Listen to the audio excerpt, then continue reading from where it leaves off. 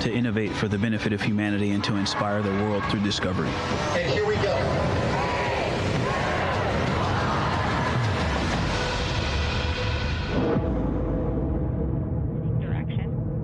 19th, 1972, 2:25 p.m. Eastern Standard Time. The Command Module America splashes down in the Pacific with Gene Cernan, Ron Evans, and Jack Schmidt aboard as the Apollo 17 mission came to an end, along with humanity's first series of expeditions to the moon. Today at this hour, you are looking live at our planet from the Integrity spacecraft, heading for a splashdown in the Pacific off the coast of San Diego just 1 hour and 35 minutes from now. And good day from the Artemis Flight Control Room here at the Johnson Space Center in Houston, where the entry flight control team is on duty at this hour, led by Flight Director Rick Henfling, joined on console with the voice you'll hear talking to the crew throughout the course of the day. That is Jackie Mahaffey, second from your left. Everything has gone extremely well as we are closing in on the return of Artemis's astronauts from their flight around the moon and historic lunar flyby that will culminate with that splashdown in the Pacific off the coast of San Diego just 1 hour and 35 minutes from now. And with that, it's a good entry pad, and we can continue in the procedure. Integrity. You're looking at a live view inside Integrity. Reed Wiseman on the left doing a fist bump with pilot Victor Glover on the right, and down in the middeck area just below their feet, suited up in their launch and entry suits, are mission specialists Christina Cook and Jeremy Hansen of the Canadian Space Agency. A number of milestones yet to unfold before splashdown just over an hour and a half from now. Earlier today, the crew woke up at about 10:35 a.m. Central Time. They completed the final major maneuver of the flight, that being the return trajectory correction 3 burn. It was an 8-second burn that fine-tuned its trajectory to enter a corridor over the Pacific Ocean a short time from now. That will be the point of entry interface, where the crew will reach the first traces of Earth's atmosphere at an altitude of 400,000 feet. The crew moved into its entry checklist just after 4 p.m. Central Time, suited up in those launch and entry suits, conducted leak checks, and now are in the final stages of their entry checklist. Instruction 115 of entry checklist. SM separation ATP is go. Houston copies. The next major milestone on the route home. Fully zipped, and they're working on EBS and then seating up. We copy. Thanks for the status. Jackie Mahaffey talking to Reed Wiseman aboard Integrity. The spacecraft now about 12,000 nautical miles from the Earth's surface. The next major milestone on tap for the crew will be the handover of communications from the Deep Space Network to the Tracking and Data Relay Satellite System. The Deep Space Network came into play after the translunar injection burn back on April 2nd that propelled Integrity toward its lunar flyby. We'll be back on the TDRS network here in about 41 minutes. Following that, the next activity will be the pyrotechnic separation of the crew module from the European service module. That is scheduled at 6:33 p.m. Central Time, followed 4 minutes later by one final critical maneuver. That will be a 19-second burn of Integrity's thrusters in what is called the crew module raise burn. Now, what that does is it basically acts. If you were sitting in a reclining chair, you'd basically tilt yourself back. It raises the aft end of Integrity ever so slightly, and that is the final opportunity for us to fine-tune the angle of attack of Integrity through the area of peak heating at entry interface. That will come a bit later on, about an hour and 18 minutes from now. So after the raise burn, we will be in the final orientation that will minimize any peak heating on the heat shield of Integrity, and prior to the time the crew enters the Earth's atmosphere at an altitude of 400,000 feet. Entry interface. This is the critical time where the crew will reach the first traces of Earth's atmosphere at an altitude of 400,000 feet, traveling 34,882 feet per second. Just 24 seconds after entering the Earth's atmosphere, we will experience a communications blackout expected to last 6 minutes in duration. This is planned, and it is caused by the interaction of the velocity of integrity with the friction of Earth's atmosphere. There will be a buildup of plasma around the vehicle, and that ionization will prevent any communications with the crew and any receipt of data by flight controllers here in Mission Control. That blackout is scheduled to begin at 6:53 and 54 seconds p.m. Central Time. Again, a 6-minute blackout that will end, if all goes as planned, at 6:59 and 55 seconds p.m. Central Time. At that point, we expect to regain communications with the crew and a reacquisition of data through the tracking and data relay satellite system. We will have a series of roll maneuvers. These are computer commanded that will roll the vehicle slightly to the left, then back to the right. That will bleed off excess energy as we begin our peak period of velocity. We expect to reach a maximum velocity of 24,661.21 miles per hour, equivalent to about Mach 33 times the speed of sound, shortly after we enter that blackout period. Once we exit the blackout period, of course, we're in the denser regions of the Earth's atmosphere, and then we get set up for the parachute deployment sequence. First, the deployment of 3 forward bay cover chutes that will pull essentially the top forward bay cover off the very top of the Integrity vehicle.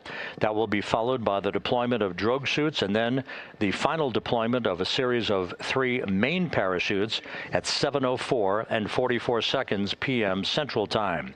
From that point on, it is about 3 minutes or so until splashdown. Splashdown scheduled at 7:07 and 8 seconds p.m. Central Time at a gentle speed of 19 miles an hour. So just to give you some perspective, at the time that we enter the Earth's atmosphere, we're traveling somewhere around Mach 32. We will splash down at a speed of about 19 miles an hour. The G-forces that will build on the crew members inside Integrity will build to about 3.9 Gs. That is what is expected and what they have trained for and what the spacecraft is designed to support.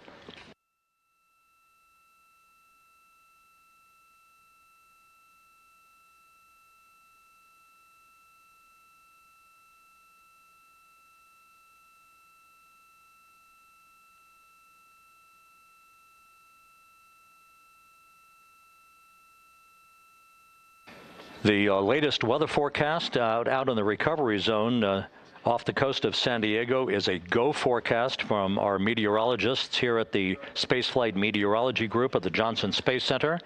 And standing by on the deck of the USS John Murtha is my colleague from the Kennedy Space Center, Megan Cruz. Megan?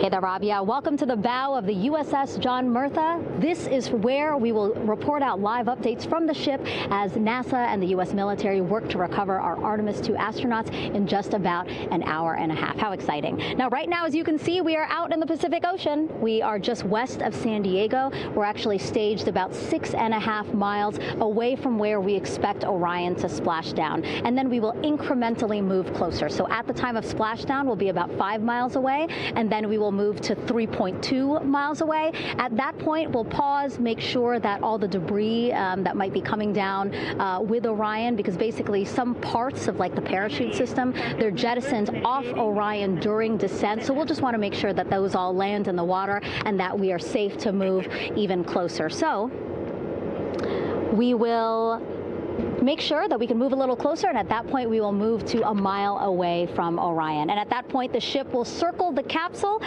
while NASA and Navy recovery forces work to get our astronauts out, and we should have great views of the bow from here. But also we have a ton of cameras all around the ship. For example, we actually have some cameras right to the left of me here on the bow. These are very strong, stabilized cameras. We can really get up close to make sure that we are sharing all the images we have available to you. We also will have some views from above. We actually have 5 planes providing live views of splashdown today. In fact, some of those aerial assets just took off from San Diego minutes ago. And then actually here on the flight deck, you see 4 helicopters, the 2 in the back. Those will take off in about 30 minutes from now, also with live cameras. So again, lots and lots of imagery that we hope to share with you today. And then those 2 helos in the front, those 2 will pluck the crew out of the water and fly them back to our ship.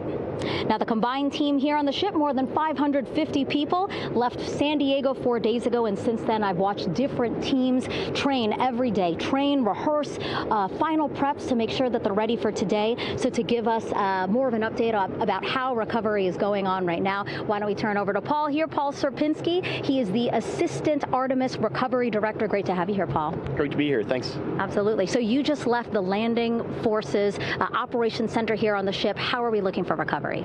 Right now it's looking great. When I left, they were just about to get into weather briefing with Mission Control Center in Houston, but listening to the loops this morning and everything that's been going on, the reentry trajectory correction burn, the return trajectory correction burn went great. They were right down the money, right on the money, right down the middle where they should be coming back. Our forces here are teams out in the water. All our boats are launched or will be imminently. So yeah, it's just coming along great. Yeah. It's really nice to see. We did see some of those boats float behind us. We were hoping to give you a live view, but of course they floated right out of the camera shot as you came to us. But so basically the team right now here on the ship, basically like monitoring mode, but really things will pick up about 15 minutes after splashdown. Yeah, so a couple minutes before splashdown, things start happening really, really fast. Mm-hmm. Some events during the re-entry, they're maybe a second or 2 apart, and so it just takes a whole lot of effort and a lot of updates back and forth between us and Houston to try to keep track of everything that's happening, all in real time. And then after splashdown, that's when the recovery team really kicks into high gear. We have our boat teams, our boat crews going out, our divers doing hazardous assessments as they get progressively closer to the capsule, making sure it's safe for all of our people to go in, and it's also safe for the astronauts to come out, because really at the end of the day, that's what we're here for, is we're to make sure that the astronauts get home safe after their tremendous journey to the moon and back. But then also we have, like you mentioned on a minute ago, all of our imagery helicopters are taking imagery, camera shots of it as it's coming in all the way through splashdown. I mean, they'll see it as soon as it crosses the horizon, all the way to the ocean here. And then afterwards, we have to recover actually Orion to bring it into the well deck of the ship. Absolutely, yeah. And so once the astronauts are safe on board, then those same dive teams are going to transition into securing the capsule. They'll position some equipment around it to kind of facilitate that. The ship will move into position. We'll attach a really big winch line to it, and then a bunch of tending lines.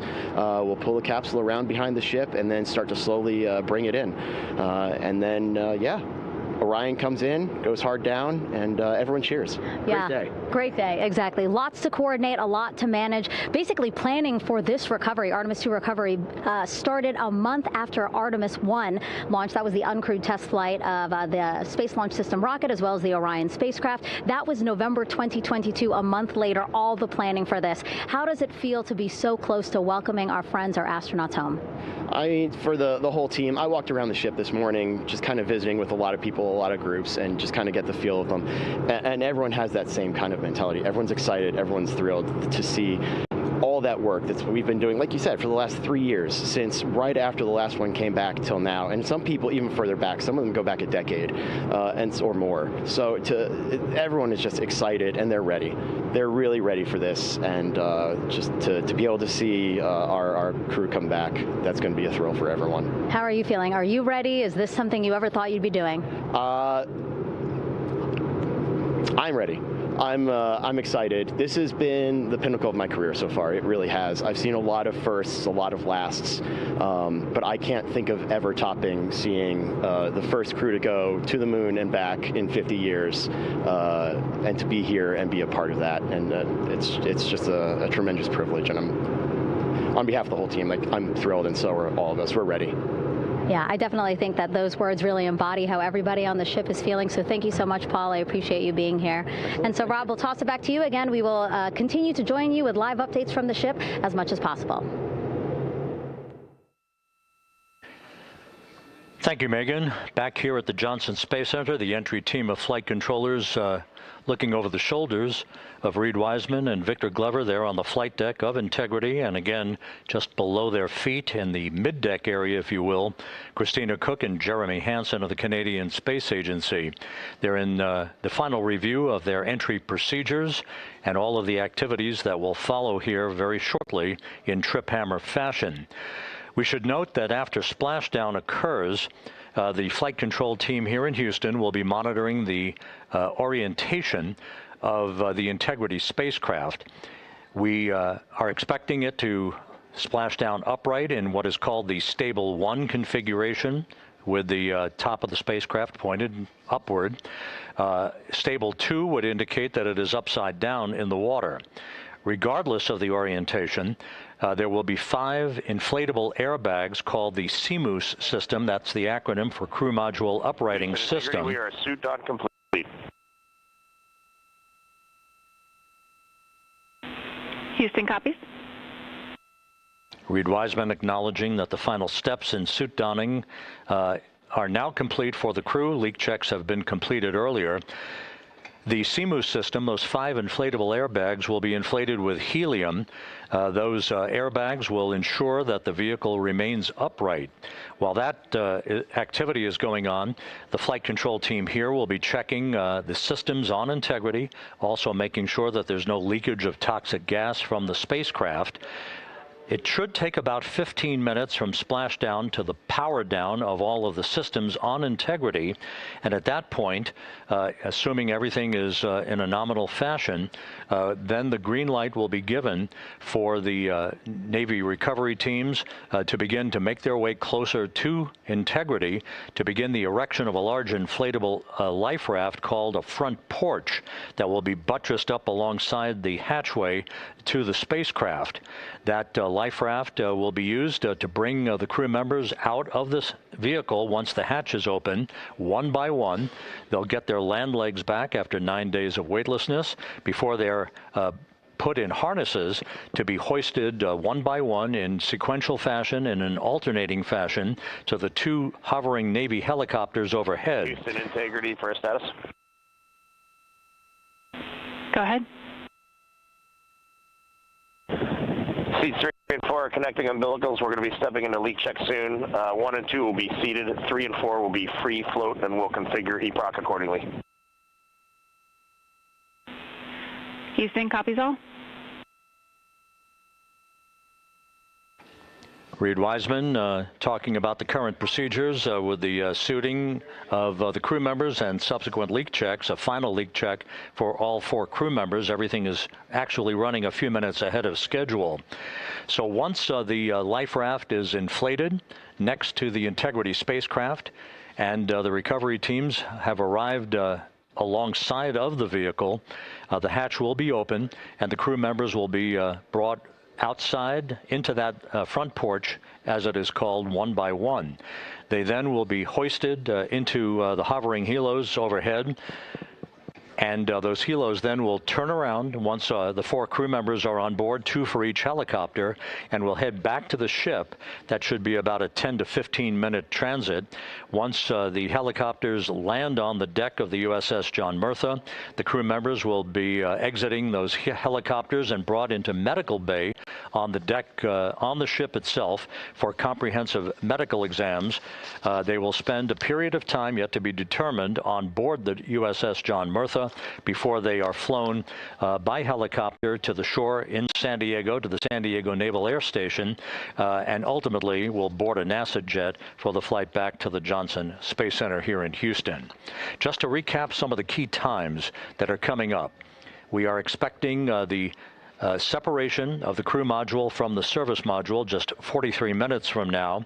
That is expected to occur at 6:33 p.m. Central Time, 7:33 p.m. Eastern Time. That will be followed just 4 minutes later by the crew module raise burn, the use of Integrity's thrusters one final time in a 19-second burn to slightly tilt the vehicle up into the correct orientation or angle of attack to ensure that it enters the Earth's atmosphere atmosphere at the right angle, if you will, that will help deflect the buildup of heat against Integrity's heat shield. This was a deliberate move, a change in the procedures from the Artemis I mission that resulted in unexpected char loss on the Avcoat heat shield that had not been intended based on the entry trajectory for the Artemis I mission. What we're doing is we deliberately changed the trajectory of the entry from a skip entry that was about a 3,000-mile transit across the Pacific Ocean.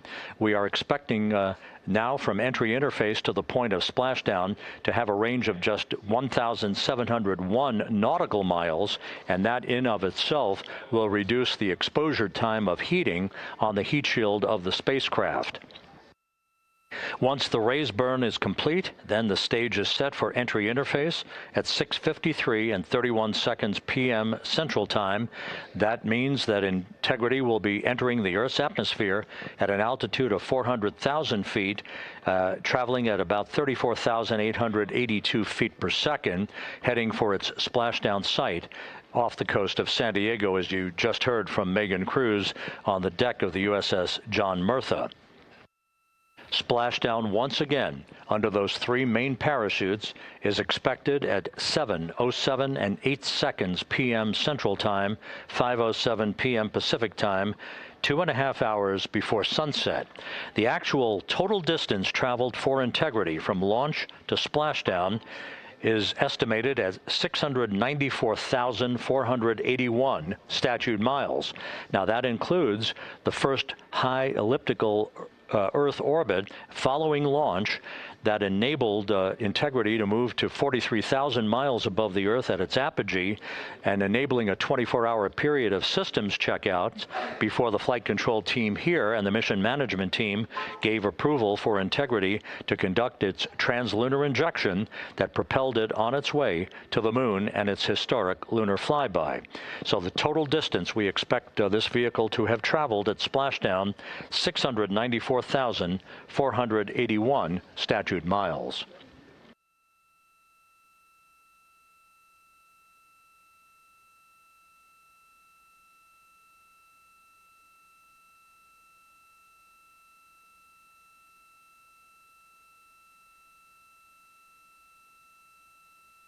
With everything proceeding on track and on time aboard Integrity, the vehicle system's in excellent shape as the Earth grows larger in the field of view.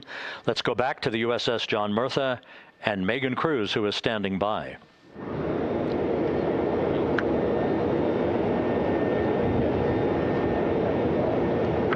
Hey, yeah, Rob, welcome back. Again, we are out in the Pacific Ocean, staged just about 6.5 miles from where we expect Orion to splash down now in just over an hour. How exciting. And the weather, awesome conditions here. I know you see some wind blowing around my hair, but really nothing to speak of when it comes to having to recover our astronauts, as well as no waves here, really.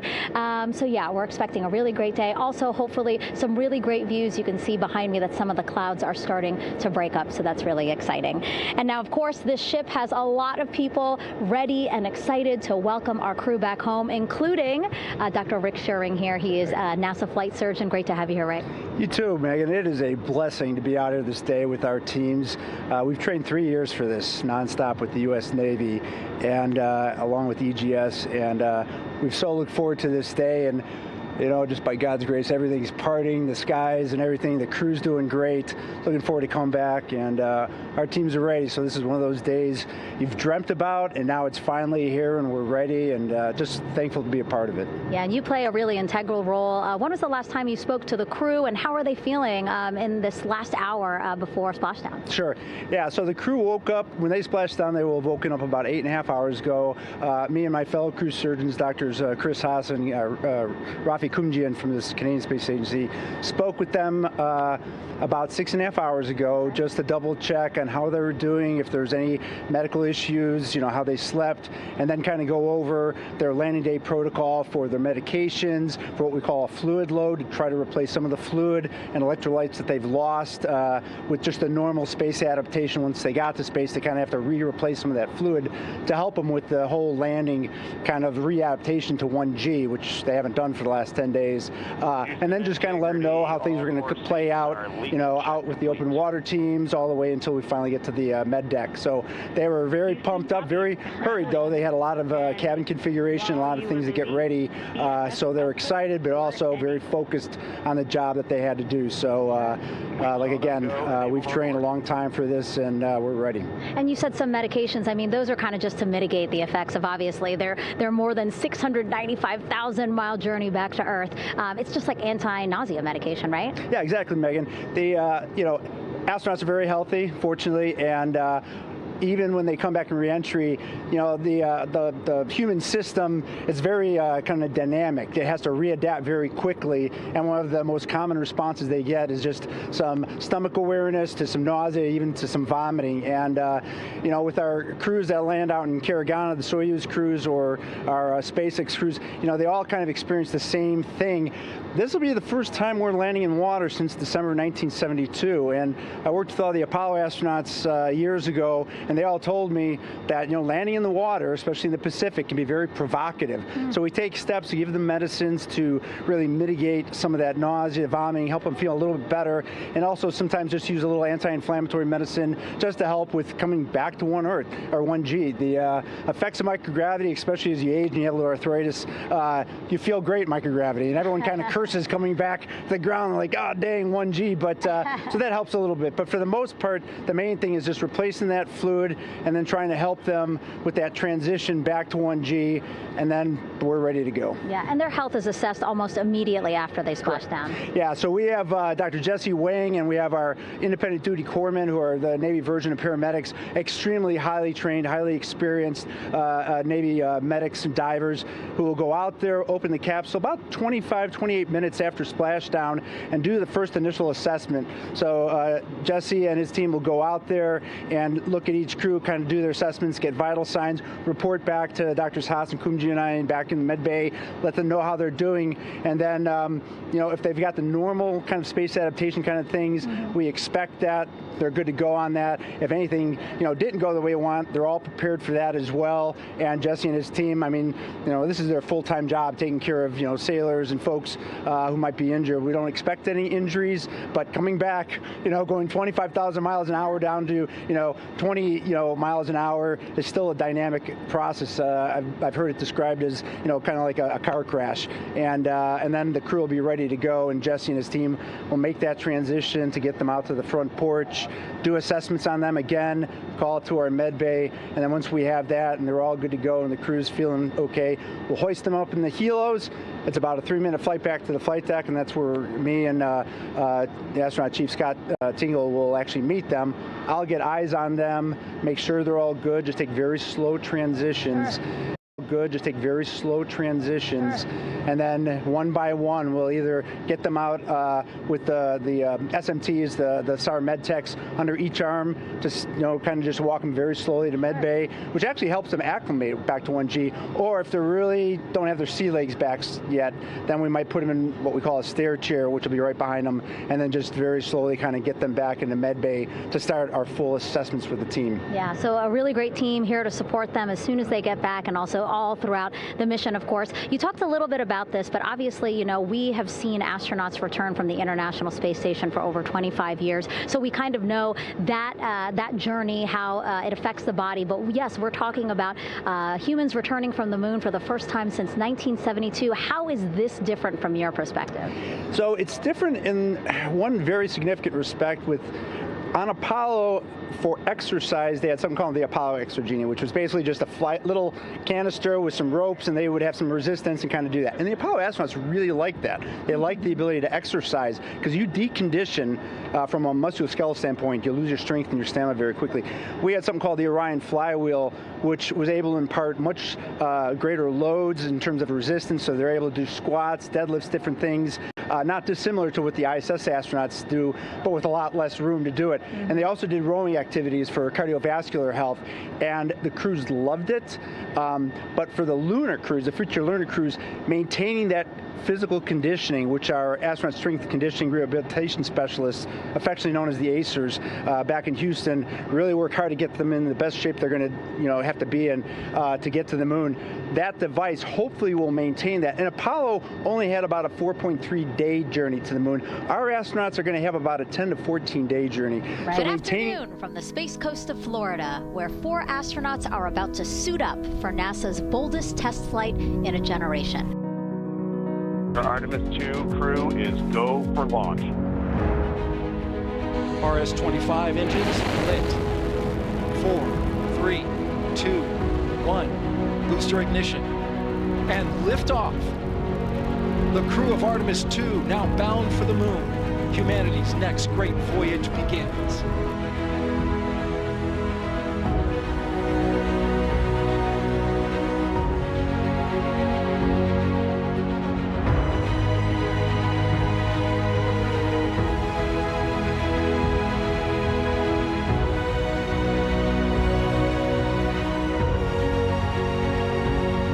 You're watching C-SPAN's coverage of the Artemis II crew's return to Earth after spending 10 days in space. Their expected landing off the coast of San Diego just after 8 p.m. Eastern Time. This being the first crew in history of the space program to travel the furthest distance from our planet. They are the first humans to see parts of the far side of the moon with the naked eye. At this hour, astronauts Reed Wiseman, Victor Glover, Christina Cook, and Jeremy Hansen are making final preparations before the final stages for re-entry into Earth's atmosphere. About a half hour from now, the Orion capsule will separate from the service module and continue on to Earth. During our time together, we invite you to call in with your calls and comments. Here are the numbers you can call: 202-748-8920 for the Eastern and Central time zones, 202-748-8921 for the Mountain and Pacific time zones, and 202-748-8922 if you live outside of the United States. The attention toward the skies. Joining us here on Earth once again, Teasel Muir-Harmony of the National Air and Space Museum. She's the curator of the Apollo collection, and Jeff Velosin of the Capital Technology University. He has several posts in NASA involving space flight. I should say welcome back to the program since we were together again about a week ago. Welcome. Thank you. Thanks. The first question I asked both of you when we were together the last time was the significance of blastoff. The significance of splashdown, Teasel Muir-Harmony. What is it to you? Well, like an airplane in space flight, usually it's the launch and the landing that are really, really challenging, somewhat dangerous. And so this is always a moment where you sort of wait with bated breath, hope for the best. There'll be 13 minutes where we're paying close attention to what's going on. But yeah, throughout the history of spaceflight, landings are always quite a challenge. And so we're just hoping for the best, I think. Same question to you, Jeff Velosin, especially the 13 minutes that our guest mentioned. Yeah, and Pedro, looking at the screen right now, you see that view and how quickly the Earth is getting bigger and bigger and bigger in the windows from the crew cabin. So it's amazing. It feels surreal that we were here a little over a week ago, and going through this and talking about people launching into space. And for the viewers, C-SPAN viewers are fantastic. The calls are fantastic. But just to turn the clock back, think about the 8 minutes it took to go from 0 miles an hour to 17,000 miles an hour. We sat here and watched them in 8 minutes get up to 17,000 miles an hour. They now have to do the opposite today. And so now they have to slow themselves down and bring them back through the atmosphere, starting at like 24, you've been hearing it, right? 24,000 miles an hour, which I always think about, like, those numbers are so gigantic. Like, how do I, 60 mile an hour car, how do I refer to 24,000 miles? Well, I thought about it, the Earth is 24,000 miles around. So that crew capsule, if it wanted to, could just zoop around the Earth one time in an hour, give you a sense of how fast it's traveling. So in 13 minutes, they'll be moving through the atmosphere. We're going to lose contact with them for about the first 6 minutes of that trip. That's expected. There's going to be a lot of heat built up around the outside of the craft, and it'll create what's called plasma, right? There'll be a little bit of an electrical field around it that'll prevent them from communicating. That's expected. We'll start to hear Houston calling, hey, are you there? Are you there? They don't know the moment they're going to get low enough and they'll slow enough to be able to communicate again. That'll be a little bit of a suspenseful moment, but it'll be an incredible thing when they do communicate for that first time. So I'm really looking forward. That's probably in Apollo missions as a kid, that was the time. You'll hear Houston calling Orion, are you there? Are you there? And then one time they call, they're going to be there. And that's when they finish that descent. You'll start to see, like you see on the screens, they're going to deploy a couple small parachutes. That'll slow them down. They'll be going now subsonic. So now they're going to in their final phase, and then you'll see the big parachutes come out and they'll land in the Pacific off San Diego coast. So incredible. And even the technology being different for the Apollo, I'm sure it was the same kind of expectation. Everything should go well and everything has to go well at this point. Exactly, but there are multiple steps in a landing, and so, for instance, deploying the parachutes, the sequencing of the parachutes, that all has to go well. So part of it, actually, it's very, very similar, the Apollo program and the Artemis program when it comes to landing, similar speeds, similar parachute systems, but. Yeah, you can see it on the screen. Each step there, it's very, very similar to the Apollo program and how they landed then, but.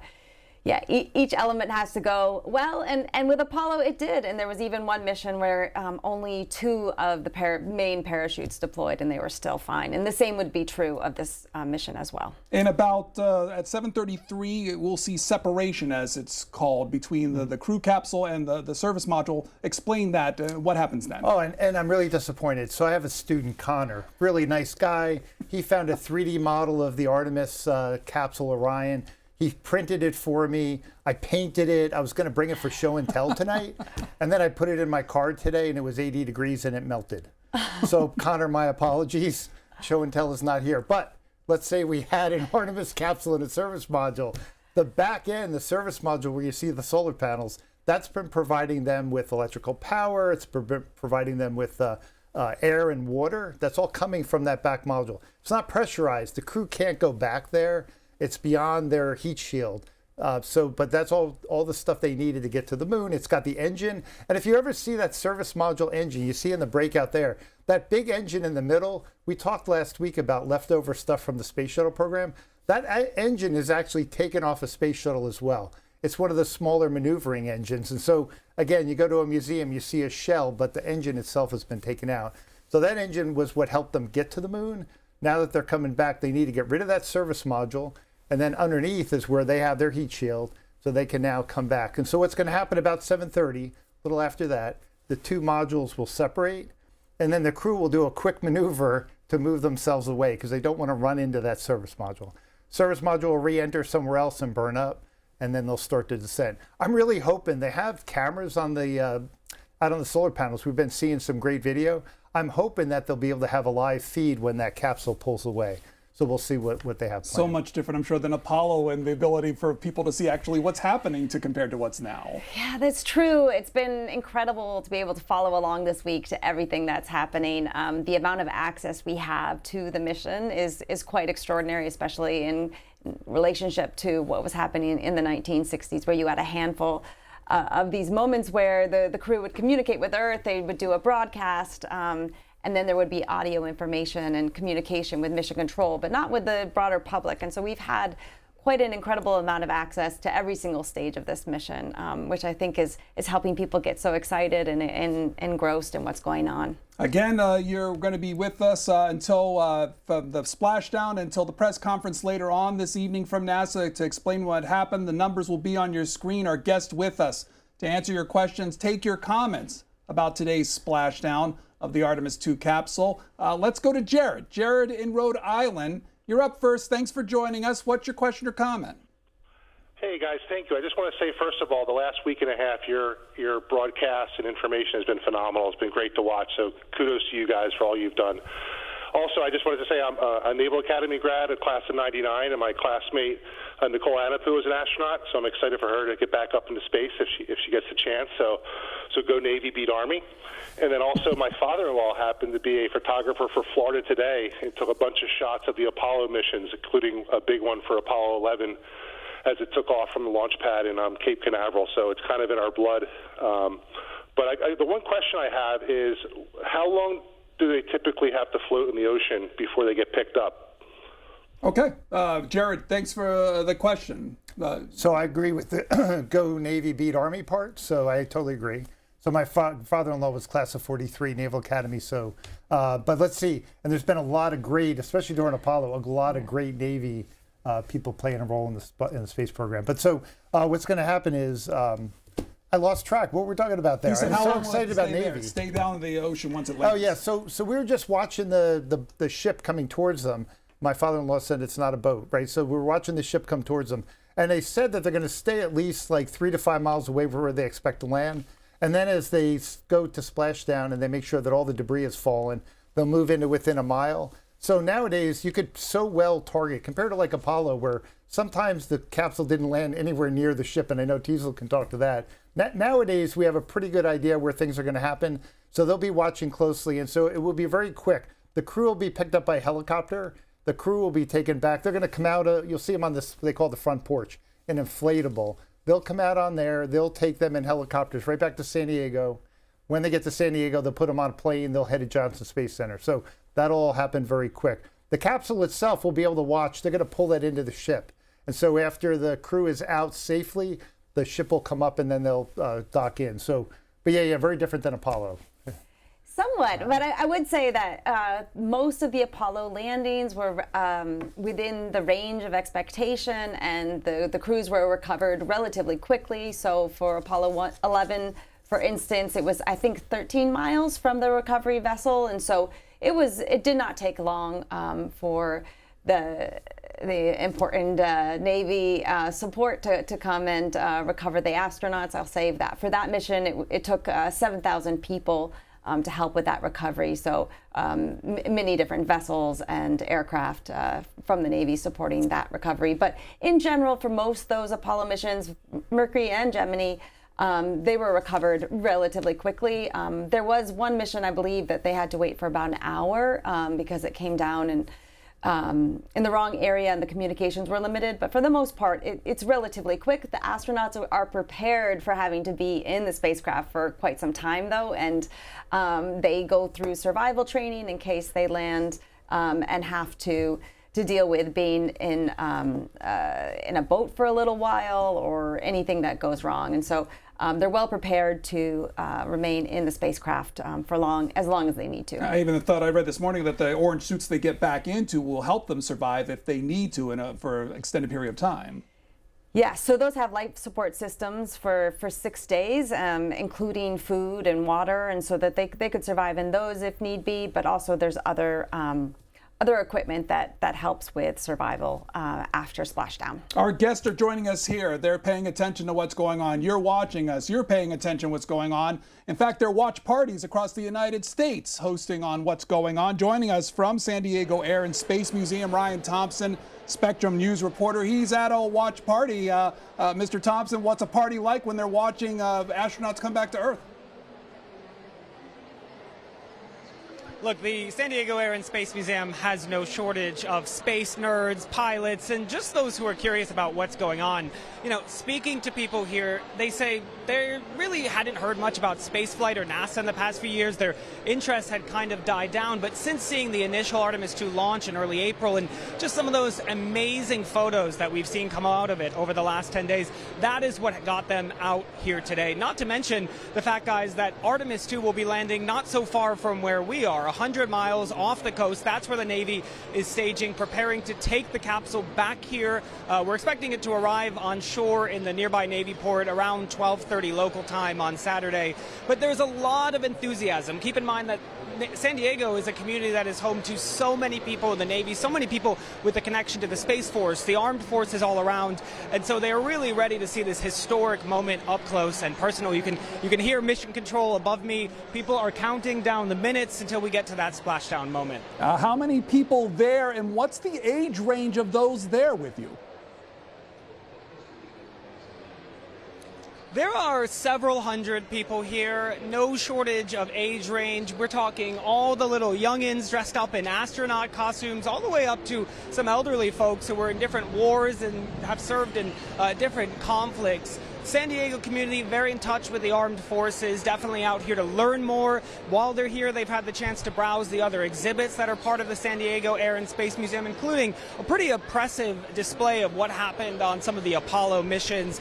Several of our colleagues are inside there, trying to get a real grasp of what the NASA program has been over the past several decades. We're talking about this being the return to the moon. But remember, guys, there of course was that initial mission over 50 years ago that was the genesis for what we are doing and seeing here today. And Mr. Thompson, as the night or the afternoon progresses for you, what kind of events? Is it just watching what's going on up until the splashdown, and then afterward they'll continue on, or are there other things scheduled to happen there? Well, there's a host of VIPs in tow, including several former NASA astronauts who are here, will be making appearance, talking to the children, talking to some of the visitors. But of course, the focus is on that big event at around 8:10 or 5:10 local time, which is the splashdown. They have the mission control feed behind me up from NASA. All eyes will be on that. And assuming all goes to plan, assuming all is successful, I think there's some room for celebrations after, not to mention some fun snacks themed after space. So people are definitely making the most of what is a really, really historic moment, not just for San Diego, but of course for the wider United States. Okay, Ryan Thompson from Spectrum News. He's at that San Diego watch party. We'll check in with him a little while later in the program. Mr. Thompson, thanks. Themed snacks. I should have thought about that during this program. So, but he mentioned the photos. Teasel, Harmony, in the history of it, you've seen photos probably that no one could imagine as seeing as far as the moon is concerned. They've seen perspectives that no astronaut has seen. Put that in perspective of your knowledge of the Apollo program. So the images that have been coming back have been absolutely extraordinary, and all the commentary I've heard about them, people are so inspired by what they're seeing. And one of the really important perspectives from the area of the moon is looking back at Earth and seeing how much a vast area there is around it. So the images that come back from the International Space Station or many of the satellites in low Earth orbit have a close-up view of Earth, and that is impactful. But when you see the Earth from that distance, and the vastness of outer space, the emptiness of outer space, and I think Christina Cook has emphasized this in some of her comments, it really is quite moving. And so those images that show that perspective, I think, have been absolutely extraordinary. It's also been very exciting to see the eclipse photo and perspectives we haven't seen before. It's just been thrilling to see these images come back. Yeah, well, what I was going to say, I think what happens is, when people talk about they're excited at the Air Space Museum and they're excited about this mission, and they asked Jeremy about what is inspiring about the mission, how do we keep inspiring another generation? And his answer was, you just keep doing this stuff, right? It's one thing to do computer graphics of what it might be like to live on the moon or go to the moon. It's a whole nother thing to be sitting here watching brave humans actually do it. And so I think that's the for going forward for NASA to keep up this inspiration of another Artemis generation. And I think the administrator talks about it. Fly more often, build up more capability, and that's what's going to inspire people. And that's what inspired me as a kid, right? That's the only reason I got in this business, was from watching real people working on real rockets. Let's hear from... I was just going to add a comment about the snacks, because there's actually a long history of very good snacks with missions. And there are lots of fun space-themed food. So when the Apollo 11 astronauts came back to Earth and they had this big celebration in Los Angeles with President Nixon, and their dessert was, I think it was called the Clair de Lune, and it was a moon-themed dessert. But my favorite space snack celebration story is there was a bartender at the Savoy in London who came up with a cocktail especially for the astronauts. Now, he was famous for coming up with cocktails for all sorts of important guests to his bar, like Winston Churchill, but for the astronauts, he came up with this moonwalk cocktail. You can look up the recipe. It's quite lovely. It's light. It's refreshing. Good for a July day. And he actually ended up sending batches of it to the astronauts so that when they returned home, they could toast with this moonwalk cocktail. But yeah, there's a long history, more stories than that even, to how we celebrate these missions. Mitch from Oregon, thanks for calling in. Go ahead. Hi, I don't have any comments or questions or anything, but I just wanted to say us back here in Oregon, we're huge space fans, and I would really love to buy the astronauts a beer sometime. If they would love to join, that would be fun. Wishing them nothing but a happy and safe landing. Because I suspect that once they come back to Earth, they're heroes of a large margin. I suppose you've seen that through the history of the spaceflight program. That's true, and there's been this interest in meeting the astronauts, celebrating the astronauts, and back in the Apollo era, the astronauts traveled around the country and around the world to meet with people after their flight. Famously, after the Apollo 11 mission, they did this global world tour. It was jam-packed with different locations. They wanted to get back into the United States by the Apollo 12 mission, so they had a limited amount of time, but they met with millions and millions of people around the world, had motorcade celebrations, gave lectures, met with foreign dignitaries. But the same was true of other missions as well. And astronauts also traveled throughout the country. In later missions, they did college tours and met with students. So there's a long tradition of these post-flight tours. I'm really hopeful that this crew will do the same. I imagine they will. Nothing's been announced yet, but it'll be really exciting to see what their plans are once they return. And I suppose for the technical people behind it, that's the exciting time too, to see these astronauts once they come back to Earth. Yeah, well, and I think the thing is that the astronauts themselves are usually the most humble human beings in the world, right? That they know that they represent thousands of people that worked on the mission. They know that they're the face of the mission, but they also take that as something they have to live up to, right? That they are going to be the ones who are going to get the accolades and go to the events and be asked a million times the same questions over and over.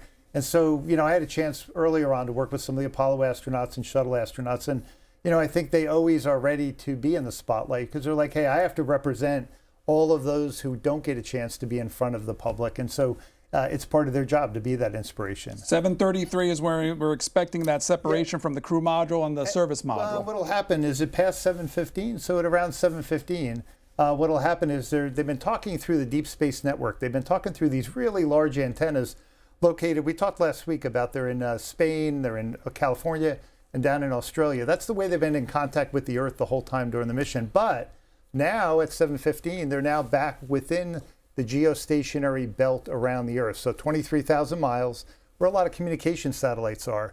So they're going to be switching their communication to the tracking and data relay satellites that NASA puts up there to talk to low Earth orbiting, like the space station. They talk through that satellite system. So now you know they're getting close because now they're not needing the big dish anymore. They're communicating with that system. And so that's the big transition. And then 7:30 will be the separation. Jeff Wilson, one of the storylines today particularly was the idea of the heat shield. Tell us why that's important to know. Yeah, well, so the heat shield's gotten a lot of attention because of Artemis I, right? So during the Artemis I mission, there was some challenges with the heat shield. It degraded more than they expected.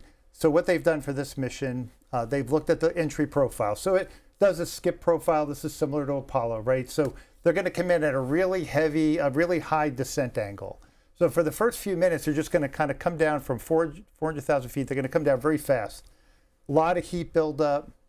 And then they're going to raise the capsule a little bit, let it cool a little bit, and then come back down through the rest of the atmosphere. So they've changed that profile a little bit. They felt like maybe they skipped a little higher. They let it cool a little bit too much. It affected the material. So this time they've adjusted it a little bit. But that is an important part of this reentry. Now that reentry shield is going to peel away. It's made to peel away as it comes back. So the outer layer of the shield will get hot. It'll start to burn and it will fall away. And that's exactly how it's been designed. It's thick enough that over the entry profile, it'll kind of wear itself away, but it won't allow heat to get in where the astronauts are.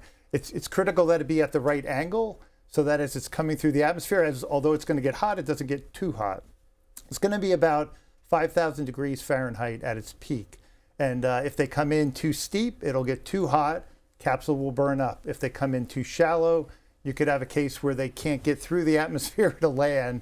So they have to come in just at the right angle. How has heat shield technology changed since the Apollo days? So there are many links actually in the technology of the heat shield from the Apollo days to today. So they're using a similar material. It's called Avcoat, and it's just been updated they took out some of the materials, I believe, formaldehyde, because we don't use that anymore. But it's more or less the same material they used during the Apollo era. The major difference is the application, so how the heat shield is actually built. And so during the Apollo era, it was a solid heat shield, and it had this honeycomb structure. And I encourage everyone to go find an Apollo command module near where you live. They're across the country. And look at the heat shield up close, because you can see that honeycomb structure. And there are hundreds of thousands of individual cells that were filled in by hand by technicians. So really laborious work. And they injected this Avcoat resin into every single individual cell. It cured, and then they scanned it, and anywhere there was an imperfection, they would drill it out and fix it. And you can see that if you go see one of these Apollo command modules in person. So taking a lot of safety into consideration, but how solid that heat shield was and that structure helped make it such a successful technology during the Apollo days. And it's one of the issues that arose with Artemis I and the heat shield. And when they looked at some of the issues when that mission was finished, was that they noticed some cracks running through the heat shield. During the Apollo era, in that heat shield, that honeycomb structure prevented those cracks from spreading, right? If you can imagine it here,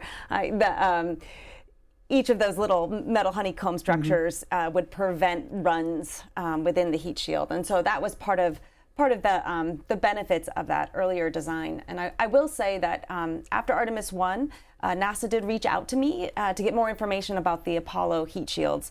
And, it makes a lot of sense. We don't have that many spacecraft that have traveled to the moon, and we have these wonderful examples that we can use to learn lessons from today. And you can go to the National Air and Space Museum and see them up close and personal, I imagine. Well, yeah, and what was funny was that, 20 years ago when we started working on the Orion capsule, we looked at like a zillion different ways to build a heat shield. Kind of ended up with the Apollo material being the best material. So although it's a little bit dated and you had to take a different formula of it, it's still one of the best ideas on how to get through an atmosphere. Gianni from Illinois, hello, you're on with our guest. Good afternoon. Hi, thank you. Hello. Hi. Hi. Will they communicate when they get back to Earth? Can they communicate with Earth before they get back to Earth or once they get back to Earth? Once they get back to Earth. Okay, once they get back to... How old are you, Gianni? 5.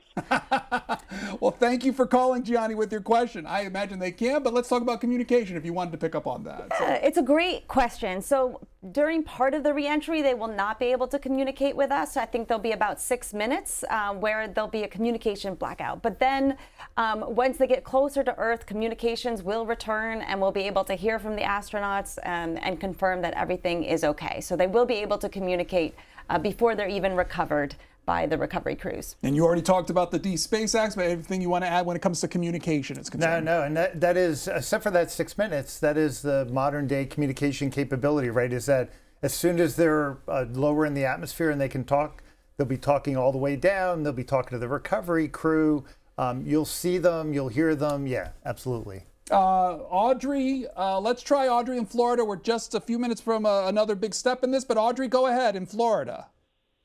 Hi, yes, I live in High Springs, Florida, and the day of launch was a beautiful, gorgeous day here, and I went out into the front of my house, and I was able to see the capsule horizon to horizon. I watched it for several minutes, took several pictures, and it was just wonderful. And now at this point for the landing, it's just awesome. It's unbelievable that this technology is all there, that this can all happen. It's just very exciting.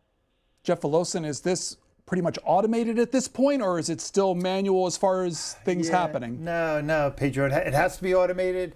In fact, the crew has been trained on how they could take control if needed. The crew has said, we hope we don't have to take control.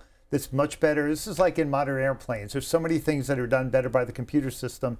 And during these critical events, it's best to leave the computer system to adjust the angle. So when they're separated and they're coming back, there's actually little jets firing on the capsule itself.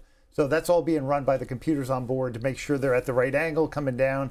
Crew does not want to be involved, but they can. They've been trained to get involved if they need to. What you're seeing on your screen, the capsule there, about facing separation. Let's listen in a little bit. Once again, just 10 seconds after entry interface, we will see Integrity reaching its peak speed of 24,661.21 miles per hour. That will be just seconds before we begin a 6-minute blackout period. Integrity, Houston. Your vehicle is in a good config for CM-SM SEP and go for CM raise. Houston, we see the same on board and copy go for CM raise.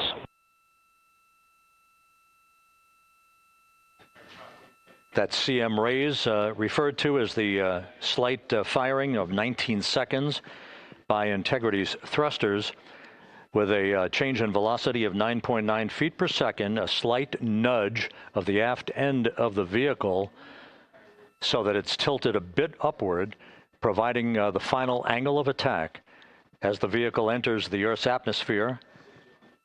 This being the mitigating factor that will reduce heat loads on the heat shield as we reach a point downrange from the start of entry interface, some 1,701 nautical miles to the splashdown site.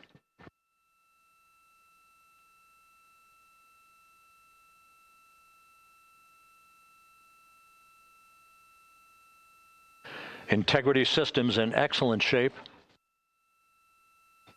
We are currently 3,300 nautical miles left in this mission. Splashdown scheduled 36 minutes, 39 seconds from now.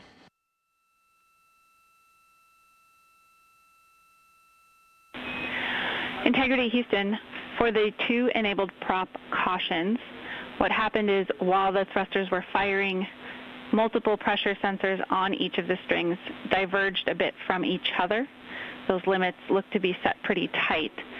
We think it could happen again when the thrusters fire in the future, so we are going to suppress those messages.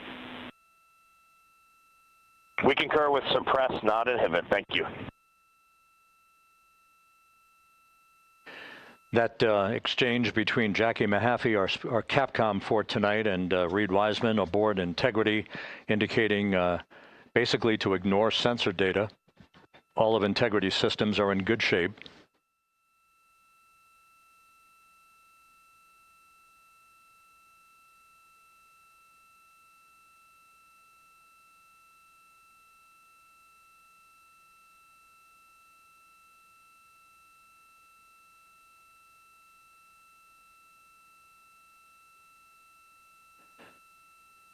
Now, coming up on about 90 seconds till the crew module, service module separation.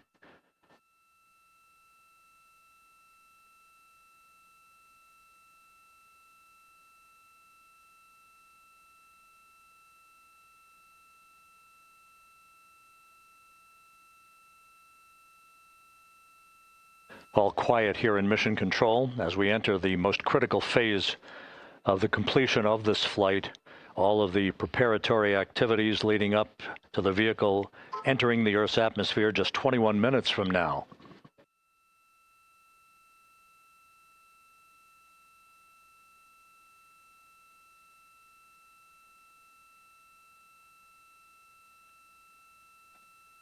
Coming up on 1 minute.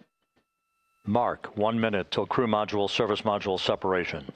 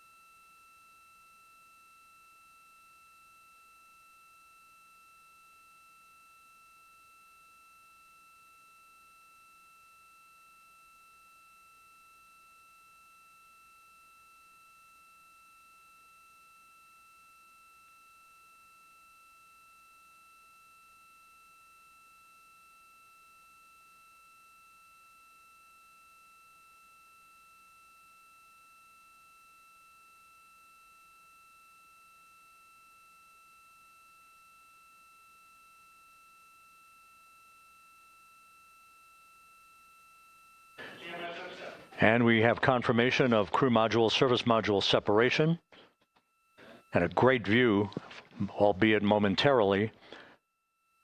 Houston, good step on board. Houston copies and concurs. The European service module now separated from Integrity, a job well done. Integrity, no action for the 4 CDH cautions. Those are SM related, not applicable. Integrity.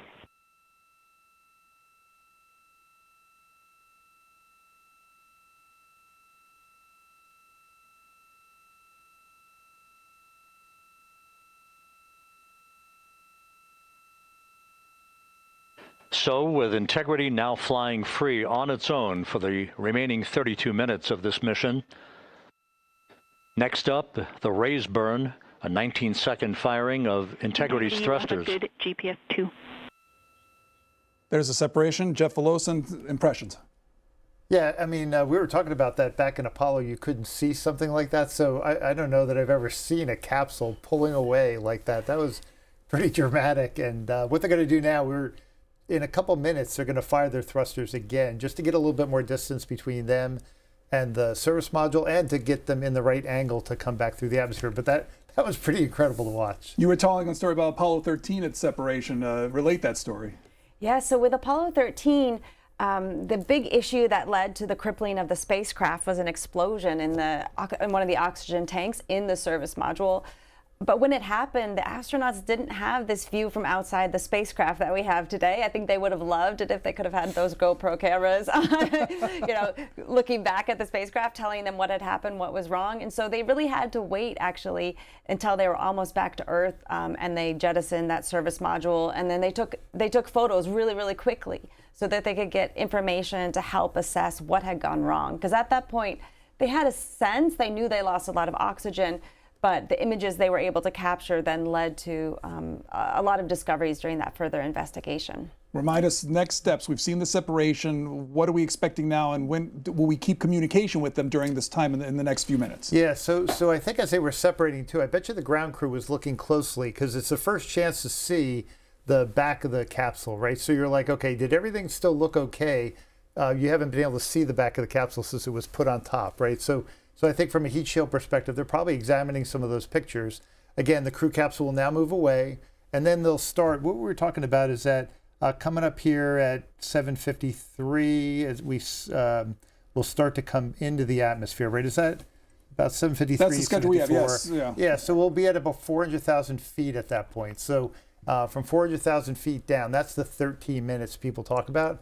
So we've got a little time here where the capsule's going to get oriented, make sure it's at the right angle. The crew's going to check everything. You heard them talking about a couple small signals that they got.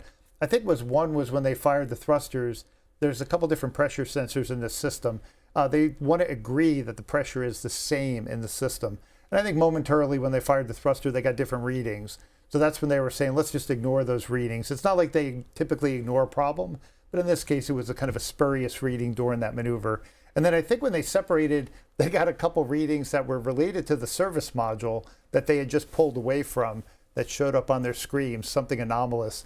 And again, ground was just like, just ignore that. You've gotten rid of the service module, you're all good. So I think right now they'll do that little maneuver, then they'll be checking all the systems, make sure they're on the right angle, ready to come in. When will Houston be able to keep, or Mission Control be constant communication? Will there be some type of blackout period? For now, so they'll be in constant communication for now.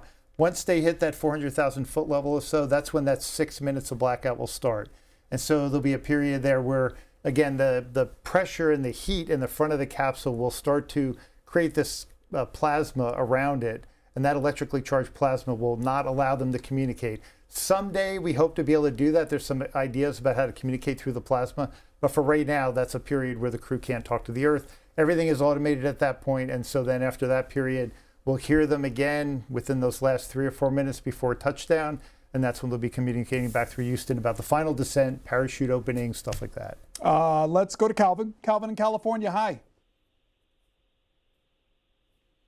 Calvin in Shingle Spring. Hello. Sorry. Go ahead. Calvin in California. How are you? Just wanted to thank you guys for your wonderful visual on TV. I'm here with my daughter, Piper. She has a question. How long does it take the astronauts to acclimate when they're on Earth? Excellent question, Piper. Piper, that's right, Calvin? Yes, Piper. Piper, great question. We'll let our guest take that on. Yeah, fantastic question, Piper. So it really depends on how long the astronauts have been in space. So when they come back from the International Space Station, if they've been there for 6 months or something like that, they really have to train their bodies how to be back on Earth and to deal with gravity again. You hear these stories of astronauts who've been to the International Space Station sort of learning how to walk and then sometimes forgetting that there's gravity and falling. And so it's quite a challenge. They have to build back some of that muscle. But for a mission like this, it should not take very long for the astronauts to get used to and acclimate to being back on Earth. So it is very likely that as soon as they return, they'll, stretch their legs, they'll start moving around. We saw with earlier missions, the astronauts were able to walk immediately after their flight. So a mission that's this short, it really shouldn't take too long for them to acclimate to being back to Earth. And the good thing is they'll have a whole medical crew all around them, right? So it's like if anybody feels in any way woozy or anything, they'll have a lot of people to help them right away. Yeah. We've been showing folks the USS John Murtha during the time. That's where the crew and the capsule will end up once it achieves splashdown. Well, what we're talking about, Pedro, that back in Apollo, and that is part of the story, and Teasel can talk about the distance, that the crew would get on the ship, and a lot of times you'd see these interviews on the ship, and then the ship would bring them back. That is not going to be true today. They're close enough to land. Helicopters will pick them up and bring them right back to San Diego. They'll almost immediately get on jets and fly back to Houston, to Johnson Space Center. So what they want to do is get back to their medical team that can really do all the in-depth, what did you see, what did you do, all the interviews, all the medical checkouts, right? So they want to get them back. So it's going to be way different than what we saw back in the 60s. What do we see in the 60s? So in the 60s, the astronauts, they landed further out in the Pacific. So with Apollo 11, for instance, a great example. So they were about 920 miles southwest of Hawaii. And so there were 2 aircraft carriers there ready to pick them up. And a team recovered them, brought them back to the aircraft carrier. The aircraft carrier then went to Pearl Harbor. So it took about 2 days to get to Pearl Harbor. And then there they met an airplane, which then flew them directly back to Houston. But for that mission, I will say the astronauts were in quarantine, so a slightly different protocol was necessary. And so they had to do the whole trip inside of an Airstream trailer. Viewers, we just want to let you know that we're just showing you video of the separation that took place just moments ago. And we'll watch that and as other things are lining up to happen before splashdown just after 8 o'clock Eastern Standard Time, 8:07, I believe it is exactly, with our guest. Let's go to Richard. Richard in North Carolina. Hi there. Hey, this is Richard from North Carolina. I just wanted to say I'm proud to see us pushing forward with Artemis. It's not just about the moon. It's about inspiring the next generation and proving we can still do big things. My wife, Emily, has been watching just about every moment of this, and I hope we stay committed to it. I'm so proud of them, and thank you guys for hosting all this. Richard in North Carolina, Tizamio Harmony. I read a quote of yours saying that there was perception at Apollo times once it was done that the space program stopped, but that wasn't the case. That wasn't the case, and also during the shuttle program, when that ended, sometimes people thought it stopped. What NASA is doing is incredible. Human spaceflight's just a little part of it, and throughout time, there have been all these other really important programs in astrophysics and heliophysics, planetary science. You can go on and on and on, and it's so exciting to see the attention that Artemis program is getting. Like your wife, it was really hard for me to do anything else this week besides just follow that coverage constantly. It was so much fun to see every single moment of this mission so far, and I think it has drawn a lot of attention and enthusiasm for space exploration, and I hope that people pay more and more attention to what NASA's doing. As an Apollo historian, was it bittersweet to see records being broken by this crew then saved? And be honest, it's okay. Oh, Apollo still has many records that are not broken. I could go on and on. The first whatever. Yeah, exactly. Well, here's one that I don't think there's no one's ever going to break this, which is the first lunar landing. Half the world stopped what they were doing to watch that landing in unison. You can think of that, half the world, 1 and 2 people, were doing something together. That is absolutely extraordinary. If anyone knows of any example or anything rivals that, but I don't think so. The numbers now, the population's greater. We do have, lots of people tuning in to all sorts of things, but half the world doing something together. It's really quite remarkable, and Apollo might be the only. But in a way, and Richard, that was really eloquent. And I think it's bringing out the most eloquent in all of us in trying to kind of put into words how we feel about all of this. So whether it was back in Apollo days or today, that's what's really cool about this, is that there's so many things in the world that are more challenging. You watch this and you're so inspired. We're all so inspired by these 4 people and what they're doing and that team behind them that came together to do this. Yeah, it's like we're all trying to come up with the right words. And it's just, it's pretty inspirational. Tim joins us from Oregon. Tim, hello. You're on with our guest. Yes, hi. I was wondering about Mike Collins and the Apollo program. Didn't they go far on the far side of the moon. Go for it. Yeah, so it's great. You brought up Mike Collins. So he was the command module pilot, and you're very correct that he orbited around the far side of the moon. There's been a lot of talk in this mission that these astronauts are seeing the far side of the moon, and they're seeing features of the far side that have never been seen before. And the reason for that is because some of the areas they've seen were in shadow during the Apollo mission. So all of the Apollo missions were timed particularly so that the sun was at a particular angle, which meant that parts of the far side were not illuminated. And so they didn't see some of these features. With Artemis II, they're also seeing the moon at a greater distance than most of the Apollo missions. So for all the Apollo orbital missions, they were orbiting about 60 miles around the moon, 60 miles from the moon. But this mission was much, much greater. So, right, that's like about 50,000, no, 5,000 miles. Sorry, yeah. 5,000 miles. So at a much greater distance, right? So, and that also allows them to see the far side of the moon in a different perspective. So a number of factors are contributing to why people are saying that with this mission, they're seeing the far side in a new and different way. And you're very right that Mike Collins orbited around, saw the far side by himself as his crewmates Neil Armstrong and Buzz Aldrin were walking on the lunar surface. Go ahead. Yeah. I was going to say that what the difference is going to be this time is that when you see people go back to the moon and land, all of the crew will leave the capsule, get in the lander, and go to the surface. So now with automation, you could leave the capsule in orbit. Poor Mike Collins doesn't have to be up there by himself watching his teammates go down to the surface. Everyone can go down. They'll get back to the capsule when they're done. So we are going to now be able to get those 4 people, hopefully, or more down to the surface on future missions. And speaking of perspective shots, it looked like we're getting a shot from the inside out of the capsule. Jeff Velosin, any impressions there as far as what we're seeing? I think, so I was just looking, I think some of those, so the screen on the left, I think might be some footage from during the mission. The screen on the right, I don't know, is that the current view? That is the Earth getting bigger down below. Looking out, yeah. So, yeah. So, again, I think what's amazing is I got here a couple hours before we went on air, and I was sitting in the green room watching, and the Earth was this little ball. Right, that was a couple hours ago. Now they're about ready to get to the fringe of the atmosphere. You can kind of tell that they're in that upper fringe of the atmosphere at that point. So it's amazing how fast they're traveling. Heck of a car window that they're looking out of right now. The Orion. In a little bit, what they're going to be is seeing plasma around those windows. Right, they're going to see orange and red flame. And so that's going to be slightly disconcerting. They've trained for that. But yeah, that beautiful view out the window will look like fire in a minute. The Orion entry interface, 753, remind us of what that is. Yeah, so that's when they get to that 400,000 foot level-ish, and that's when they start that entry profile. That's when the heating starts on the outside of the capsule, and that's within a minute or two of that is when the blackout's going to start, the 6-minute blackout.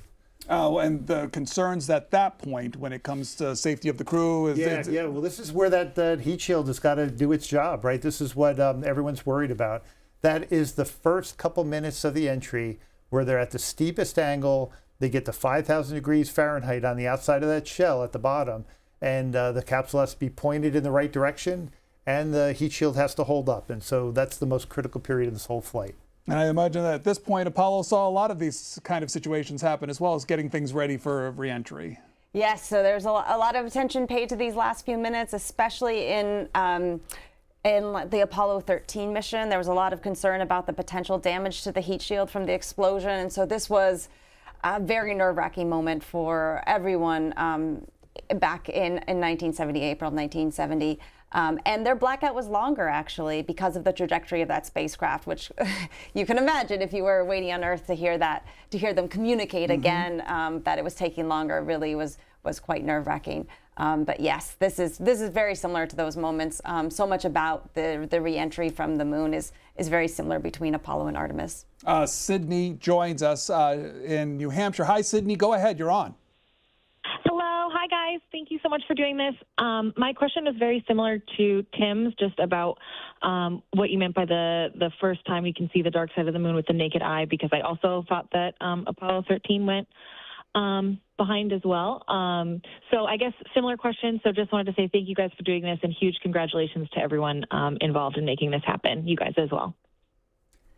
Yeah, so I think one of the big differences between this mission and Apollo, the Apollo astronauts we talked about wanted to land in the daylight on the side of the moon facing the Earth so they could communicate back to the Earth. And so the other side of the moon was more in darkness. No, sorry. It was partially lit? No, yeah. So with Okay. Apollo, they wanted the correct angle of the sun. so So not they actually, full. no, it was a quarter moon. So if you can imagine just when you look at it from Earth, it looks like half the moon is illuminated. And so what that meant is half the other side was illuminated and then half of the Earth side. So it was a quarter moon. And what that did is it really helps add contrast and help them see the features. So when they were landing, they were really clear about where the craters were, where the rocks were, the shadows were at the correct angle. And they actually did a lot of research on the angles of the sun and what would be ideal for landing.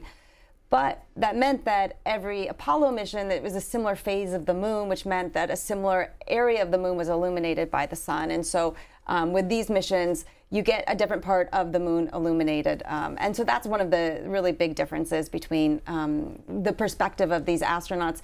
They also mentioned that they're able to see the lunar South Pole, the polar regions, more clearly than the Apollo astronauts. And a large part is because the Apollo missions orbited very, very close to the moon. And so if you can imagine orbiting around the moon, you're going to see the central area of the moon up close, but the polar regions, you're not going to get as much of a perspective at. So I imagine that was different for Apollo 13. That's the one mission where you have the flyby and it's at a great distance. But all those other Apollo missions, they orbited close up to the moon and just would have had a different perspective and a different illumination than this mission. Oh, I'm sorry. We're coming up on that entry interface. Let's listen to a little bit of the communication that's going on.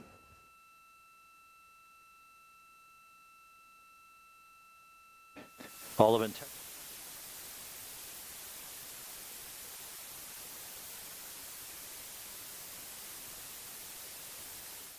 All of the activities today have gone off in perfect fashion. No issues with the vehicle, no issues with the crew. And the weather at the splashdown site is go.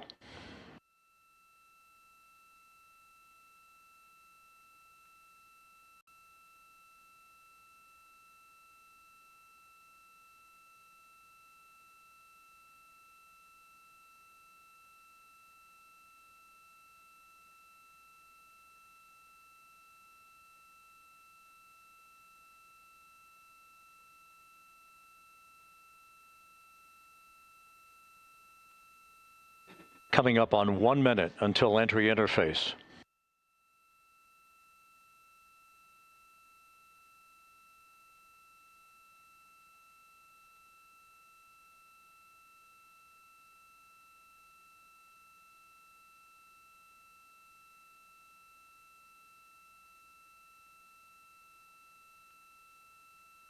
Mark, 1 minute until entry interface.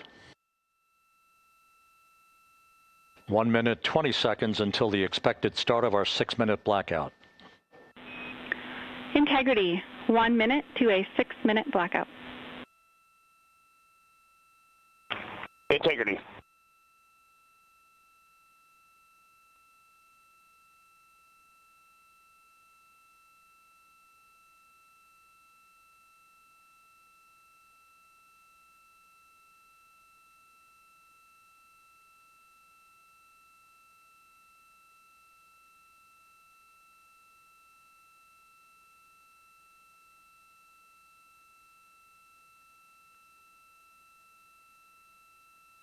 Ten seconds till entry interface.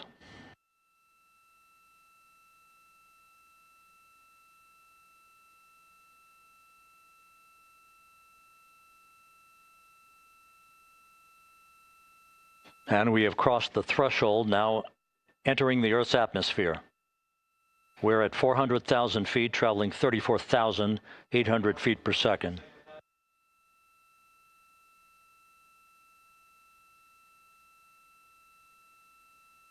Time to splash down, 13 minutes, 10 seconds.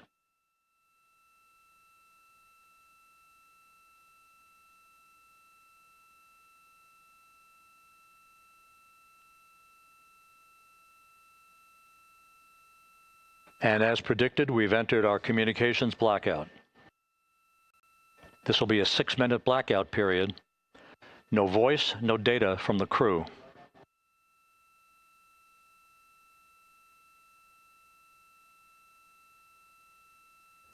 We're 30 seconds away. And there we go. As far as we've experienced blackouts before as part of this mission, here we go into another one. Jeff Velosin, it looked like it was interesting how the whole perspective of the Earth changed depending on how the capsule was changing. Yeah, getting that aligned for that final descent into the atmosphere. You could start to see some wisps of that plasma starting to build up right before the cutout. And you can start to see that they're entering that top of the atmosphere. It's amazing to think that 13 minutes later they're going to be down safely on the ocean. Yeah. So walk us through again. I hate to be repetitive, but from now until splashdown, what are we looking for? So the blackout started. They're at the steepest descent angle right now. They built up this plasma. They're at 5,000 degrees Fahrenheit. This is the dramatic descent. After about a minute or two, that's when they're going to do the skip, where they're going to slowly make the capsule kind of rise up a little bit, slow down a little bit, and then they're going to come back down and finish the re-entry. So I think, after the 6 minutes is up, we'll get communication back. At that point, they'll start to go subsonic, right? So they'll go down below the speed of sound, and at that point, they could start to open up parachutes, but they're still going like, 300-400 miles an hour. So it's going to be a slow process. So you'll start to see 2 small parachutes come out. Those are going to stabilize the capsule and get it ready to deploy its big chutes. Then you'll see some other small parachutes come out. Those are going to pull the big chutes out. Then the big chutes are going to open a little bit. Then they're going to open up a little bit more, and they're going to open up a little bit more. Because again, until you get going slower, you can't put that big parachute out. It'll just rip itself apart. And so it's going to be a long process of deploying bigger and bigger parachutes and opening them more and more during that last subsonic period. And that's just the last few minutes, from 20,000 feet or so down to the ground. The chutes of today versus the chutes of the Apollo era, how would they be different? Very, very similar, actually. And so they use this ring sail technology, which in the main parachutes, there are little holes in them, which allows some airflow through them. It helps them to stabilize. Early parachute development, they had this issue called squidding, where you can sort of imagine what that looked like. So the parachutes wouldn't unfurl completely, and they'd look like squids. And so what they really, through a lot of testing, they figured out that adding little holes basically to the parachute areas for the air to escape through actually increase the stability of these parachutes. But it was a very similar system. The Apollo system had a few fewer chutes, but the difference only it comes down to getting rid of the shield initially. So I think Artemis uses a handful of them. Apollo used one, but other than that, it's the same system where you have those initial drogue chutes, and then you have the pilot chutes, and then you have those main chutes as well. The blackout periods during Apollo, were they similar type of time, more time, less time? How did that differ? Similar type of time, and it's also a point where the astronauts are experiencing the most intense G forces. So once they get closer to the Earth, the landing, it'll be more like 20 miles per hour that they hit the ocean, which is relatively slow. That's not where they're really going to be experiencing the most intense force. So it's during this phase that they are. In Artemis, it should be 3.9 Gs. Apollo was greater. It was closer, between 6 and 7 Gs, depending on the mission. What was the difference between the Gs? Is it because of the capsule itself, or were there other factors there? I think it was the speed and the weight. I think those contributed. But it wasn't a huge difference. It was relatively similar. Again, the John Murtha there is what we're seeing on screen as we wait for this period to go through. We'll look at it and for a bit. Yeah, and they hope to be, they're about 4 or 5 miles away from where they think the capsule's going to land. And the goal is they want to... We're still in the blackout period. Still do not have communications from the crew.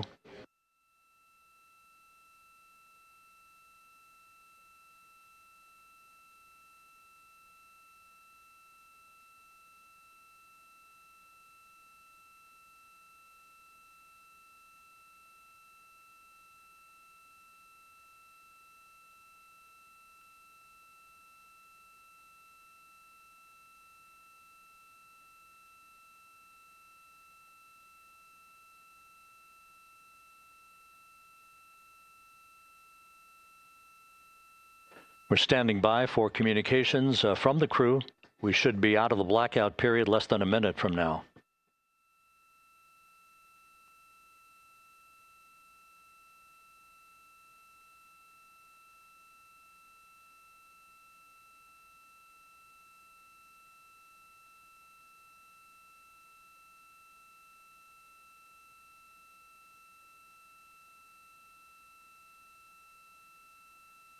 We are now processing data from Integrity.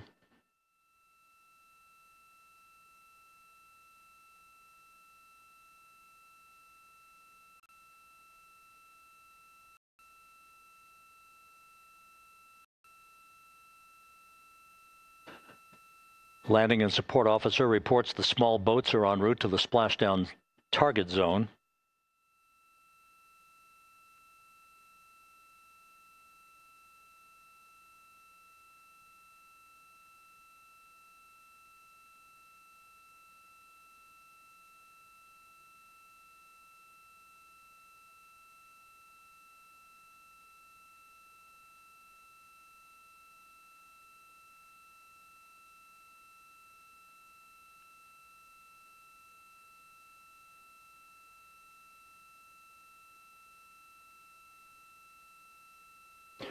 Passing through 150,000 feet, our trajectory is perfect. We're getting intermittent views of Integrity. Still waiting to establish voice communication.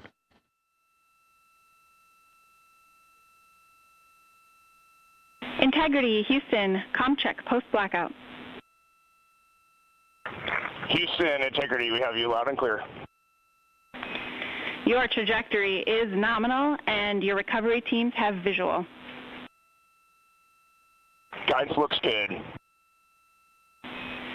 No action for the enabled internal camera controller fail. Big cheers from the viewing room here in Mission Control as voice communication reestablished with Commander Reed Wiseman. For America and a waiting world, Integrity is 5.5 minutes away from coming home.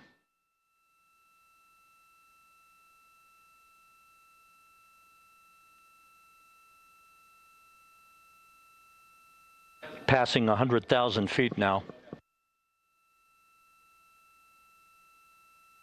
Range to splashdown 19 nautical miles.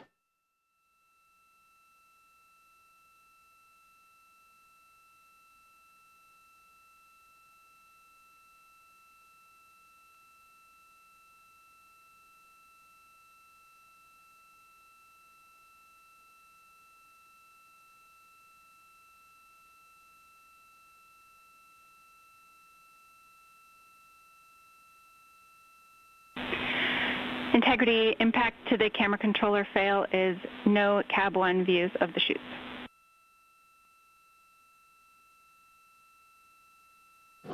Integrity. We're processing good data through the GPS system. A good view of Integrity, time to splashdown 4.5 minutes.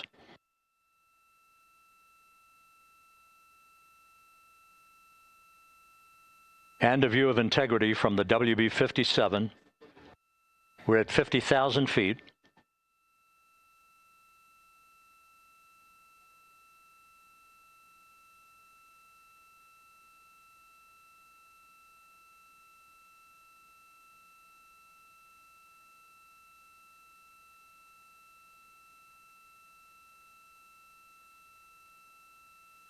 The pyros are armed for forward bay cover jettison.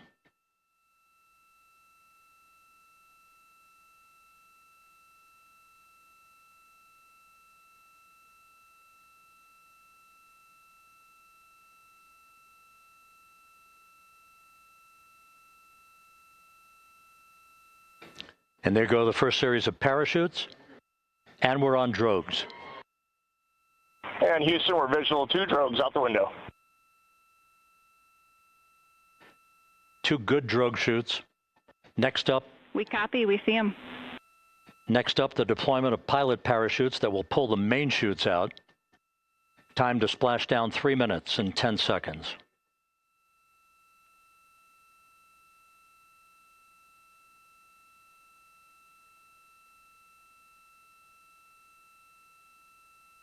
Perfect descent rate according to flight dynamics. Good rates on 2 drogues. We see the same on board.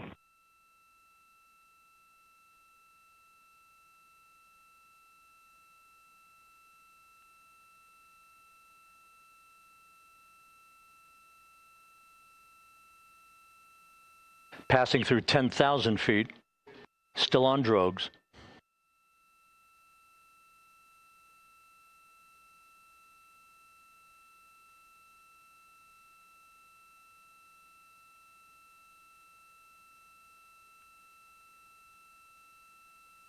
Main chute deploy.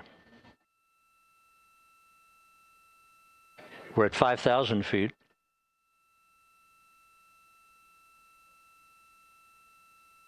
Search and recovery beacon has been activated on integrity. And we have 3 good main chutes. Good 3 main chutes, good reefing, good descent rate. Good rates, and we see 3 good-looking parachutes.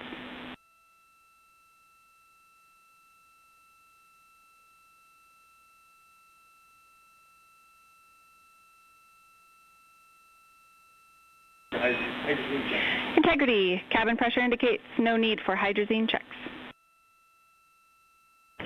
Integrity copies. This is a perfect descent for Integrity. Its crew sounding hale and hearty on board. Time to splashdown 1 minute, 15 seconds.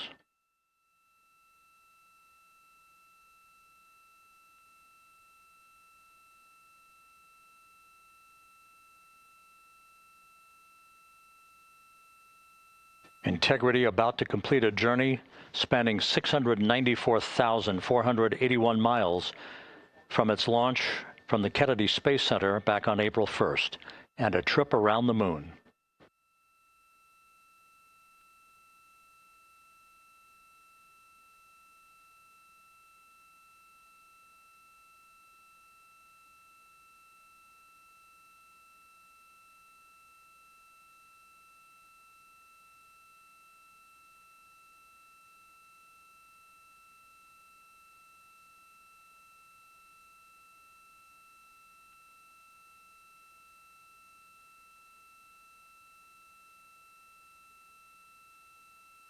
Passing through 1,000 feet.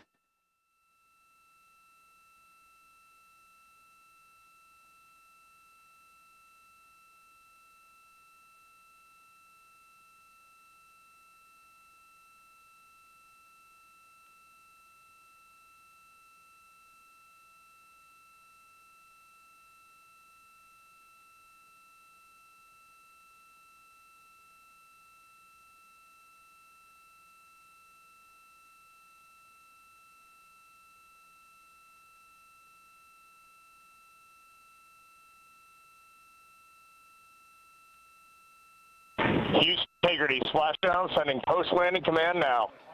Splashdown confirmed. Copy splashdown, waiting on VLDR. Splashdown confirmed at 7:07 p.m. Central Time, 5:07 p.m. Pacific Time. From the pages of Jules Verne to a modern-day mission to the moon, a new chapter of the exploration of our celestial neighbor is complete. Integrity's astronauts back on Earth.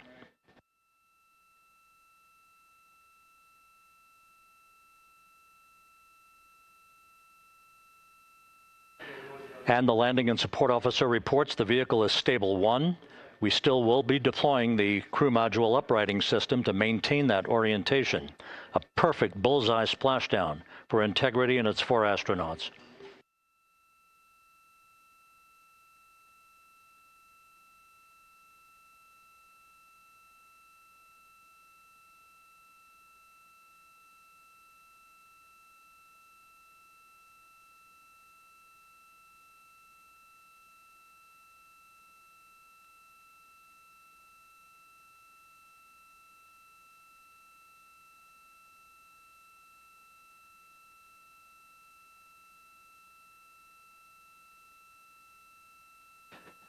The unofficial splashdown time, 7:07 and 47 seconds p.m. Central Time. We'll get that refined for you.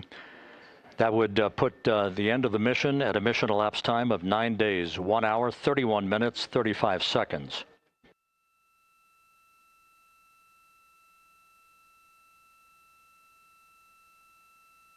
And we're configuring for very low data rate.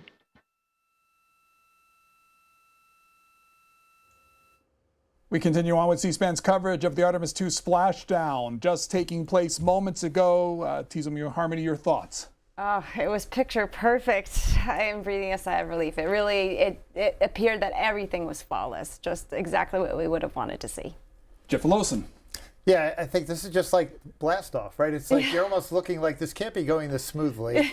And it just goes a testament to all the work that's gone on in the last 3 years or 4 years almost to get ready for this mission. I mean, just you're watching each sequence, just how all those different parachutes are coming out and reefed parachutes and expanding. And it's just like you read about it and what's going to happen. And you're watching it and you're like, okay, that's exactly right. That's exactly right.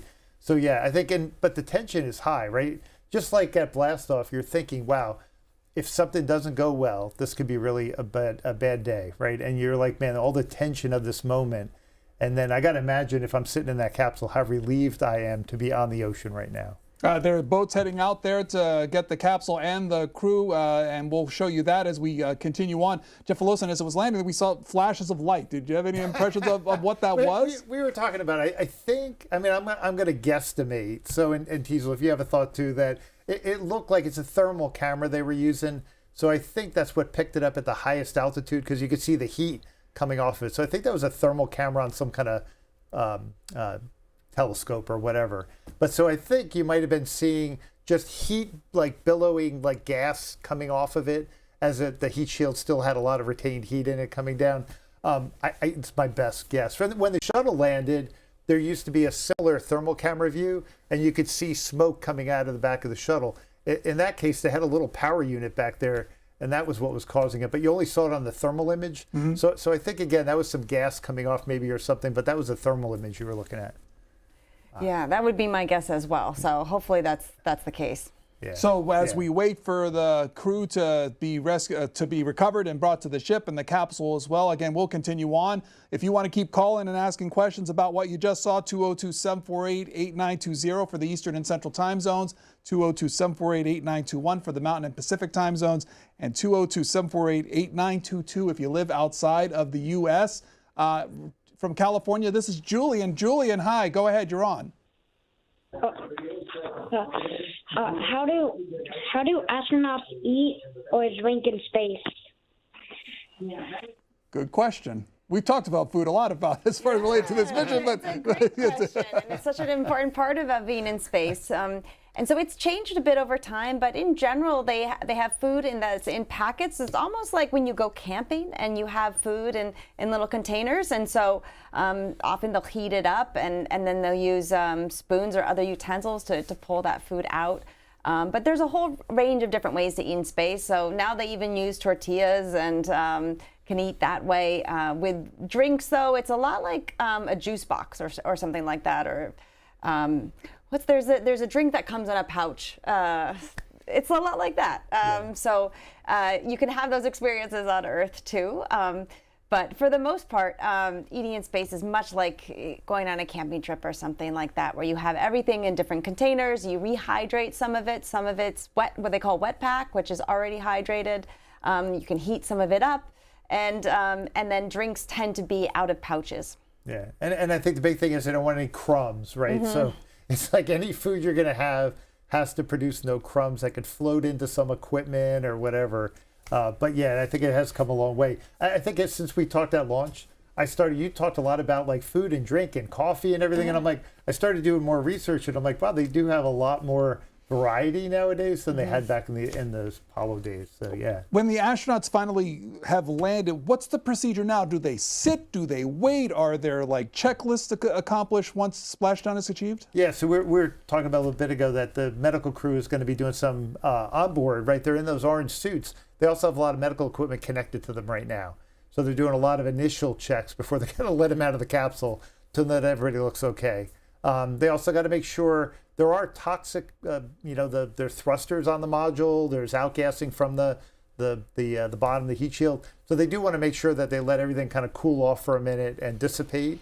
They also let go, if you saw real quick, right before they let go of the parachutes, they pop the cover off where the parachutes are. They want to know that landed somewhere so that they don't bring anybody over and get knocked on the head. So they want to make sure everything is clear before they drive over to start to pick them up. But they'll be going over. I think you had mentioned it might be a little bit though. I think they initially announced a broad window just in case the landing site was further from the recovery vessel. So they had said within 2 hours that the astronauts would come out. I imagine this will be much quicker given how flawlessly this landing occurred. Yeah. They'll set up what they call a porch, which is actually a raft, to the spacecraft. And yeah, so you'll have some of the medical personnel enter the spacecraft, check out the astronauts, make sure everyone's okay. If anyone is not okay, then they will get immediate attention and they'll probably come out first. But they have lots of plans in place, so they'll have multiple medics go in, check out the astronauts. They have a sequence of which astronaut comes out of the spacecraft first, in part because of the positions of their seats. And then those astronauts, they'll be picked up by helicopter and transported. So it'll take a little time. They'll move cautiously with every single step, but I would imagine it's not going to take that full 2 hours. Alan is in Las Vegas. Hi there. How you doing? I'm just curious about something that since we landed on the moon and came back safely a whole bunch of different times, how come they had to change the rocket and the technology? How come we couldn't just use the old technology since it did work? That is a great question that I get actually a fair amount because, yeah, the technology of the Apollo era was absolutely extraordinary. The Saturn V rocket was magnificent and flew successfully again and again and again. What ended up happening, though, is when that program closed, the ability to manufacture a lot of those elements that contributed to the rocket or the different parts of the Apollo hardware were no longer being produced. And so we have information about how they were built, but many of the people working on the program went on to work in different areas, and the manufacturing didn't consistently continue to make those parts. And so you could return to that Saturn V design, or you could return to the Apollo command module design and then add some updates. But it makes a lot more sense today, given industry that we draw on and the expertise at NASA and the contractor workforce, to develop something that's new. And so with the Artemis program, there are a lot of lessons learned from previous programs. You'll see some of the Apollo technology influencing the Artemis technology, the shuttle technology influencing the Artemis technology. But a lot happens when you transition with a space program, and some of that is that the pieces aren't being produced anymore. Yeah, and I think some technologies don't change that much over time. So basic propulsion technology, you know, if you look at shuttle engines, or if you look at Saturn V engines, or if you look at what happened on Artemis, there's so much in common. But there are other things, especially computers, that have come so far since the 1960s. So, you know, they always say the story, what is it about the ability of the technology they had in Apollo is now like your phone or something like that? I don't know, something that. Oh, yes. I hear this a lot. Or your watch is more powerful than the Apollo computer. Yes, you're skeptical. No, I think it's not the right way to interpret the significance of the Apollo computer, which just revolutionized computing in this country. I mean, it was a big part of the reason we have these watches and these phones is thanks to the Apollo program. So, yes, the technology is different. Computing power has come a long, long way. So there are lots of reasons that we wouldn't use the same technology we did in the 1960s, but it's also that manufacturing issue is a big part of the story as well. Well, so like when we first started with the Orion capsule, they did a couple mock-ups of it. So you could go down to Johnson Space Center, you can go in the capsule, and they had taken shuttle avionics, computer systems, and put them in there as placeholders. And they were so gigantic looking because the technology of the 70s and computer world still, it took a lot of heavy-duty stuff to be able to compute. And so when you see the capsule now, and you see the touch screens, and you see the approach, and even doing that automated entry, and the reliability and the safety of the systems now that can be built in by using all these computer systems, just as, you know, again, it might have, to me, I lived through Apollo, and I loved that technology, and I felt like they did everything they can to make it as reliable and safe as possible. But I think now we do have even more technology to kind of help the crew stay safe during these missions. So, still waiting for the crew to emerge. There's the capsule right there. Jeff Velosin, what's involved in collecting the capsule from this? What's the protocol? Yeah, so again, they'll have divers go out. First thing, I guess they're going to look around the capsule to make sure there's no damage that they can see. They'll take a bunch of pictures, and then they'll also take samples to make sure there's nothing coming off the capsule. Again, it has thrusters that have hydrazine, so if there's any fuel leak or anything like that. Once they do that, the ship is going to come forward. So the ship will keep moving towards the capsule. and then they'll bring it in. I think we saw this on Artemis I, right? They'll bring it in on the bottom of the ship and put it inside. So yeah, again, while they're out there, they're checking the crew, but they're also checking the capsule environment to know that it's going to be safe to bring on board the ship. Same protocol from back in the Apollo systems when a capsule was reclaimed? So some additional details. So the sampling of the water, I have not heard or been aware of this. What I think Artemis they're calling the smell test, but the concerns about the spacecraft with other material that comes along with it. There were lots of other protocols, and for the Apollo program, it depended on what mission you're talking about. So during like Apollo 11, for instance, there was some concern that the astronauts and the spacecraft might be coming back with some moon germs, so biological pathogens from the moon. And so there were a lot of quarantine protocols in place in recovering the astronauts and recovering the spacecraft. That was only in place for a few missions, and so later missions, they could retrieve the astronauts more immediately. They didn't have to wear what they call these biological isolation garments and do the decontamination process. But in many ways, it's very, very similar. It was a smaller crew that approached the spacecraft during the Apollo era than you see today.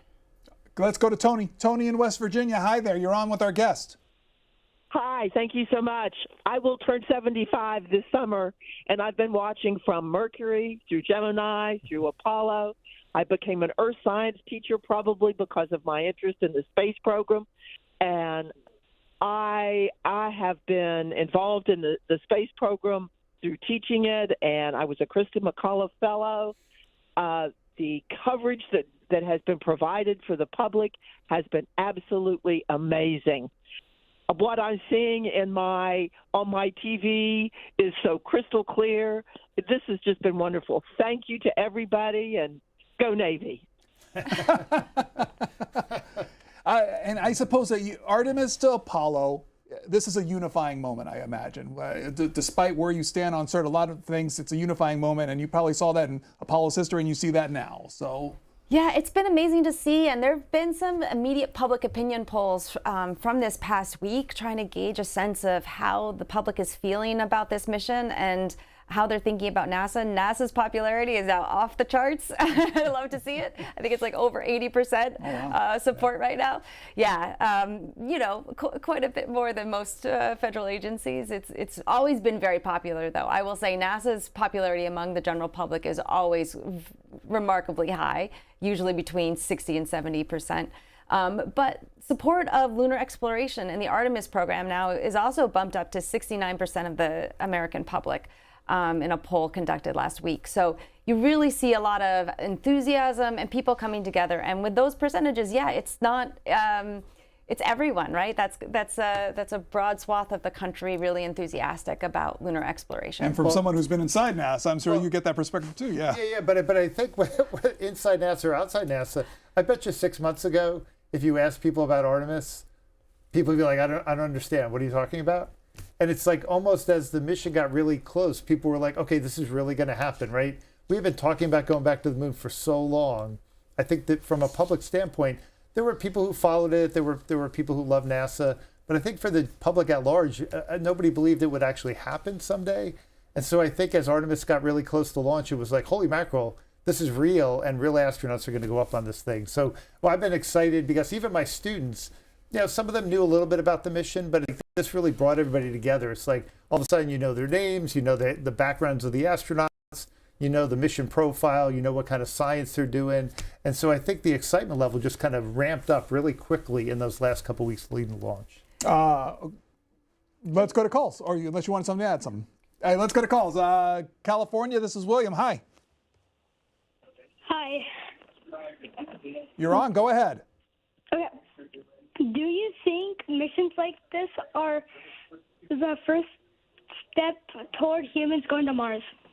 Oh, okay. Yeah, it's a really good question. So I think we've debated, should we go back to the moon or should we go directly to Mars with humans? We've sent a lot of robots to Mars. We found some really interesting rocks and potential for maybe there was past life and there was potential water on the surface. So I think there's a lot of interest in someday getting humans to go to Mars. But the one thing to kind of think about is it's been so long since Apollo. humans have been orbiting the Earth for many years, but it's been a long time since we've actually left the Earth environment and gone all the way to the moon, which is 250,000 miles away or so. But the idea of going to Mars, 50 million miles away, where the journey for the crew will take years from the time they blast off till the time they come back, that's a gigantic step for humans. And so that'll be super exciting. But just seeing that we now have the capability to get astronauts back to the moon and leave the Earth environment, we're learning a lot about what it's going to be like to someday send people to Mars. And so I think this is kind of one step at a time. That next step will be another giant leap. But for right now, this is exciting that we're at least getting out of low Earth orbit and we're sending people out to the moon. Yeah, and I think that one aspect of the Artemis program that's so exciting is it's opening up future possibilities. So more will be possible in future exploration because of this mission and what we learned from this mission. And with the Apollo program, it really had a very definitive goal, which was send humans to the moon, land them there, and return them safely back to Earth. It didn't have this plan of long-term exploration. It had this very short, near-term plan within less than a decade. And so what you see is a lot of shift and a refocus at NASA to different destinations after the Apollo program. Artemis is different in the sense that it's opening up the future to more possibilities, and the expectation is that is going to include exploring Mars someday. Is it a sense that this mission ends, but even as it automatically ends, it's the next step of taking whatever we've learned and moved it to Artemis 3? Is that the idea, and is that how these programs work? You just move on to the next thing right away? Yeah, well, NASA's already been working on Artemis 3, so there's these missions are really overlapping in how they're working on them. They will take lessons from Artemis 2 and apply them to Artemis 3 and Artemis 4. But there's already a lot of activity going on in planning these next subsequent missions.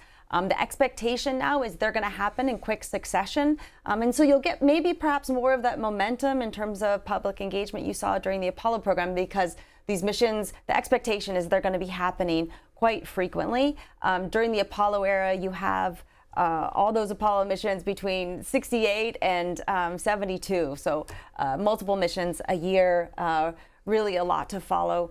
But with Artemis 2, it is going to feed into the next mission, and it's going to feed, the knowledge gained here is going to feed into many future flights.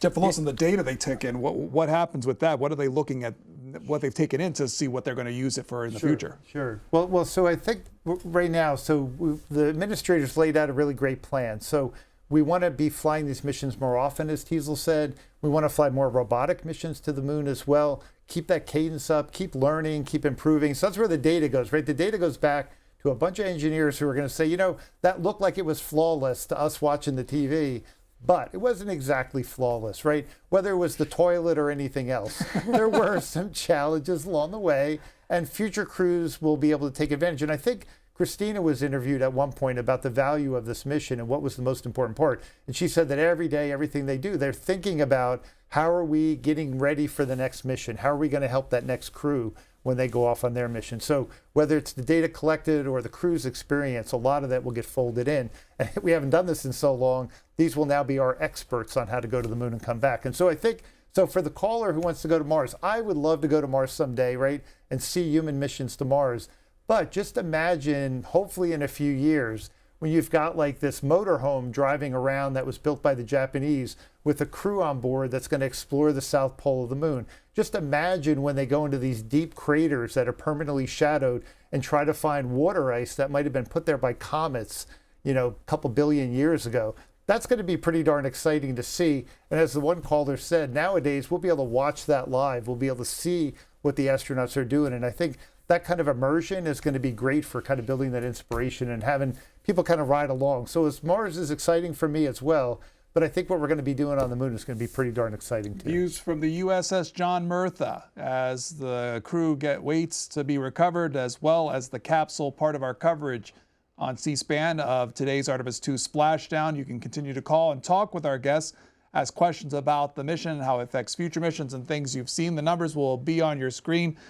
Jeff Wilson, as far as the waiting now, when it comes to the astronauts themselves, you talked a little bit about how they'll be looked at, but Do they just sit and relax, or are they required to do anything at this point? I don't know, and I don't know if you might know some. I just know that for sure they're going to be having a lot of data taken by the medical team about their current state of health. And again, one of the things that they want to do is, as quickly as possible, fully debrief them. Not only do a medical examination to see what the effects of 9 days in space were, but they also want them to just talk. Give us your impressions. They've been doing that throughout the mission, but this is their final opportunity, while it's still really fresh in their mind, to get a chance to engage with the crew. So I'm not sure. Is there other stuff they might be doing? A lot of it is just getting from point A to point B at this point, I believe. And so it's making sure that everyone is in good condition, and then transferring them as quickly as possible, just to move on to the next step. So I don't believe that there's too much for the crew to do at this point, besides wait for the recovery team, wait for the medical checks, and then wait to be airlifted out of the spacecraft. Yeah, and I think, like you talked about that porch, so hopefully we're going to see that soon, right? So I think they'll put that little inflatable porch on the front. And then I think as soon as the crew is in it, they're going to try to move that away from the capsule a little bit. And then I think 2 crew members at a time will get airlifted. They get on a helicopter, leave, and then another helicopter picks up the other 2. So again, I think they want to get them to Johnson Space Center, where they can really do a better evaluation as soon as they can. In Michigan, that's where Bill is, in Grand Haven. Hello, Bill. Go ahead. Good evening. I was wondering, how warm did it get inside the capsule as they were coming back into reentry? Yeah, so I'm not sure that it gets much above the 70s in the capsule. They're trying to, throughout this mission. Did you watch, like, early on? They were awfully cold, and so again, they're doing stuff that people haven't done in a really long time. So they're learning, like, how does the thermal system work? Okay, we got to turn the capsule a little bit. Now we could get the capsule heated up a little bit. At some point, it was getting too warm, and they asked them to either pull the blinds down or lift the blinds up. So I think throughout this mission, they've been going through periods where it gets a little cooler, but we're talking like it gets into the lower 60s. And then they make some adjustments and it gets into the 70s. So I think at no point in the mission do you ever want to see the heat rising inside the capsule or falling dramatically. So as hot as it is outside at 5,000 degrees Fahrenheit, they're trying to keep them in kind of a room temperature environment. NASA tells us that the crew is in, quote, excellent shape when it comes to their waiting for recovery. Good news, I imagine, for any crew, Apollo or otherwise, to hear as far as the condition of the crew is concerned. Yes, that's true. And it's not always the case in every single mission. So there have been examples where the crew was exposed to some fumes inside the spacecraft. This happened with the Apollo-Soyuz test project when that Apollo crew came back to Earth. And so they actually had to be hospitalized for a bit of time after their mission. Things can go wrong, and for the most part, these splashdowns have gone very, very well, and the crew is in good health, and it's great. It's just wonderful to see that it's true in this case. Yeah, and we've experimented for so long. I'm watching this thing bobbing around in the ocean. So in the early days of Orion, we thought, let's land it on land, because then we don't need to have the Navy go out. And we tried all kinds of like accordion pleats, like a Soyuz, and all kinds of way to fire a retro rocket right before you land. And in the end, it was like, it's just way better to land in the ocean and just have the Navy go out and get it. So you want to save, if you can, the time and expense of sending the Navy out to pick it up, but it makes this design work just perfectly. The orange balloons on top, is that a location device of some type? Or talk about that, because yeah. Yeah, those are to right the vessel, to ensure that it is going to be in the upright position. So for some mission, and this was the same technology used during the Apollo program, actually. So these are flotation devices, and if you come to the Smithsonian Air and Space Museum or Udvar Hazy Center, you can see the Apollo 11 flotation devices. But what happens is that if it is a day with high waves or something like that, the spacecraft can actually be flipped upside down, and you see that the top of the cone could be bottom down in the water. It's called the stable 2 position. It's completely fine. But what then ends up happening is they release these flotation devices. It rights the spacecraft into the right direction. During the Apollo era, they'd also add something called a collar, so another flotation device that went around the spacecraft. They're not doing that with Artemis. But there's a lot of similar technology. It worked during Apollo, and it's working today. Yeah, so we're talking about, they do call it stable 1 and stable 2. If I'm the crew, I do not want to be nose down, right, hanging inside my capsule at the end. That is not good. Yeah, so you should remember that the crew lands sitting on their backs, basically. And so in that the wide part of the capsule, that's where their backs are facing. So if it's nose down, then you're going to be hanging over the nose of the capsule. You want to get turned around as quickly as possible. It's not reassuring to know that it's a stable situation. So yeah, nose in. From Cole in Texas. Hi there. Hi, I call you here, and I got one question. Were they not afraid to go on a mission? Did you ask if they were afraid to go on the mission? Yes. Okay. Good question. The level of fear an astronaut might have in doing what they have to do. Well, I think that if you are an astronaut, you probably don't experience the same type of fear that the average person might in this type of mission. You've trained for it. This is what you want to do. You have a lot of enthusiasm for this type of exploration, and you're the kind of person that's really willing to take a lot of risk in your life. And so my sense, I have not heard any of these astronauts talk about being afraid. And I can tell you back in the early space age, in the Apollo 8 mission, which this one's often compared to, the wife of one of the astronauts was told, there's a 50-50 chance that this is going to be a success. So throughout time, astronauts have really taken on these challenges. They're comfortable with risk, and they tend not to be too afraid, especially if a mission goes this well. But I think to your point, it's the training, right? It's that they're training and training and training for good situations, for bad situations, and that training gets them ready. I think there's always apprehension and nervousness. I was nervous to come back here and talk to you guys again. So I can imagine being an astronaut would be, yeah. So, but I think that's what happens is they get so well trained and they are the right temperament of person, because in a situation that goes bad, you need someone who will stay calm, go through the procedures, try to recover as best you can.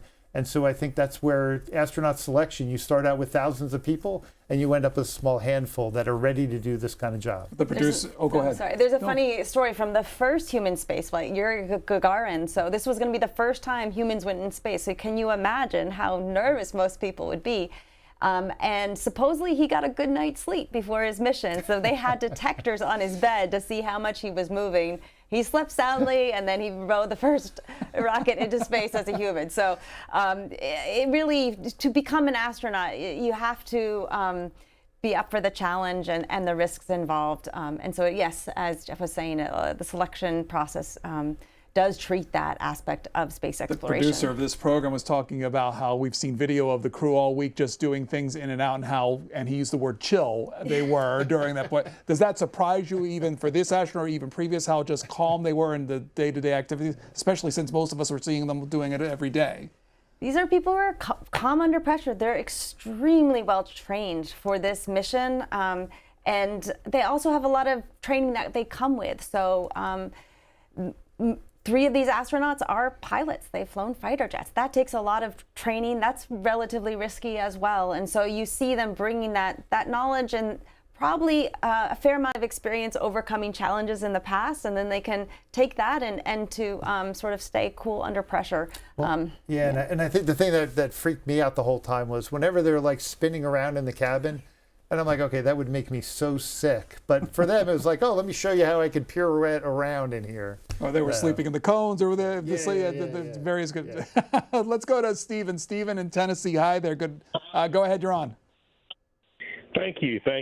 I really appreciate you guys bringing me on. I've got a question that relates between the space shuttle and the Artemis II, or actually the Artemis program. I remember from memory the PPS, or the high purity silica fibers. I think it was called, if memory serves correctly, fibrous refractory composite insulation. And these heat tiles, I know they were very successful with the space shuttle program. I know some of them would detach and come off, and they would lose some of them. But as a whole, they pretty well worked very well. I just wanted to know, does that program that they use with the space shuttle incorporate in with the heat shield that they're using now with Artemis? And this is sort of a double-edged sword. I'd like to know, too, you guys, how you feel about, are they going to come back with some kind of a shuttle winged type of space vehicle in the future? And that's my question. And thank you, guys. Really appreciate what you guys do. And America is the greatest for space and discovery. Stephen, thank you. Thanks. So yeah, that's a great question. So I think the Orion capsule, we wanted it to be as reusable as possible. So when we started, this program goes back almost 20 years. And when we started working on it, we looked at all kinds of ways to protect the crew during the heat of reentry. Now, the trick was that we looked at shuttle tiles, or a derivative of shuttle tile. And the trick always was that the entry speed is so high. So, you know, if you're coming in at 15,000 miles an hour on a space shuttle, we could mostly reuse most of those tiles on the next mission. Coming in from lunar reentry speed on that size capsule, it was harder to fit in that same kind of technology right now. I think, you know, in the future, it's still something you want to try to do. But for right now, it's not, you know, feasible. So this Apollo heat shield style worked really well for coming back to the moon. So they went with that. And you're going to tell me that they're coming up to next. I was going to ask you, yeah, they're coming on that, at least, yeah. So just to finish those, so as far as going back to winged vehicles, I think, you know, there are programs looking at using winged vehicles to come back through the atmosphere. Sierra Nevada is developing a small cargo spaceship that will have a wing profile that should be launching in the next year or so. But I think we found that this capsule shape is just fine for getting crew in and out of the atmosphere. And so we want to put the technology somewhere else, like in lunar bases and lunar landers. And so I think as long as this shape works, we're probably going to stick with it for a while. It looks like they're getting ready to do something. One circling and the other coming. Flotilla coming out there. So walk us through, though. What we're looking at? Porch, maybe. I don't know. Could you see it? Oh, yeah. Is that the porch coming up? No. There's something close to them now. Is it just one of the boats? It looks like a raft, or at least a motorized raft. The first one. They elected them to go in first. It might be the medics. Okay. Well, and there we are, ladies and gentlemen, the audience there. There's the Artemis II capsule, the Orion capsule, and the crew still inside, reported very well when it comes to how they're doing over the next hours or so. Not only will the crew be claimed and taken back, but the capsule as well. Our guest here to talk about it and answer your questions about it. So what are we looking for now? The next steps will be just everybody coming in to do what they have to do, or is it? Yeah, so we talked about before the sniff test or whatever it is. So that first boat, that is the closest boat we've seen so far, right? So that might be the team that's doing that last assessment, that it is okay to come over. And as Teasel mentioned before, the porch will be the next thing, right? So we're going to be waiting to see that. And once you see that, you're going to see the door opening, right? That's when they're going to start to try to get the crew out. And the medics will actually go inside the spacecraft before they start helping the crew come out of the spacecraft. So you'll see them enter the spacecraft, check things out. So it'll take a little bit of time before we'll see the astronauts actually coming out of the spacecraft. As we watch, let's hear from Lois. Lois in Alaska. Hi there. Go ahead. Hi, this is Lois. Thank you for taking my call. I'm sitting here with goosebumps like I had over 50 years ago when I broke the Girl Scout camp rules and brought an electronic device so my girls at camp could actually sit and watch landing on the moon.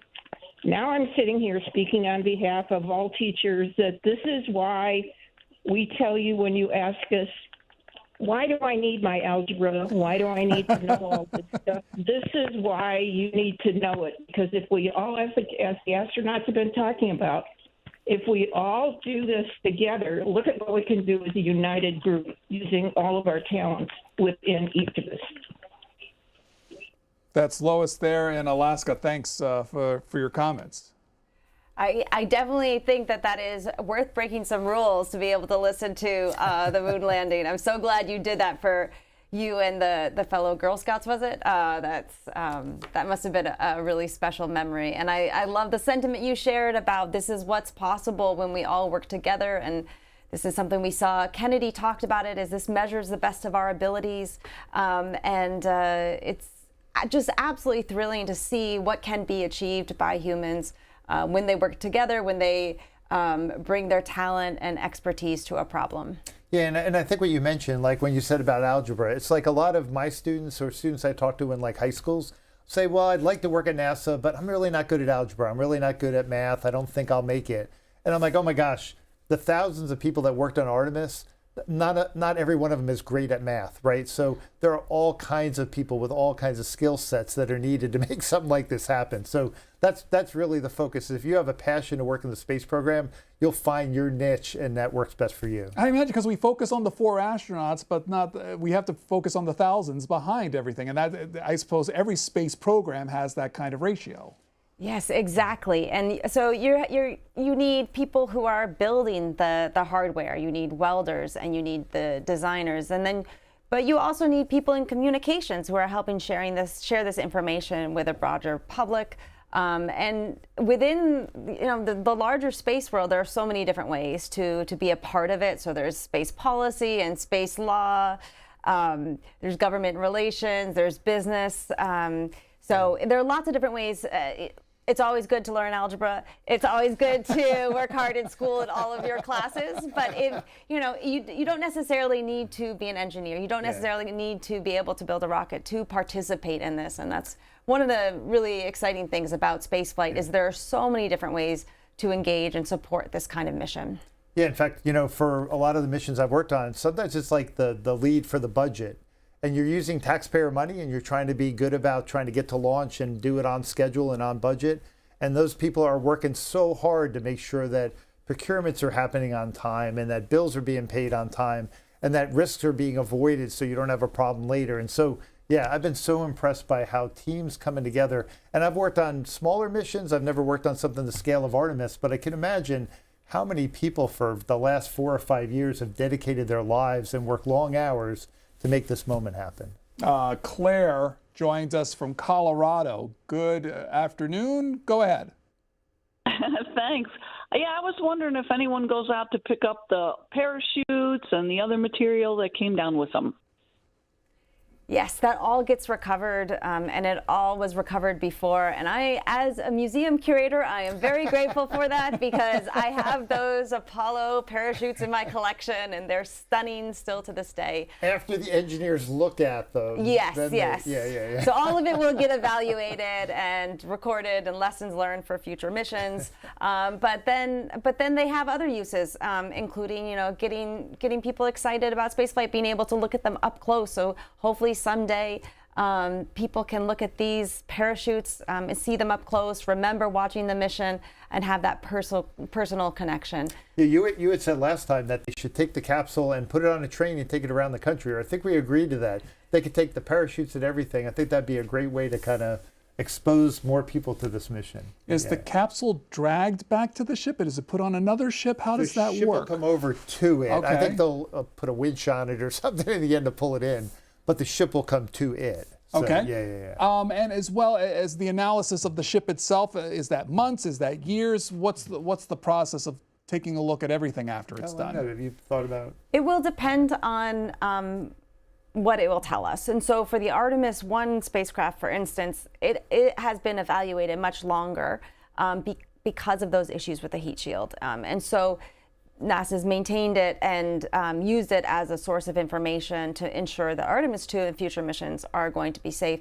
If once there's they're done with the spacecraft, it doesn't take too long to learn from it. There's this potential that it could go on exhibit. I love the idea of it following the Apollo 11 command module and touring all 50 state capitals. I think that would be really exciting. It would be a very fun tour, especially for the 250th celebration for this country. And so we'll see what happens, and it'll really just depend on how much information that NASA needs to gather from the spacecraft and how long that takes. Go ahead. I was going to say, and if I understand right, you have first dibs, right? No. How does that work? No longer. So yeah, well, back in the 1960s, the Smithsonian and NASA came to an agreement because NASA realized, this is an agency building things, study humans, but this is not an agency about preservation. And so NASA connected with the Smithsonian, and so the Smithsonian helped shepherd all the hardware after it was no longer needed. collected a huge number of items from Apollo and then subsequent missions. But it's different today. So NASA has opened up the ability to access these artifacts to the broader community. So you put in your proposal, and you gotta have a winning proposal. It looks like they may be actually making contact with the capsule now. But that's the one shot. And I think if you revert to the other shot they were showing just a few seconds ago, they may be trying to open up the door there. So again, that's where we are, ladies and gentlemen, as we look at the post-splashdown events when it comes to Artemis II. And we'll watch this play out, especially as the medics go in and examine the crew. The crew is removed from there, taken to the ship, as well as the capsule taken to the ship. Let's go to Gavin. Gavin in New York. Hi. Hello? You're on. Go ahead. What is the moon made of? So it's a really good question. So when I was a kid, we weren't sure. And so it was really Apollo that helped us learn by bringing back all those valuable rocks, right? So I think at the beginning, when I was a kid, we learned that it was probably something flying by the Earth that kind of got trapped in the Earth's gravity, and that's where it came from. But it's an awfully big moon. Like, compared to any other planet in the solar system, it's a really large moon. It's a quarter the size of our planet, which is unusual to have a moon that big. So best theories today, based on the Apollo rocks that have come back and everything like that, is that it actually was part of the Earth, and that somewhere billions of years ago, something the size of Mars ran into the Earth and knocked off a bunch of rock. All of that rock reconglomerated in space and got caught in the Earth's gravity, and we have a moon that's really large. And so nobody will ever turn the clock back to know exactly, but that's our best theory of where that comes from. And so moon rocks are very, very similar to Earth rocks for this reason. So there are a few differences. So they're missing some of the volatiles, but for the most part, it's the same material that you find here on Earth, except on Earth that we have many other things as well. But moon rocks and Earth rocks are quite similar. Teasel, your Harmony, we talked about the physical aspects of astronaut coming back, but how does he react or she react after it's all done? What does history tell us as far as, post mission and when it's complete, and how you decompress from that? There's been a large range of ways that these astronauts respond to the experience of coming home. It's actually quite fascinating, because you would think there would be some more consistency and how that experience affects people. It is a profound experience. I think it does change people's lives, but it has sent people in lots of different trajectories. So there's no exact way to predict what will happen. There's not as much consistency as you might think. There's an interesting book about this called, I believe it's called Moon Dust, if you're interested in the topic. But I imagine these astronauts immediately will want to see their families, be so appreciative of being back on Earth. The sort of immediate experience that astronauts have tends to be an appreciation for planet Earth. Just really being so thrilled to be back, to have smells again, and to have gravity and all that familiarity that comes along with Earth. And then after that, it's a process of readjusting to life on Earth after experiencing something so remarkable, out of this world, and very literally. So it'll be interesting to see, but really there isn't actually that much consistency in how the astronauts have responded over time. Yeah, and I think these astronauts, for sure, having had the experience they just had, they're not talking about leaving the astronaut corps, so they may be candidates to go back to the moon on another mission. So I don't know that any of them are thinking this is their last mission. There are lots of other astronauts waiting for that opportunity, but they have this incredible experience to build on. Do they get to move ahead to a line, or when it comes to that? That's up to the crew, team, office, and how they make selections. That's the astronaut office. Probably not, but they may work at NASA in part also to then contribute the knowledge that they gained on their mission. And there has been a history of some astronauts wanting to stay in the astronaut corps for a while, even if they don't fly again. And some astronauts who, after their mission, they immediately leave and pursue other types of careers. So Michael Collins is a great example. So on his return to Earth after the Apollo 11 mission, he told President Nixon that he wanted to work for the State Department and become a diplomat. And so that's what he ended up doing. Again, there's another shot of the capsule there. Jeff Wilson, any sense of the things that are going on right now? No, again, I think this is just the initial crew trying to make sure that the capsule's safe to approach. talking to the crew inside, right? So there's communication probably between them and the crew, just making sure that everything is safe to approach. And again, they're going to be getting ready now to bring it looks like they're getting right up against it. So they're going to be opening the door soon and getting the porch over. But yeah, I think this is just the initial assessment crew. Let's watch that and let's hear from Jill. Jill in North Carolina. Hi there. Jill in North Carolina. Hello. Let's go to Kira. Kira is in Idaho. Hi, Kira. Go ahead, please. Hi. Thank you, first of all, so much for letting people call in and do this. But so I had heard that when Artemis II launched, they had brought up, I believe it was a piece of the Wright brothers plane and the American flag that was supposed to be on Apollo 18. But my question is, did they also happen to bring anything up that was part of Challenger or Columbia? Yeah, did you see what they... That's a great question. I have not heard about them bringing anything from Challenger or Columbia. I know that when these discussions were had, NASA reached out to me, and it had internal discussions as well, and then with some of my colleagues at the Smithsonian, what might make sense. I know NASA really wanted to bring something from the Apollo 18 mission that never was. So the last moon landing mission was Apollo 17. But there was material that was already made for Apollo 18, and so they wanted to ensure that they connected this mission to that mission that never happened. And so they really focused on finding something related to Apollo 18, but I don't believe they brought anything from Doors open, let's Challenger. listen in. Ariel.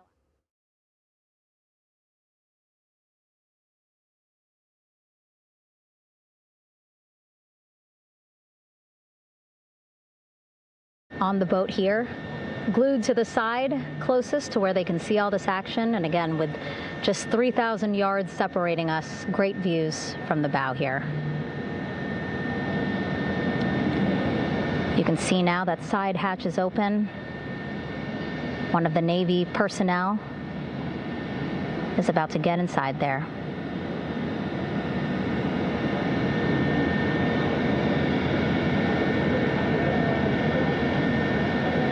In they go. In total, 4 will go into Orion. So it'll be a little bit of a tight squeeze, but the goal is to have a recovery personnel with each astronaut assessing them.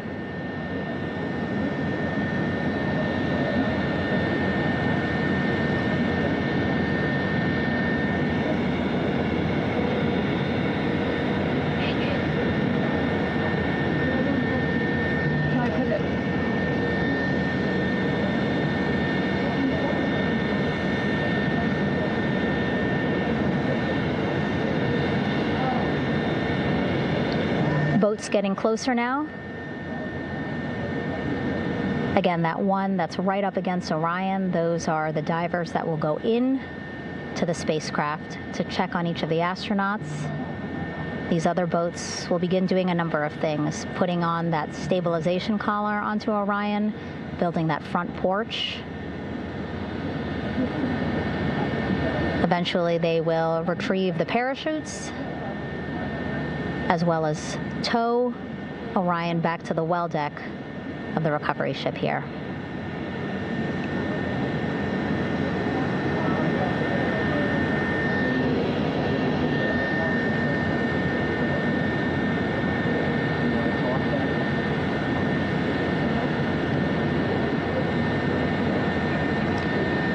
And so as we wait for the Navy and NASA personnel to get their assessment of the crew inside of Orion, why don't we toss it back to Rob for an update? Yeah, thank you, Megan. Here in Mission Control, Flight Director Rick Henfling and the entry team of flight controllers still on duty. The vehicle has been powered down for some time now. There are no hazardous gases emanating from Integrity. That, of course, allowed the recovery personnel to approach the vehicle and then open the hatch to begin the initial medical assessment of the crew, as you just indicated. Now we're standing by for the erection of that inflatable raft, the front porch, alongside of the vehicle.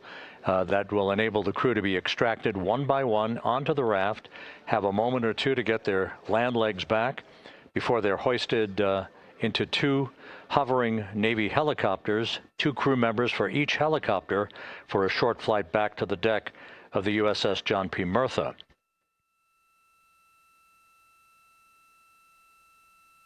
All of Integrity's systems operated flawlessly throughout the course of the approach to the Earth, the entry into the Earth's atmosphere, and all of the key milestones that followed in this high-speed return to Earth for Integrity, a mission that spanned more than 694,000 miles from the vehicle's launch from the Kennedy Space Center atop the Space Launch System back on April 1st.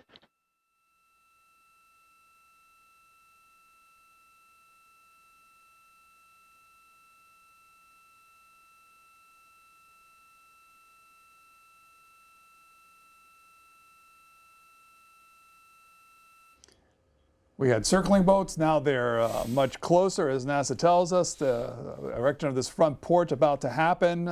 Things moving at a brisk pace. A lot of people involved in this operation. I'm going to tease up your harmony. You were telling me about the frogmen, so to speak, involved in this, those who are in the water. Tell us the story. Yeah, well, it was great. I got an email today from one of the frogmen who helped recover the Apollo 11 crew. And so recently I had done this program with them, a podcast for the Airspace podcast that the Smithsonian puts out.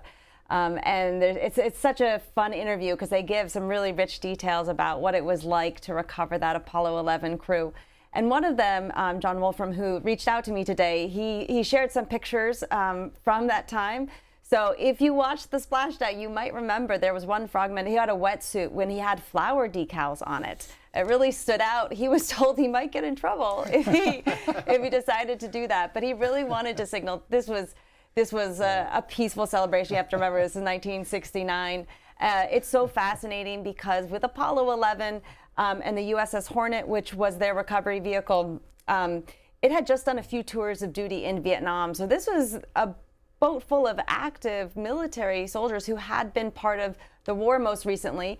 They expected they were going to be, I think, coming home for a break, and then they got this announcement that they are going to be helping recover the Apollo 11 crew. So they stayed at sea longer and they trained. But the frogmen, their background is in dealing with underwater detonation devices, I believe. And so they're really highly skilled, trained military personnel who can deal with very dangerous situations. This must have been something somewhat different, but they can deal with challenging issues in the water. And so it's just so much fun to see that image again of the wetsuit with the flower decals and that kind of celebratory nature. Another fun detail is that back in Apollo 11, as you can see, it takes a little while for these activities to play out. And so the crew had been recovered and then they had to stay with the spacecraft for a little while. And so they ended up playing King of the Capsule. And so they were trying to like climb the capsule, knock each other off. They're having a good time in the water. And then eventually the spacecraft went back to the aircraft carrier. So that there on your screens are the recovery process on the right-hand side. On the left-hand side, that watch party that's taking place at San Diego Air and Space Museum, part of C-SPAN's coverage when it comes to today's Splashdown. You've been hearing from two guests, Tizom Yo-Harmony, who you just heard from the National Air and Space Museum. She's the curator of their Apollo collection. Jeff Velosin at Capital Technology University has had several posts at NASA involving space flight. While we're waiting for the crew to emerge, we've had a week of big events, standout. But what was the standout moment? Is one standout moment? Well, yeah. So you said I used to work at NASA. So my last job was the head of the communications group, right? So that was deep space antennas, the tracking and data relay satellites. So my most proud moment for all my colleagues back at Goddard Space Flight Center and up at Lincoln Laboratory in Massachusetts is when the optical communications unit was used for the first time. And so this is going to be the future of bringing down high-def TV and tons of data when we establish lunar presence and permanence. And so incredibly, that system worked extremely well. We had tested it on uncrewed spacecraft before, but getting it on the Artemis mission was a struggle, right? Because the Artemis team has got all kinds of things to worry about. So do they really want this demonstration of an optical communication to worry about as well? But in the end, it worked out really well. They had to accommodate us sometimes where They were trying to get it to communicate back to Earth, and maybe the solar panel was in the way and they had to turn a little bit. The crew was accommodating the team at Johnson Space Center. But for me personally, it was the pride in the work that those people had done at Goddard and up at Lincoln to build a machine to be able to show us the kind of what could be done with optical communication and all the benefits it could bring to the future of lunar exploration. For me, it was hearing those messages from the Apollo astronauts to the crew. I thought it was so thoughtful and beautiful that they had recorded those messages to share with the crew. And Jim Lovell, for instance, who has passed away recently, recorded it before he passed away, knew that this mission was going to be happening, was really excited about it, and connecting the accomplishments of Apollo with Artemis in that way, I thought was quite moving. And there were a lot of those emotional moments, right? Like, so when the crew discussed the naming of the craters, right? And they decided to name, proposed name and crater after the commander's wife, and so late wife. And so, yeah, there were a lot of those moments where I think it really brought everyone together emotionally at a moment. And I think maybe in the past, I don't know how it was in Apollo, my impression as a kid was NASA tried to make them kind of just seem like these stoic figures a little bit more, where I think we got a lot of views of the Artemis crew being very original and very human. I think part of that is because we got much more access to this crew than we did in the past, right? And so the Apollo astronauts did do playful things in space. They had fun little signs, and they played music, and they did, you could say, ham it up in front of the camera. I mean, they had a good time, depending on who it was and who the crew was. They did show that side of themselves, but for most of the mission, the public didn't get access to what was happening inside the spacecraft. They didn't have access to those sort of downtime moments that we got with the Artemis crew. So you didn't get as much familiarity with how the crew was interacting, how they were playful with each other. This was just a much more access to what it means to travel to the moon, and familiarity with this crew and their working together. At some point I felt sorry for the crew, because it felt like they had to do so many interviews over the course of these 9 days with people asking similar questions, right? We all have the same interest. And so I thought, boy, they always seemed enthusiastic and engaged. And I'm like, boy, it's got to be tough for 9 days to be doing that. Although I highly recommend listening to that press conference where it's children across Canada asking questions. I love that one. They ask different questions. Kids often ask really thoughtful, fantastic questions that don't get asked by everyone else. And so that is a very fun one, really, really great questions. And I'm sure the crew appreciated all those questions coming from across Canada. President Trump sending out something on his Truth Social site about today's events. It says, congratulations to the great and very talented crew of Artemis II. The entire trip was spectacular. The landing was perfect. And as President of the United States, I could not be more proud. I look forward to seeing you at the White House soon. We'll be doing it again. And then next step, Mars, President Donald J. Trump. I imagine every president gets a chance to make remarks at this similar at these kind of times. Yes, I think this is a tweet or a Truth Social post, social media post is something a little different than you would have seen in the past, but definitely so for the Apollo 8 crew, President Johnson called them once they got to the recovery craft, and for the Apollo 11 landing, President Nixon met them there at the craft to speak with them. So yes, there's this long history of presidents calling the astronauts, meeting with the astronauts, congratulating them first thing as soon as they return home. And he brought up Mars. Was that an interesting point to all that? I think many people in the space program are perfectly excited he brought up Mars. that sort of confirmation that he's supportive of that as a goal. I think there are probably many people right now are very excited about that. NASA. Well, and for your young generation who's been calling in, those will be the people who will get us to Mars, right? Those 8-year-olds that are calling in, I'm hoping they're going to lead the agency to Mars, because it'll be a while, right? Before we establish lunar presence, we get all of that working well. It's going to be those who are 8 years old who are going to be 30 or 40, and they're going to build on Artemis and go to Mars. So do you sense a new type of enthusiasm you hadn't seen in a while? Well, yeah, because of the realness, right? So I have friends who have worked on going back to the moon my whole career, right? So you got to remember, I started in 1989 with the thought of going back to the moon when the first George Bush said we were going back to the moon. So I was in that office. And one of the things we had back then was all the Apollo astronauts coming to visit and all the Apollo teams. And one of the things they said is, you guys will never do it. You're full of bureaucracy now. We were young and agile and we made things happen. And now I'm at the end of my career, I'm like, gosh, maybe they were almost right. And now this happens. And you're like, okay, it took us a little longer and we had to do a little other stuff, but it's incredible that when we do put our minds to it, we can. So I'm glad that I'm still around and we're going back to the moon. Anything to add? Let's go to Roseanne. Roseanne, thanks for waiting. Roseanne's in Long Island. Hi there. Go ahead. Hi, how you doing? I'm so glad that the crew came back safely and the mission was successful. I'm very curious. I was wondering, did the crew age slower than the people on Earth due to the distance and the speed? The impact on the body when it comes to aging. So that is a really great point, and there is a difference in aging when you're traveling at a great speed.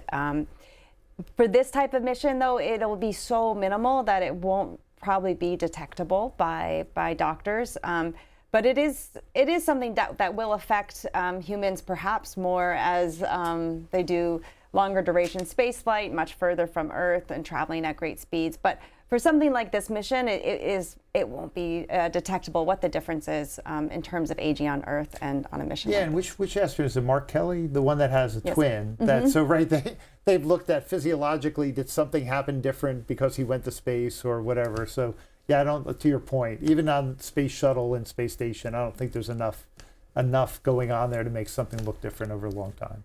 Yeah, so in medicine, people often like doing these twin studies because you get this great example of a way to compare what is happening to one person that isn't happening to another person.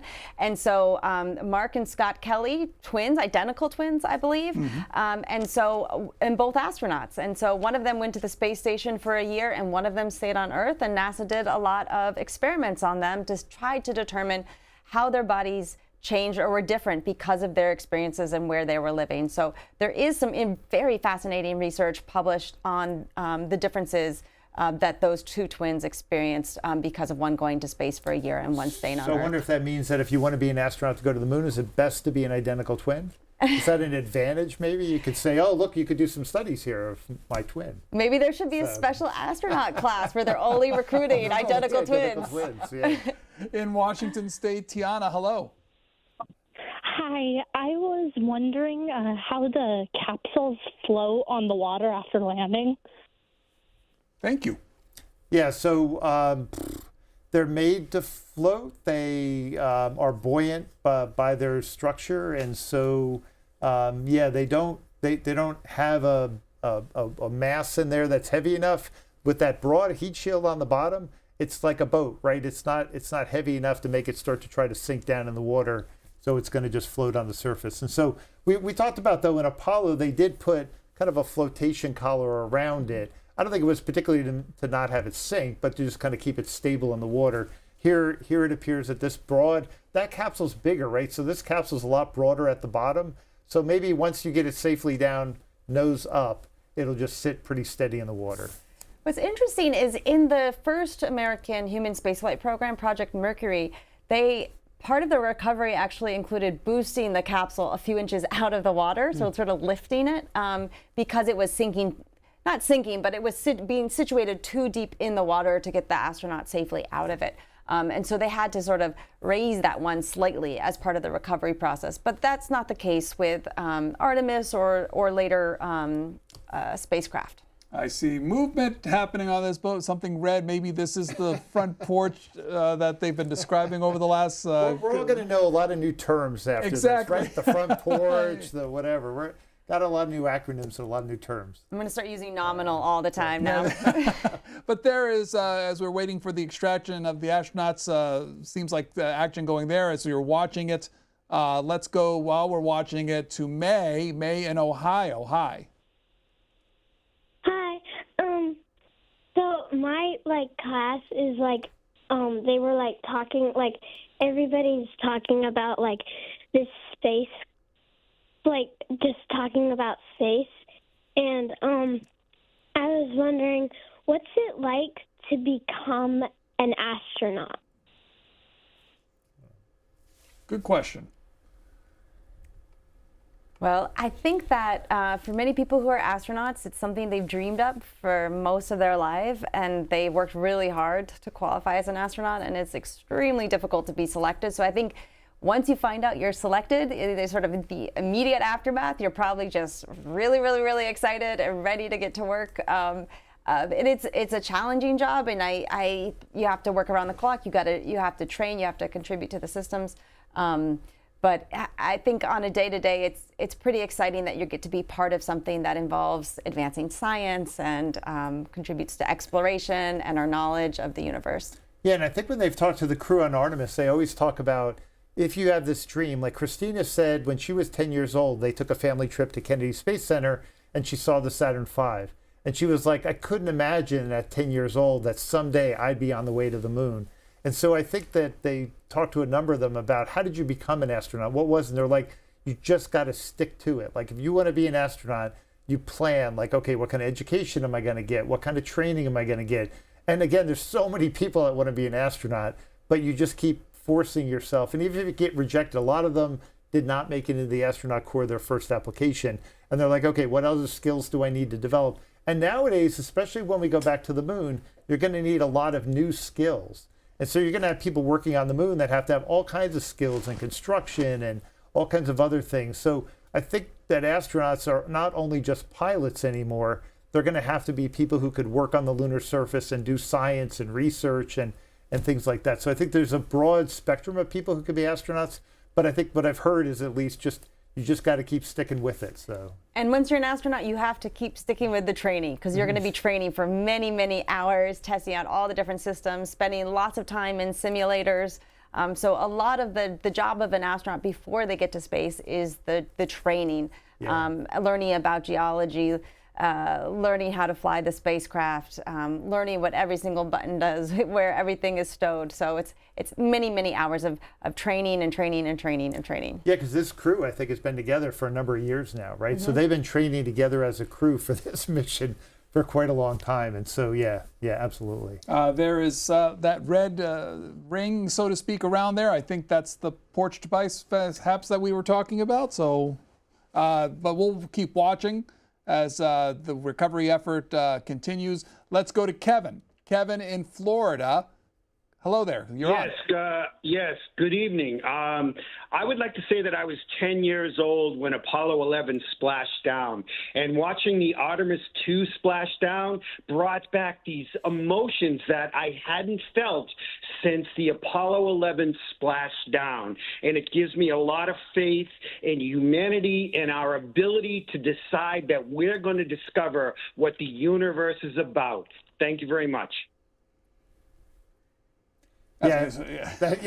That's perfectly said. So, right, it's this idea. And again, we've been thinking about going back to the moon forever, and we've had really good CAD drawings and really good simulations in a computer. But the actual seeing it, I felt the same way, right? So you see that capsule coming down, and you're like, okay, this is real. These people have been to the moon and back over the last 9 days. That's incredible. And as a historian, I suppose, hearing that. Yeah, exactly. And I relate to you because I've found this mission quite emotional as well. And I've been surprised at the moments where I've been really moved by it. And it's sometimes hard to articulate what is happening or how magnificent it is and all the different stages of it. But it is an extremely moving mission. And I'm so glad we now get to celebrate their safe return. Well, and one of the coolest moments of the mission for me too was when they talked to the space station crew. So it was this incredible world of like 2001: A Space Odyssey, where you've got a space station crew talking to a lunar crew, and it's like, wow, we are living the 21st century. So. I suppose both of you get the question, though. We live in the age of drone. We live in the age of technology. Why bring humans into this? Why do humans have to be a factor at this stage? It's a great debate, and I think it's one worth having. So back in around 1960, they had this debate as well, and the idea was that humans spark the imagination. They ignite the imagination. People will relate to them, that it's necessary that men and not machines is the way they would phrase it then. And so they decided to pursue a robust human spaceflight program. But today we also see incredible examples of people relating to the Mars rovers, for instance. almost, making them characters, like they have personalities. And so there will be a question, I think, going forward, if what is the role? Do people still need that to relate to spaceflight, to be captivated by it? Or would we be captivated by virtual presence, for instance? Are there other ways that humans want to participate in space exploration and spaceflight? And I think that will evolve over time as our technology and the type of technology we're using in spaceflight evolves. But it is a great question to ask, and people come down on very different sides of that debate. So, yeah, when I first started working, James Van Allen came to Goddard Space Flight Center. James Van Allen was the one who put the instrument on the first satellite from the U.S., right? So he came to give a talk at Goddard Space Flight Center, and he talked about, gee, why are we spending money on crew missions? Look at how much we can do with all these robotic missions. And I think that's true until you see this moment, until you are all inspired by humans and what they can accomplish. And the human ingenuity and the human brain and soul going somewhere and experience something and bringing that back, or having you virtually go along with them. I don't know what that is that makes us like that, but I think it's going to always be a critical part of spaceflight. So there's no robot that can bring out the emotions that this moment can bring out. Speaking of emotions, why don't we dip in and hear some of the conversations that are going on as part of this recovery mission? When there are flight operations happening, you can't have anything else, right? Just because the flight deck can be a dangerous place, so they just want to focus on planes coming and going from the ship. So that's why they wanted to get the boats in the water to make sure that they have all the time they needed for the flight ops. And then the same crew here out in the water, they will stay out in the water for a number of hours after we recover the crew and get them back on the ship, because then they have to recover Orion.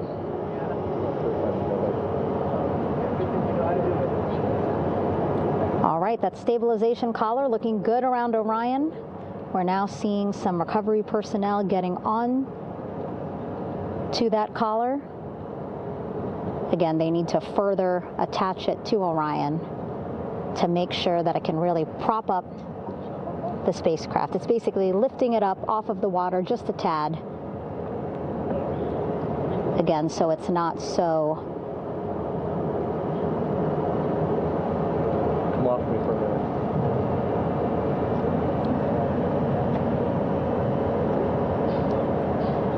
So it doesn't sway so much in the water there.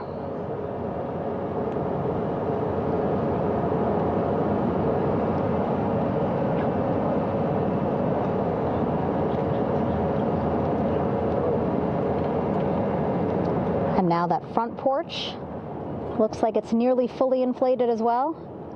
You can see a much larger surface area.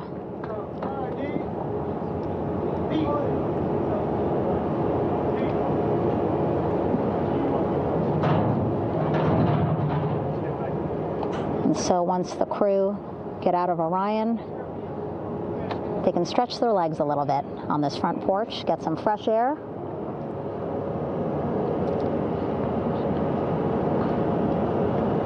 And enjoy this beautiful day here on their home planet.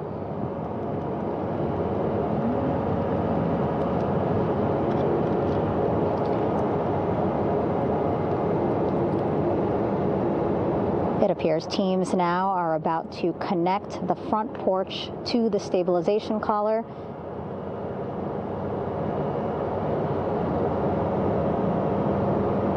And at that point, when both are secure, we should soon see astronauts come out of Orion.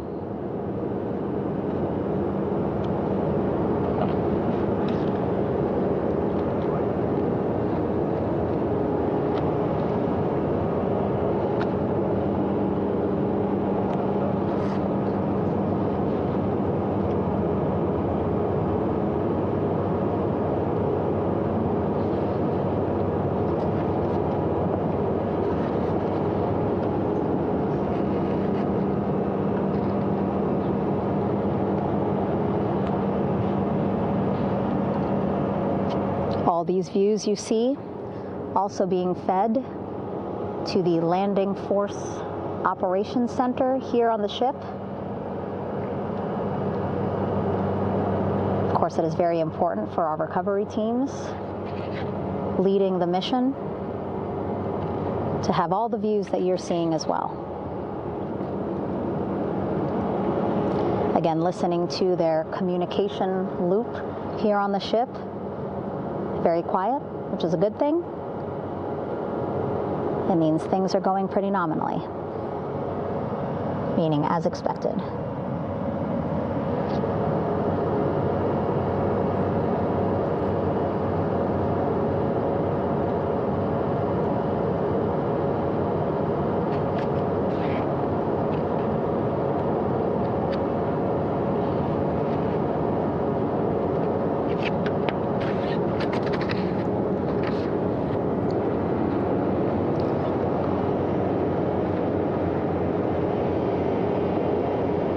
Again, all this activity happening just 3,000 yards away from the ship. So that means this will be a very quick flight back on the helicopters for the crew. 2-3 minutes, and then they'll be back here on the ship. I know.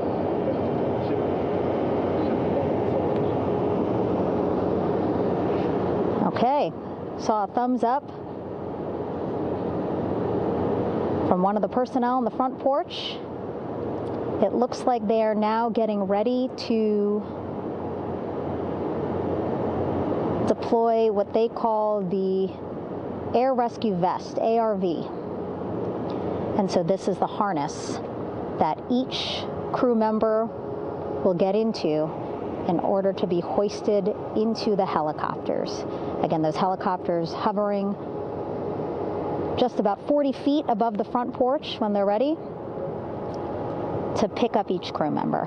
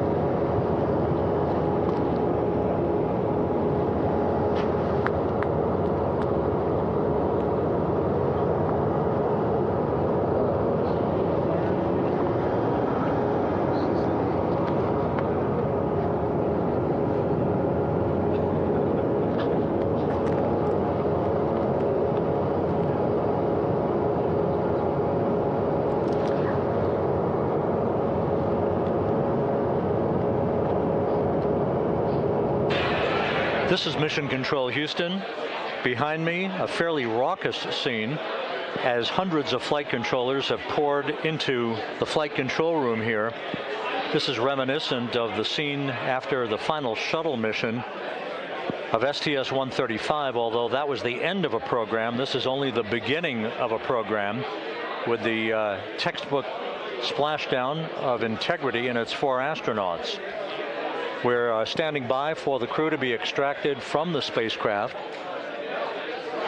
Entry Flight Director Rick Henfling invited all of these flight controllers who have contributed to this mission to enter the flight control room to have an opportunity to receive well wishes and to share the mutual glow that exists in the wake of a textbook mission for Integrity. On the front screen here in Mission Control, a sign that says "Welcome home, Integrity, taking humanity back to the moon, going further, and returning safely to Earth." So all of that jubilation, part of the post-splashdown activities, even as we await the crew being extracted from the vehicle to be hoisted onto Navy helicopters for the trip back to the USS John P. Murtha.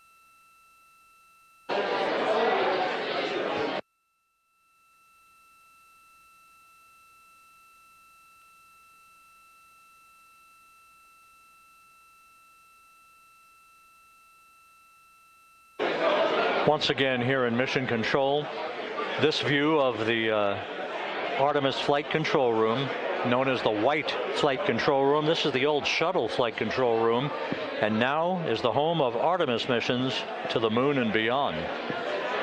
Once again, quite a few flight controllers were invited in by Entry Flight Director Rick Henfling to share in the jubilation following the successful splashdown of Integrity. That splashdown occurring an hour and 22 minutes ago, as we stand by for the completion of the extraction of the crew, and ultimately they're hoisting onto Navy helicopters for a short flight back to the USS John P. Murtha. Splashdown occurred at 7:07 and 27 seconds p.m. Central Time. I had an opportunity to talk to the head of flight dynamics, Jeff Birch, a moment or two ago. He said the trajectory of Integrity coming through the Earth's atmosphere was so precise, they've never seen anything line up on a ground track like today's entry by Integrity for its splashdown southwest of San Diego.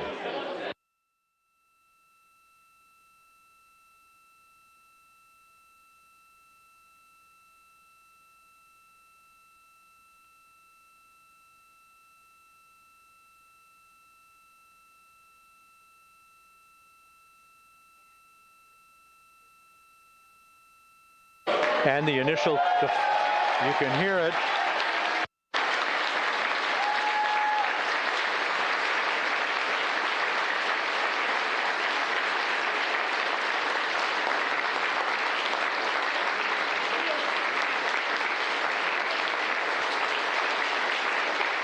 Jubilation here in the flight control room. The first crew member is out of Integrity.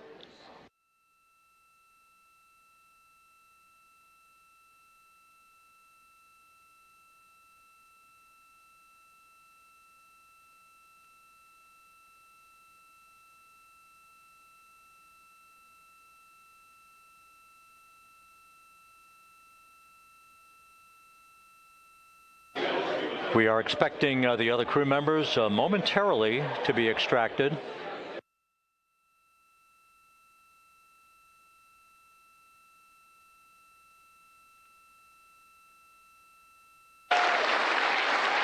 We now have 2 crew members out.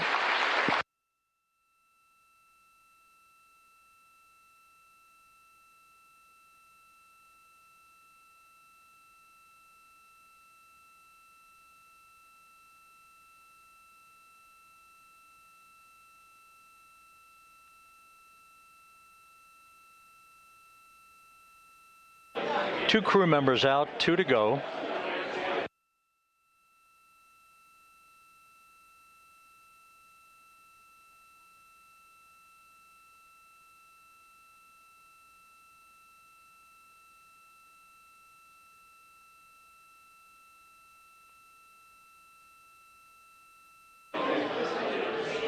We're about 1 hour from sunset out in the Pacific. Everything continues to go well.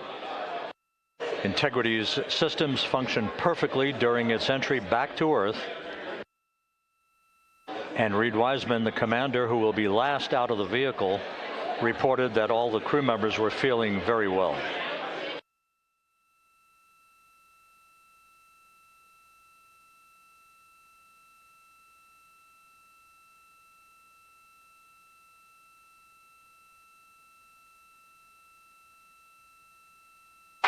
Crew member number 3 now out.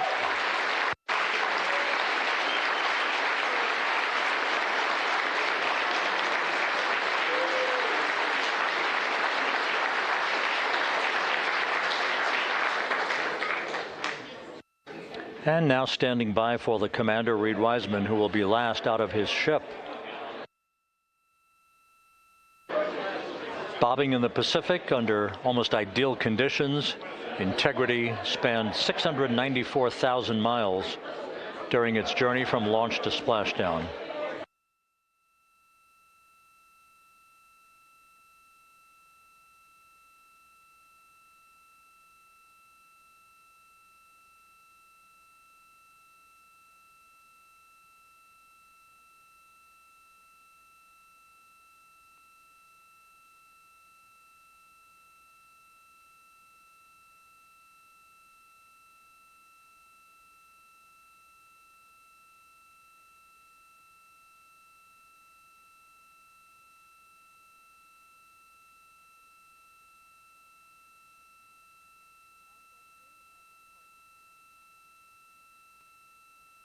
And we now have Reed Wiseman out of the vehicle, all 4 crew members now out of integrity.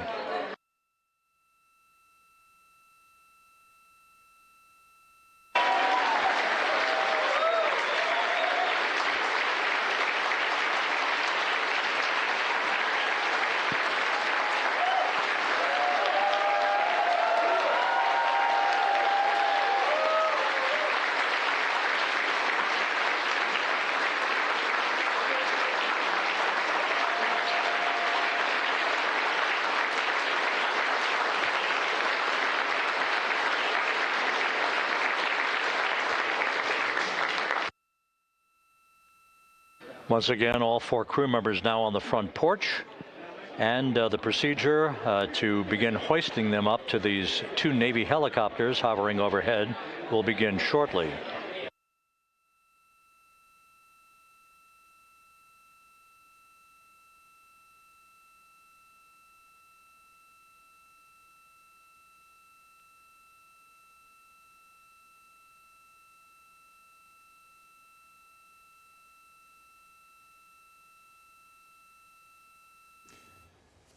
So there it is, all 4, Reed Wiseman, Victor Glover, Christina Cook, and Jeremy Hansen now on that raft, ready to be lifted up and taken back to the John P. Murtha, the USS John P. Murtha. Tizomio Harmony, impressions of what you've just seen. It's so exciting to see the astronauts safe and sound, but I also love the celebration at Mission Control. I love the cheers, the noise, and it just gives you a sense of how relieved they must be and how excited they must be at such a successful mission. It reminded me a little of the Apollo era, obviously, where, you know, Mission Control would break out in celebration when the astronauts returned, and there's stories of them waving little miniature American flags at Splashdown, and back in that time they were also lighting up cigars to celebrate. A little different today, but still clearly a nice emotional celebration taking place in Houston. Jeff Wilson. It's funny. Maybe I'm getting older. My memory's short. I'm already thinking about, okay, so what's next, right? So it's great to see this astronaut crew safe in that getting ready to be lifted out, but still, it's like, okay, that moment now, it was incredible from the time we were here last week until today. What happened in moving human spaceflight forward in the U.S., right? But it's like, okay, they're safe now. Planning for the next mission. Planning for the next mission.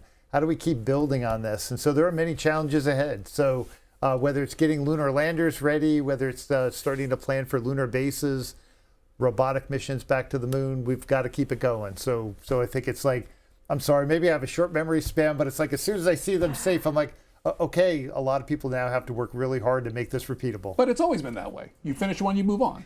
Oh, yeah, you got to digest this one. I mean, there's still all this material. You go to YouTube, NASA's channel. You can spend so many more hours, and I think everyone should, because this was such a potent, exciting 9 days, 1 hour. And I really think that there's still so much to process. Those images, there's still comb through them. I mean, we haven't even seen everything that was all the data that was taken on this mission, the science, lessons from the spacecraft, but also those images and those experiences. So I think that, yes, the mission is over, but there is so much shelter. There's so much more impact it's going to have, and it's not over yet, I think, yeah. But here, I'm a historian, so I look at the past and I'm like, oh, the past is, the best stuff.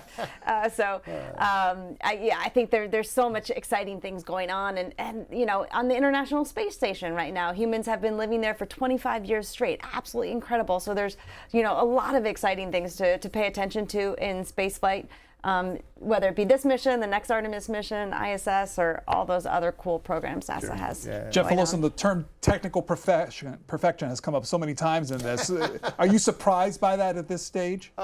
Sure, because it's the first of its kind. I mean, Artemis 1 did prove out a lot of the technology. They learned a lot of lessons, but an incredibly successful mission when it comes to technical perfection. I'll go back to, I think it's all the computer equipment we now have and the way we can tweak that computer equipment. We learned a lot of lessons from Artemis 1 that could all be baked into the Artemis 2 mission. So, but that doesn't undervalue the incredible work that went into making that happen so perfect. And so the word nominal or whatever is what space people will use to say, we just did an incredible job and everything worked extremely well because we worked hard. But they'll call it nominal. Linda, let's hear from her in Casper, Wyoming. Linda, good. I keep on saying good morning. Linda, go ahead. Hi, thanks so much for taking my call. I'm so proud of the astronauts, and I was 13 years old for the Apollo mission to the moon. I remember my dad saying he wished he could have been there on the moon at some point, and he's gone now. He wasn't able to see this. He's been dead for a while. But I'm so proud of our astronauts. I'm so proud of NASA with the technology that they have. And I'm just wondering, with Integrity, are they going to be naming the new capsule? Will it be Integrity 2, or will they assign a new name to the new capsule? So with this spacecraft, the astronauts named it, and so I suspect that the next crew will name their spacecraft. There's sort of an interesting tradition of this over time. Not all spacecraft have received names from the astronauts, but there was. So what ended up happening? This is sort of a longer story, but maybe we have time. On one of the early Gemini missions, they had a joke where they named the spacecraft Molly Brown because one of the astronauts' previous spacecraft was filled with water and sunk, and so they jokingly named it Molly Brown. Now that ended the tradition of naming spacecraft for some time. NASA didn't think that was a funny joke, with the Apollo era, eventually they started naming their spacecraft again. So you get. With Apollo 11, you get Columbia, but this crew named this spacecraft, and I see that tradition carrying forward. Anne is in Texas. Anne, hello. Thanks for holding on. Go ahead. Hi. I was glad to hear that you had a couple of older ladies call in, but they didn't go back nearly far enough. I turned 72 in January, and my first memory of anything having to do with space was watching Sputnik flick across the sky in Dayton, Ohio, when I was 3 and 4 years old. And then on through Mercury and through Gemini and through Apollo and the shuttles. I was a teacher for 43 years, and I had a TV in my classroom during Columbia, and that was hard. But we went on, and my concern is that grandparents and parents and teachers are not helping our kids today understand, realize, appreciate the history of what has happened to get us to this point. And we need to encourage the kids to look up from the screens and into the sky. And then I have another little aside, because I'm a math teacher for most of my career, but I also like to integrate languages and mythology and all that. And I've not heard anybody say anything about the relationship between Apollo and Artemis. Okay. And in Texas, Mr. Veloso. I'm not sure. I remember the story. So, Tease, you remember the story of Artemis? The naming of Artemis? Yeah. Well, in the relationship to Apollo. Yes, I believe it was one of my friends actually that came up with the Artemis name. Or I think it was maybe sort of somewhat in the mix at NASA headquarters, but suggested it, and it seemed like a very suitable name. The Apollo name is actually sort of interesting. Because the Apollo program was named Apollo before the Apollo program got its shape, before it was a lunar exploration program. So what NASA did is that after Mercury, they knew that there was going to be a next program, a big next program, and so it was going to be Apollo, but it wasn't necessarily, the destination of Apollo wasn't set. And so that's part of the reason you get this sort of a little bit of a mix match, because Apollo is not the god of the moon. But today it's a very, very fitting, because Artemis is, and also the sister of Apollo. So you get that really wonderful connection between Apollo and Artemis, and also now you get even a closer connection to the moon when it comes to mythology. But this decision to name these spacecraft after mythology comes. There was NASA engineer who originally came up with the idea. He just happened to be reading a book of mythology, and he proposed Mercury and he proposed Apollo, and that tradition has continued. And interestingly, it's also a tradition taken up in other countries as well, where there are names of mythical figures related to the moon, for instance, that inspire the name of spacecraft and other hardware. She mentioned Sputnik. You mentioned other countries. I'm curious your impressions of how other countries are watching this accomplishment by the United States, and I'll particularly say China, I suppose, when they're watching these things happen. Well, what's pretty wonderful is I bet people in China can follow this mission, and that is not true during Apollo 11. So China was one of the few places in the world where people were not getting information about the Apollo 11 mission. More information was actually accessible in Russia, or I should say the Soviet Union. And within the Soviet Union, they actually were able to watch the splashdown live, very interestingly. In China, there were many more limitations on access to information in 1969. Things obviously evolved over time. But I will say one of the great joys this past week of watching all of the NASA YouTube channel streams is that you see all the comments and you see people saying they're coming from all over the world and they're posting their flags. And so you get this real sense that this is something that's capturing the attention of the world, and people are very enthusiastic. And I think much like during the Apollo era, the sense is that these are humans exploring space, and that they can relate to all of us, and this is something about humankind exploring as opposed to sort of some of the limitations that come with thinking they're just from another country. Yeah, and I think the big thing this time, Pedro, is that if you think about the Artemis Accords and you think about like, oh, the world is watching, much more of the world is involved now. Whether it's the European Space Agency, you've got a Canadian astronaut on board, you've got the Japanese building up lunar base capabilities that they'll be flying in the future. So I think nowadays you have a much bigger international participation with NASA. So people around the world, more of them can relate to what's happening because their countries are playing some role.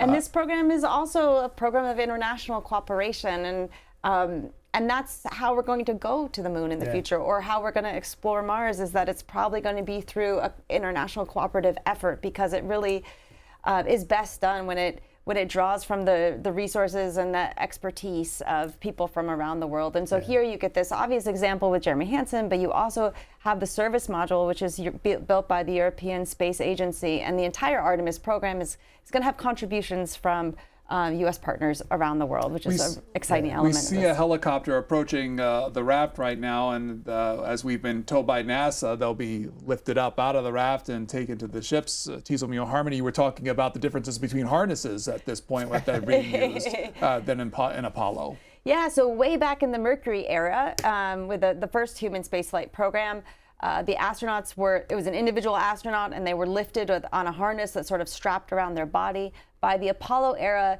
they were lifted in sort of what appeared to be like hammocks, or it's sort of a net, but structured net system, which was standard sort of Navy recovery procedure. So they really drew on the expertise and the talent of the Navy, what the Navy knew how to recover people from ocean situations. And so they used that technology and that expertise and applied it to the Apollo program. I'm not sure, as I'm watching this picture, that they noodle through all the downwash from that helicopter. So it looks like they're giving them a bit of a ride there as they're kind of hovering over. There's a lot of blowing around there happening. So, but yeah, I think there's 2 helicopters, right? 2 crew go on each one of the helicopters. We haven't seen them harness up yet, so we're got to see which technique they're using here. It looks like, I don't know if it looks like someone's holding maybe a cord to the harness, so we may see that in the next few moments as we go on, especially as the recovery effort takes place. As you're watching, let's hear from Anthony in Maryland. Anthony, go ahead. Hold on. Hi, good evening. First of all, Teasel, Jeff, you guys are doing a fantastic job. This is so exciting. Anthony, let me pause you a sec. There's the first astronauts to go from the raft as far as the helicopter. Caller, go ahead. So, first of all, great. Thanks. This is so exciting to watch. Family gather around the TV. We watch the launch. We watch the recovery. Couple questions like things in space. Entertainment-wise, are they listening to like Pink Floyd, Dark Side of the Moon as they circle the moon? I got to imagine they're doing that, right? They did pick out a lot of different music. They got a I don't know playlist. that they Yeah, listened to Dark Side of the Moon, yeah. though. I think somebody probably would have suggested that, though. Yeah, so we've heard a lot of information about the wake-up music. So this is a long tradition in spaceflight, and these wake-up songs were selected by their friends and family at home, and so I think some of them were playful or personal references led to some of those decisions. But I can tell you, at least during the Apollo era, they brought up cassette tapes. They had their mixtapes made of music they loved, and it's interesting because different crews had different music preferences, and so a lot of country music, as you might imagine, but all sorts of really fun playlists. And you can actually look up the playlist that the different Apollo crews brought up to keep themselves entertained in space. And I really hope we get more information from this crew if they were playing music as they were going around the far side. And, you know, we didn't have communication with them during that point. So it'll be great to learn more. Again, there's the helicopters as part of the recovery effort as you're seeing it play out. Again, our coverage of this recovery or the return of the Artemis II Orion spacecraft back to Earth. There's another shot that you can look at. Let's hear from John. John in California. John, go ahead. Well, first, congratulations to NASA, and thank you guys for the great coverage. I'm curious about what the options and alternate plans were today if the weather, because I'm in Northern California, and today we've had some ugly weather go through, thunderstorms and so forth. What if weather had cropped up in that landing zone? Yeah, we were talking about that before, is that there's not a lot of options at that point. You can't adjust that reentry that much at the last few hours. So I think they could have done things to course correct a day or two ahead. So I think if they were going to make any decision, it would have had to be a little bit earlier in the sequence. Once they got to today, I heard that the weather was nominal at the landing site. And I'm like, well, I think they're just coming in no matter what at this point. But I think that's where they would have made some adjustments, would have been like a day or two out if they forecasted anything negative coming in that area. John in Tyler, Texas, you're next up. Hello. Hello. You're on. Go ahead. John Sage. Two questions. How far off the coast of San Diego is this splashdown site? And the other is I'm 86, so I've watched everything from, as the other listener said, Sputnik, all the way through all the different missions. And the question is, what is the difference in the diameter of Artemis II and the Apollo? Okay, John in Texas. Yeah, so do you remember the Apollo one? So this one's like, what, 13 feet across, I think, at the bottom. So it's definitely bigger. Yes, I want to say Apollo, it's between 10 and 11 off the top of my head. Yeah, so it's definitely bigger. And so your other question was related to how far off the coast, and you were trying to look to see if there's a number. It was not far. When you see the map, you're more than 100 miles off the coast. It looks like they were pretty close by the time they landed. Yeah, but far enough that they said you wouldn't be able to see the splashdown from land. Right. So not terribly close in that sense. There's go ahead. Oh, sorry. I'll just say you were curious about the comparison of Artemis and Apollo command modules, and I can tell you at least the internal capacity difference. So I believe Apollo is 210 cubic square feet, and Artemis is 330, I believe. So what you're seeing is just off the coast of San Diego, where the Orion Integrity splashed down. We showed you pictures from people watching that from the the Air and Space Museum in San Diego. That's where Ryan Thompson was for that watch party. So, Mr. Thompson, what was the reaction, and what has it been since the splashdown?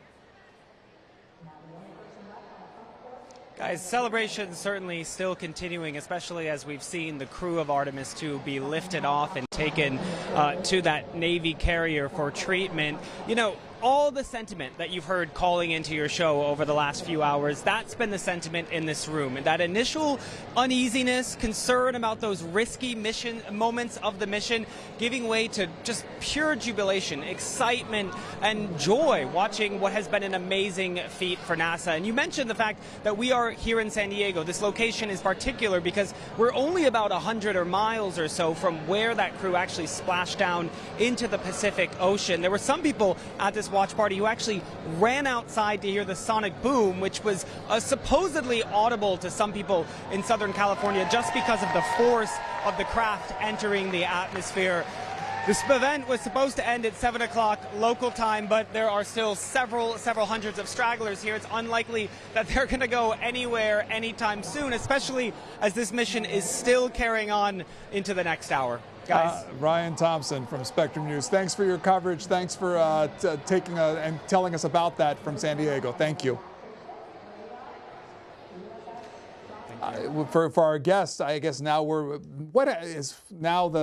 astronauts are on board. They're heading back to the ship. We talked about this earlier, but next steps. Where do we go from here as far as today is concerned? Well, yeah, and I was thinking about when Ryan said the sonic boom thing. I hadn't thought about that. Yeah. But what's happening like 3 or 4 minutes before they splash down is they're going from supersonic to subsonic. So just like the space shuttle landing at Florida, you're going to hear that sonic boom, and that's going to carry pretty well. So you might not visibly be able to see it, but I don't doubt that some people in San Diego might have heard the sonic boom. And that was right before you saw the parachute deploy.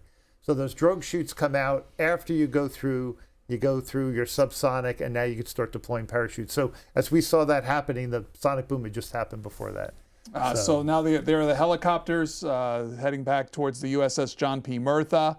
The astronauts on board getting medical examinations once they are on board. Let's watch a little bit of this.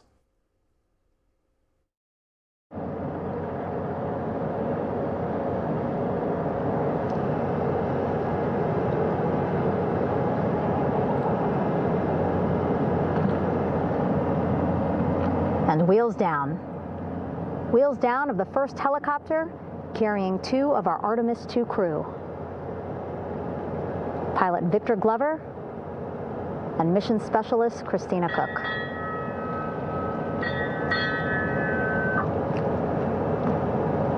Helo 1 on deck reported on the recovery loop. Again, the mission audio loops that the recovery team are using here to communicate with one another. And an announcement just made on the ship, integrity incoming.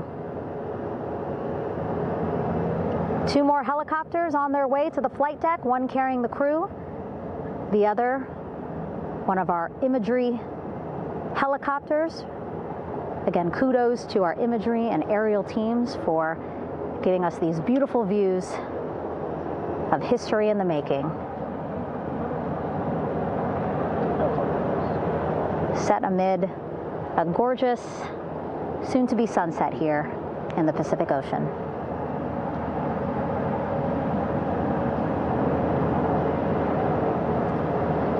Second helicopter.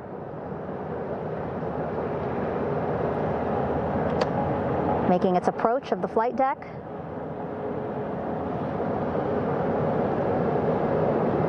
Plenty of people here on the bow with their cell phones out, filming this moment.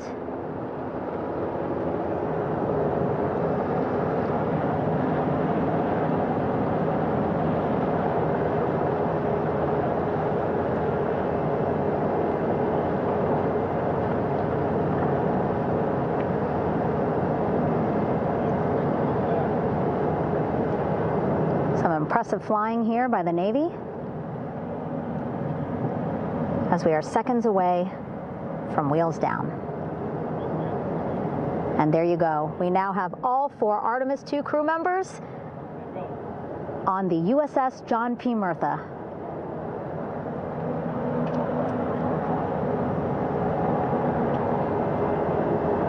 I'm sure they're happy to be out of the water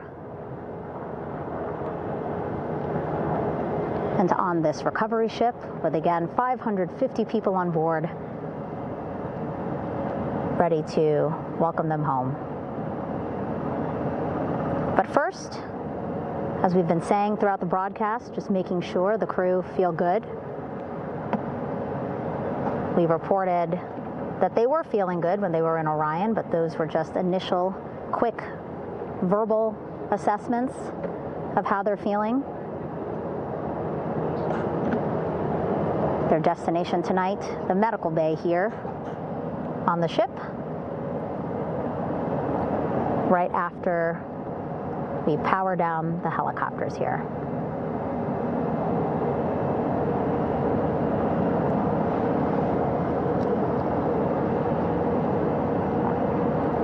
The team on the flight deck working quickly but methodically.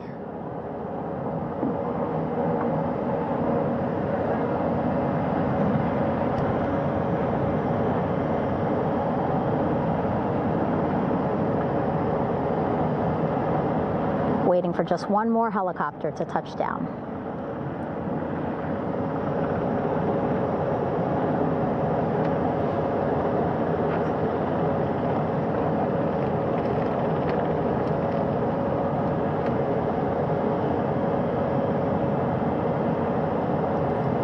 Very limited personnel here on the flight deck. Restricted maneuvering doctrine is in effect.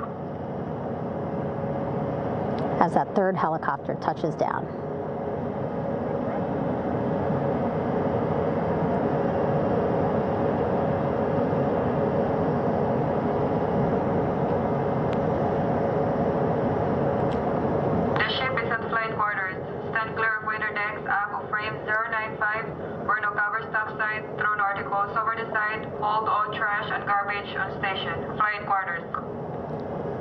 While just a few folks on the flight deck itself, there are plenty more on some upper decks. I see in some of our views a very packed crowd overhead.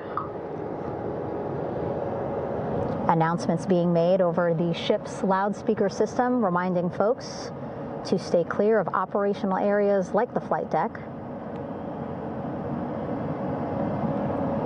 so that teams can work quickly to get the crew off of the helicopters and into the medical bay.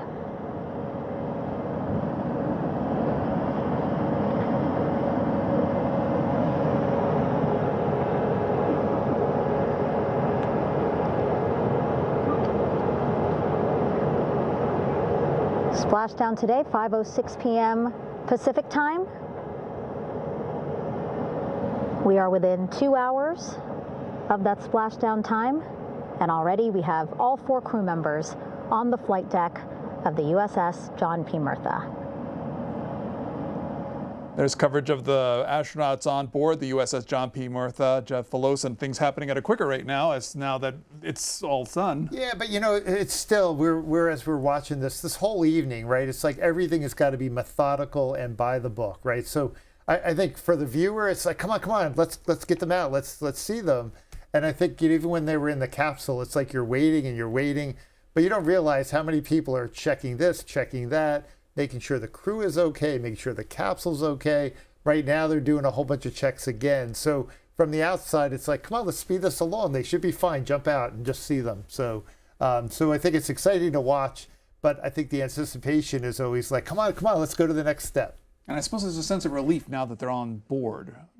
Sense of relief they're back on Earth, I suppose, but now they're on board, yeah. So much relief this evening, yes. Yeah, and everything we've heard so far is that they're doing really well, and it's just such a great sign. And every time we see them, it's a good confirmation that they're doing really well. So it'll be so exciting when they get off the helicopters, but it's just been good news so far this evening, and I couldn't be happier that's the case. And we were talking about before, it'd be great to hear from them, but it sounded like NASA's maybe a little like, hey, we'll do a press conference when we're ready. We've got a lot of things, again, we have to go through with them and do it, the initial discussions and everything before they'll let them do a press conference. But I'm hoping that in the next day or so, we start to hear more about seeing the crew and hearing from them. Viewers, we are expecting a press conference from NASA later on this evening, approximately a half hour now or so. They believe it will feature astronauts, but at least they'll be talking about the concluded Artemis II mission as you're watching it play out there on the screen.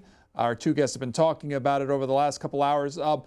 When Apollo got to this stage, how much news coverage did it get, but how long did it take for the world to find out as far as this post after? So the whole world was watching this live. Huge numbers of people were watching the splashdown, the recovery live. President Nixon was there, as I mentioned before, but hundreds of millions of people were watching this live coverage. And it was the first time the Soviet Union saw the live coverage of a splashdown. So people were captivated. Just like this mission, it took some time to get to the point where you have the astronauts able to speak to the broader public. They were able to take a shower, which I think they were in need of. I imagine these astronauts cannot wait to take a shower after over 9 days in space.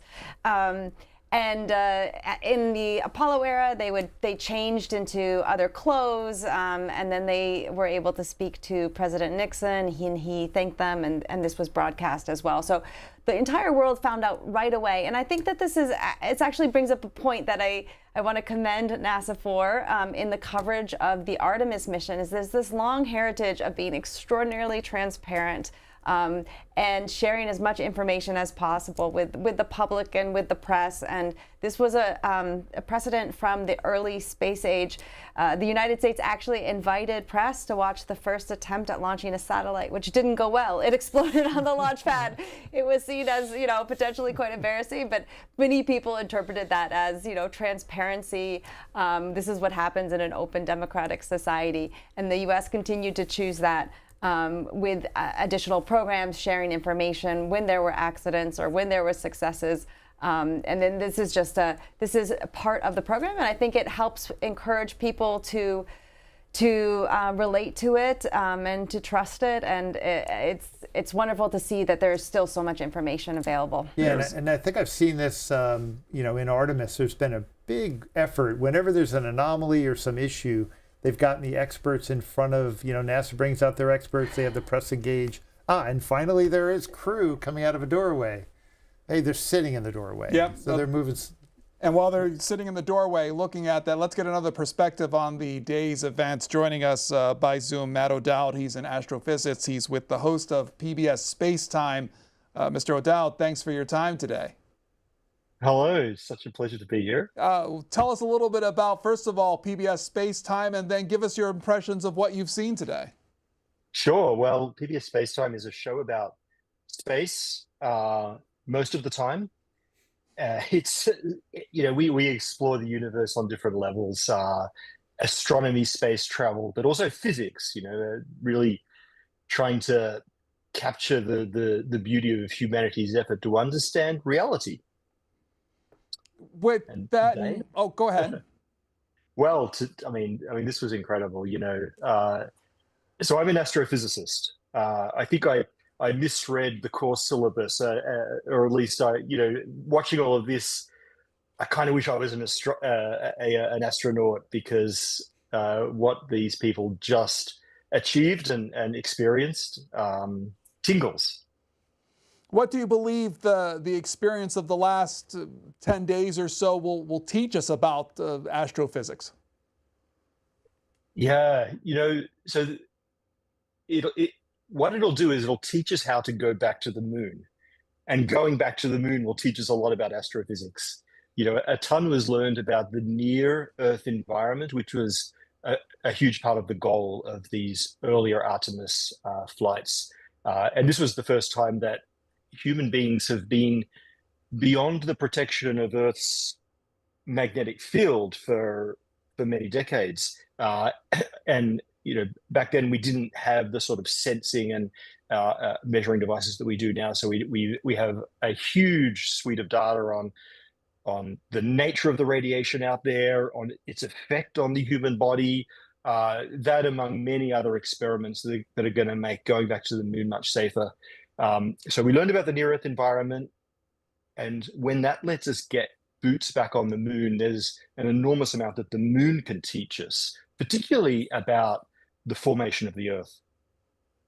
When you say that, as far as the future of space exploration by the United States or other countries, where do you think we'll learn about going back to the moon? What do you think it will teach us? I don't think people realize enough how extraordinary our moon is. In astronomy, we often say that there are two main questions. One is, where did we come from? The other is, are we alone? And the moon can answer both of those questions. We believe it formed in an extraordinary event in which a Mars-sized body smashed into the Earth during the Earth's formation and flung up part of the Earth, which formed the moon. So it's very much a part of the Earth in that sense. But since that happened, it's been kind of frozen, no atmosphere, no tectonics. It's accumulated a record of everything that's happened in the solar system since it first formed. And so by going back to the moon, understanding what it's made of, understanding the cratering, we can really get this map of the history of the solar system and the formation of the Earth. From what we've seen of the moon over the last 10 days because of this mission, did anything stand out for you as far as the pictures or other data that came back from it? They were incredible. The beauty struck me first. The far side of the moon has never been seen by humans until the Apollo missions, and there are parts of the far side of the moon that hadn't been seen until the Artemis II. It's a rugged place. It's more ancient than the side that faces the Earth, due to reasons that I could get into. But it's heavily cratered. It's quite, it's kind of toothy and ancient, and it potentially holds more secrets. When it comes to science and the work of physics, Mr. O'Dowd, where do you think that science has to go as far as the questions it has to ask of not only the moon, but our place in it and our eventually going back to it? So, we want to know how the Earth formed because we want to understand how we ended up here in this universe. But as I said, another big question is, are we alone? And the moon is a rare thing. It's gigantic for a moon. It's the largest compared to the planet in the solar system.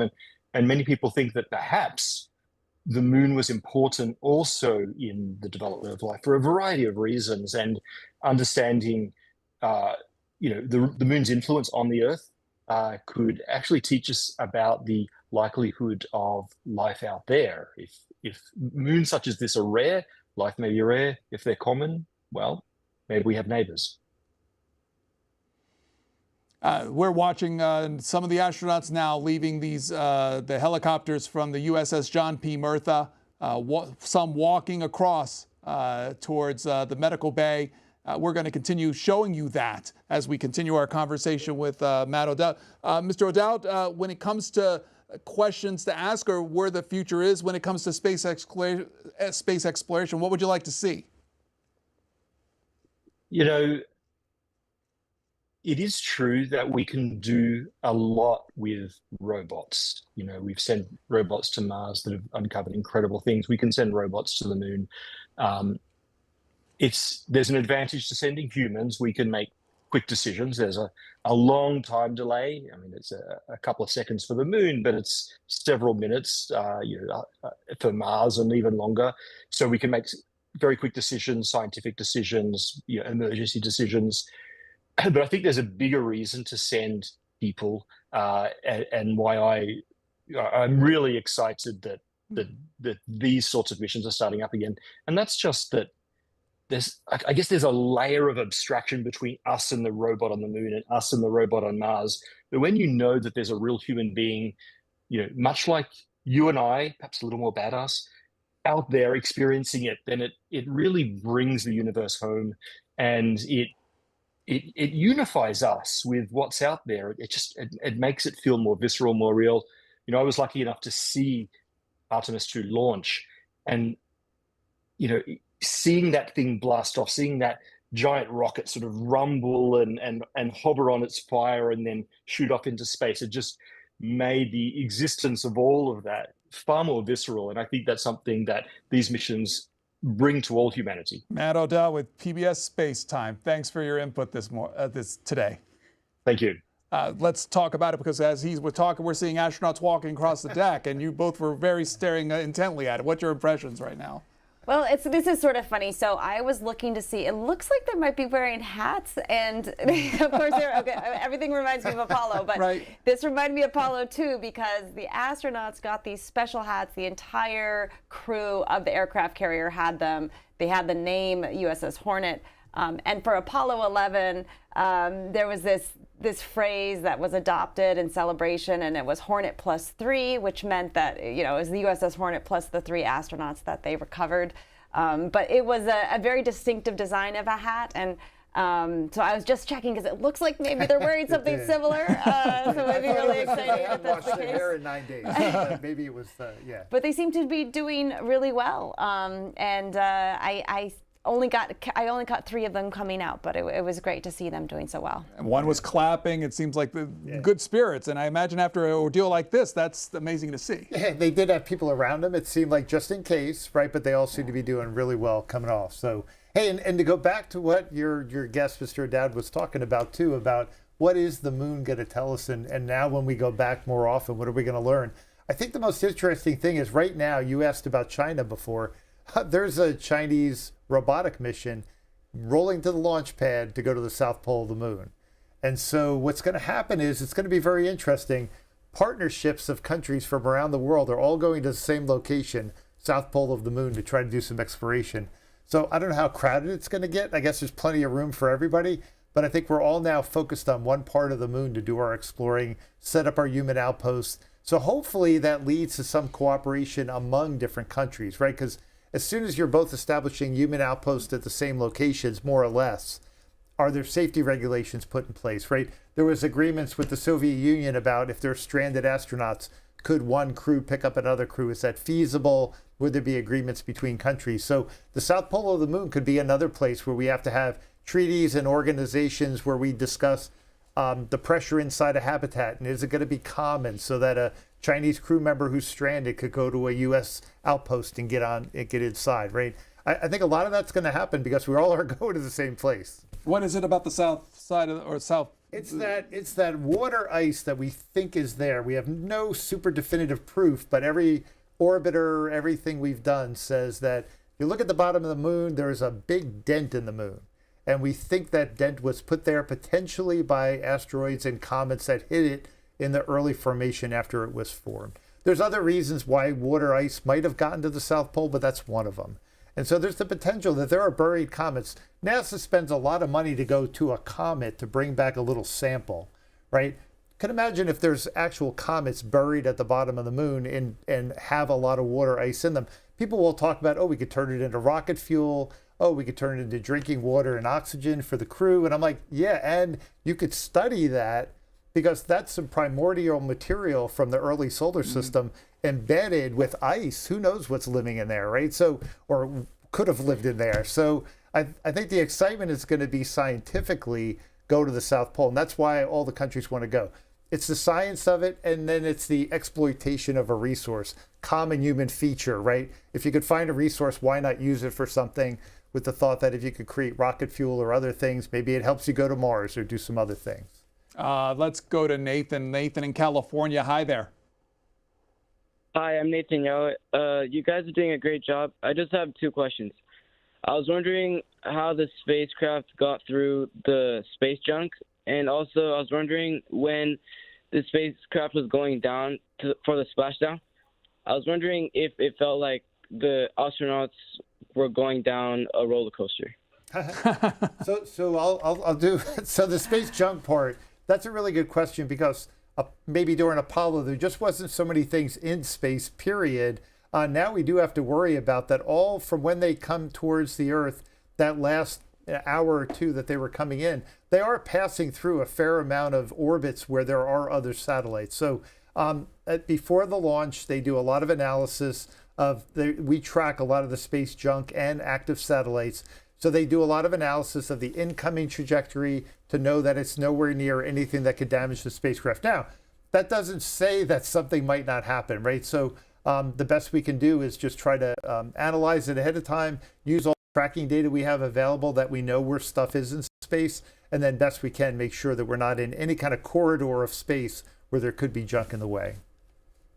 And I'll say the roller coaster, that's a great analogy. It does probably feel a lot like a roller coaster, except much more intense. But yes, that is part of the experience. And then that, when you have a roller coaster, you get the relief of feeling just a normal but you amount were of saying forces before, again. what was it, like 3G or 4G, something like that? 3.9 G is what they anticipated for this mission, and two different phases. Okay, and so the initial drop and then the second drop. Oh, and is that roller coaster-ish? I'm going to guess that is roller coaster-ish. Yeah. So yeah. So compared to those Apollo missions, this is more like a roller coaster ride. A little lighter, a little gentler. Yeah. A little gentler will also be the press conference that's upcoming in the next couple of minutes. That's the shot that you'll see, Johnson Space Center, the press conference following the conclusion of this mission. Again, stay on C-SPAN to watch that play out as our guests talk about various aspects of the mission. Now that it's concluded, let's go to Caleb. Caleb in South Carolina, you're next up. Hello. Hello. Yeah. So I actually have 3 questions. So the first one is, what happens to the capsule or the service module after the capsule detaches from it, and like what happens to it after splashdown? The second one is, what happened to the first Artemis 1's capsule? And then the final one is, will Artemis 2's capsule go into a museum? So as far as the service module, I'll do that part. So the service module definitely burns up in the atmosphere. So it has no heat shield. It's not meant to be reused. And so the goal, like many satellites, when a satellite in Earth orbit gets old, we'll put it back through the atmosphere and it'll burn up. We've designed it to burn up in the atmosphere so that nothing hits. You have to actually do an analysis of the probability of hitting somebody on the head with a piece of debris from your satellite. And you have to make sure you've designed it so that there's no risk to human life. And so same thing happened with the service module. It was specifically made to just be disposed of at the end of the mission and not be recovered. So that's that part. I don't know if you know about the capsule part for... Artemis 1 is still at NASA, and they wanted to make sure that they maintained it so that they could continue to study the heat shield. And I think they'll probably do some comparative analysis between Artemis 2 and Artemis 1. So more lessons to be learned from that spacecraft. But eventually, I would guess that both Artemis 1 and Artemis 2 will end up in museums. Will they be Smithsonian-based museums or private museums? Or He's lost to write a proposal. Yeah, we'd have to write a really good proposal. But you know, what's really exciting with this Artemis program is there's plans for so many missions, and so there'll be, like Apollo, many spacecraft. So many museums will have the opportunity to exhibit these spacecraft. So I have mentioned before that as the Apollo curator at the Smithsonian collected all of the Apollo spacecraft. But besides one of them, they're all on loan to other institutions across the country. So it was fun to see in San Diego, there's an Apollo spacecraft there, but they're scattered throughout the country. So no matter where you are, you can see which one's closest to you. And I imagine the same will be true of the Artemis program. So these spacecraft likely will go on exhibit throughout the country. Well, I like what you said before, that it could be even like the parachutes or other stuff, the suits that they wore, the orange suits. A lot of those could end up in museums too. Yeah. I'd be curious if Rise ends up in a museum. Right. I've really enjoyed seeing Rise throughout the mission. It's just so playful, such a happy face, that zero-G indicator. And I know some of them have ended up in museums. I was just looking at one at the Smithsonian. There's one of Smokey the Bear from a previous mission. So hopefully that'll end up somewhere because it's such a charming part of this mission. Marcus in Maryland, hello. Hey, how are you? Hi, I'd like to first thank you for the amazing broadcast of this historic event. And I'd like to start by saying that I work here at the United States Navy Test Pilot School at Pax River, and it's our great honor to have a graduate of our school be the commander of this incredible mission. And we feel so incredibly lucky to be part of the journey of so many astronauts. And I've actually got 2 questions for you guys. First off, when we were watching the re-entry through the thermal camera, you can see that the capsule is incredibly hot. What is the time frame it takes for that to cool down to where they're actually able to handle it? And then the second one, when you're watching the parachutes open and everything, you still have the incredible heat coming up from the capsule. What kind of rigging are they using to hold the parachutes so it doesn't fail because of the heat? Yeah. Well, so I think the first good thing is the theme tonight is Go Navy. So we appreciate all the Navy folks that have called in. So that's great. So when it comes to the heat dissipation, that's exactly, we were talking about when it landed, it took what, gosh, 20, 30 minutes at least before they got close to it. They were waiting for it to cool down. And because it has its own thrusters, there's the potential that some of the hydrazine fuel, which is very toxic, that was in there could have leaked out. I mean, low probability, but I think they were waiting for that as well. So that's why you saw that first boat approach maybe 20 minutes after splashdown. Yeah, they're waiting for it to cool, waiting to come in. And we talked about they do some kind of like a sniff test or something where they check the air in the water to make sure there's nothing toxic and that the temperature is down low enough where they can do a closer approach. So it does take a while to cool off. And we were talking about that thermal camera that you saw during reentry. Yeah, that looked like you were seeing even during that last phase of reentry where they were having gases and smoke coming off it. Smoke visible in an infrared camera, not maybe visible smoke, but showing how much heat was still built up in that heat shield. So, yeah, and I don't know about the rigging. I'm not sure if you knew anything about the how they. I love that question, and now I want to find the answer, but I don't know it off the top of my head. But I will point out that we often talk about the heat shield gets up to 5,000 degrees Fahrenheit, which it does, but it's during that 6-minute blackout period during the initial reentry into the Earth's atmosphere. And if you recall, the entire reentry is 13 minutes, and so from that after that 6-minute mark, as it's slowing down, it's cooling off quite a lot. So just a little extra detail that's useful, and also with the ablative heat shield, the part of the way that it's designed is to sort of move the heat away from the spacecraft. So it's charring as it's going through the atmosphere, and what that's doing is taking the massive amount of heat that's being affecting the heat shield, and it's charring away and stripping it away and moving it away from the heat shield. So that's part of, I didn't explain it that well, but that's part of the design. So the way that they have designed this heat shield is to ensure that the heat is being removed from the spacecraft as quickly as possible, and that's that ablative heat shield approach. We are expecting that press conference from NASA to take place around 10:35. Again, stay with C-SPAN for the start of that. Let's go to Steve in Wisconsin. Hi. Hi. I'm going to just congratulate you guys on the great coverage. I have a couple questions. What does it feel like in the module as they're going through the atmosphere? I know they say it feels pretty rough on the way up. Is it really rough on the way down? And also, I was wondering as far as the Apollo astronauts, the living ones, do you have much contact with them anymore? That's probably for Miss Harmony. Let's start there. Sure. I do. It's such a privilege. I have felt so lucky to be able to do quite a lot with the Apollo astronauts. So sometimes we do programs with them. I reach out to them. One of my colleagues is discussing astronaut training for lunar geology with one of them. So yes, we engage with them as much as possible. They're really an incredible resource. So it's been an absolute privilege. I really, really enjoyed getting to work with Michael Collins from Apollo 11. While he was still alive, a great contributor to the Smithsonian National Air and Space Museum. He was the director of the museum when it opened in 1976 and remained really engaged with the museum, donated a lot of his personal collection, but was really active and in the outreach throughout his lifetime, even after he left the museum. And Jim Lovell also did quite a lot with us. I had a very fun Apollo 13 50th anniversary event with Jim Lovell because, of course, the Apollo 13 anniversary, if you know the mission, it was the successful failure mission. And the anniversary just so happened to be at the beginning of COVID. And so all of the celebrations had to be moved online. And he joked about how this was just so fitting for his mission, a great sense of humor. And this was the beginning, so we rigged up some kind of virtual thing with his phone. And he was a great sport in his 90s at the time, but really still, making a priority of telling the story of Apollo, sharing those stories with the broader public, and being engaged with the Smithsonian and other museums across the country.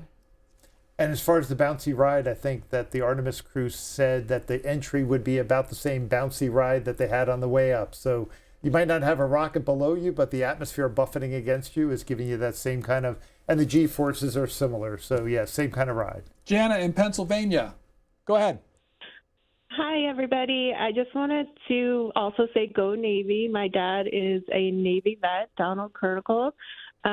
Lastly, my question is, my son told me there was a dog sent to space by the Soviets, I think in the 50s. Thinking about the future and possibly having a space society up there, do we think that the United States is going to send a dog back into space? And lastly, I just want to say hi to my son Landon and my nieces Zoe and Allie and my nephew Owen. I like this idea of pets in space. That's really fun. Some of the astronauts have gone up with animals, but it's usually for experiments, so like fish, or there were spiders on Skylab because they wanted to see whether or not spiders would weave webs the same in space as they did on planet Earth. In the early days, NASA and the Soviet Union sent up animals. This was a way to ensure that spaceflight would be safe for humans, and so the Soviet Union really focused on sending dogs into space. The U.S. sent chimps, and there were other animals that got to travel in space as well. So there were turtles and flies and all sorts of things. But I don't think there's actually been a pet yet. So that's an interesting idea for future missions. So that first dog flew in 1957. He was the Soviets' second successful launch to get something into orbit. That dog, Laika, did not return safely to Earth. Future dogs and future chimps and others did make it safely back to Earth. So, but that is, I do like that idea as well. But I think on the moon, I'm going to imagine robot pets. So like little robot dogs, maybe. So maybe that's a starting point. So. The cat people are probably protesting for that. But Alan in Oregon, we're running a little short on time, but go ahead. Okay, two quick questions. They keep showing the video of the splashdown with the parachutes, and my question is actually about the parachutes. In case something happens to the parachutes, the drag chutes and the main chutes, what would be plan B and what would be plan C? Second question is the velocity upon splashdown, plan A, or the velocity of splashdown for plans B and C? Thank you. Yeah, I don't know, and maybe you've heard, I know Apollo, you said there was one where not all three deployed. They do design it so that 2 deployed chutes at the end should be safe to bring it down. Now, 20 miles an hour is what they land at on a normal 3 parachute. I'm not sure how that changes if you only have 2 full ones. I think they're still trying to limit it because you can't get that too high or the shock to the crew would be too big. So, but I know you had talked about that on Apollo. It didn't always have 3 chutes. Yeah, there was one Apollo mission that came down with 2 chutes, but it actually didn't increase the speed all that much, surprisingly. So I believe they came in at 22 miles per hour as opposed to around 20. So it's a relatively close, relatively comfortable ride. There are, with the Apollo spacecraft at least, there were a few things built into the design of the command module to help lessen the effects of the impact on the crew. So there were these crushable ribs inside the spacecraft, about 4 inches thick. So those compressed at splashdown, and then the astronaut seats were somewhat suspended, and so that also acted as a shock absorber. But it is a really good point that, when we're watching them, it's the same moment as launch where you're worried about that rocket safely doing its job. Those parachutes have to do their job. There's just no way that capsule survives if parachutes don't deploy. We only have a few minutes left, so let me ask you this. Sum up the last 10 days. The standouts for you. Goodness, that is so hard. I know it's wrong to do it. I feel like the last 10 days have been so overwhelming in a really good way, and then I'll have more of an answer to this as I process it all. But it's just, it is so exciting when something that seems unbelievable, like how is this going to happen? This is such a challenge. It's going to be, there's so many things that need to be pulled off, and it goes so extremely well. It's a bit overwhelming.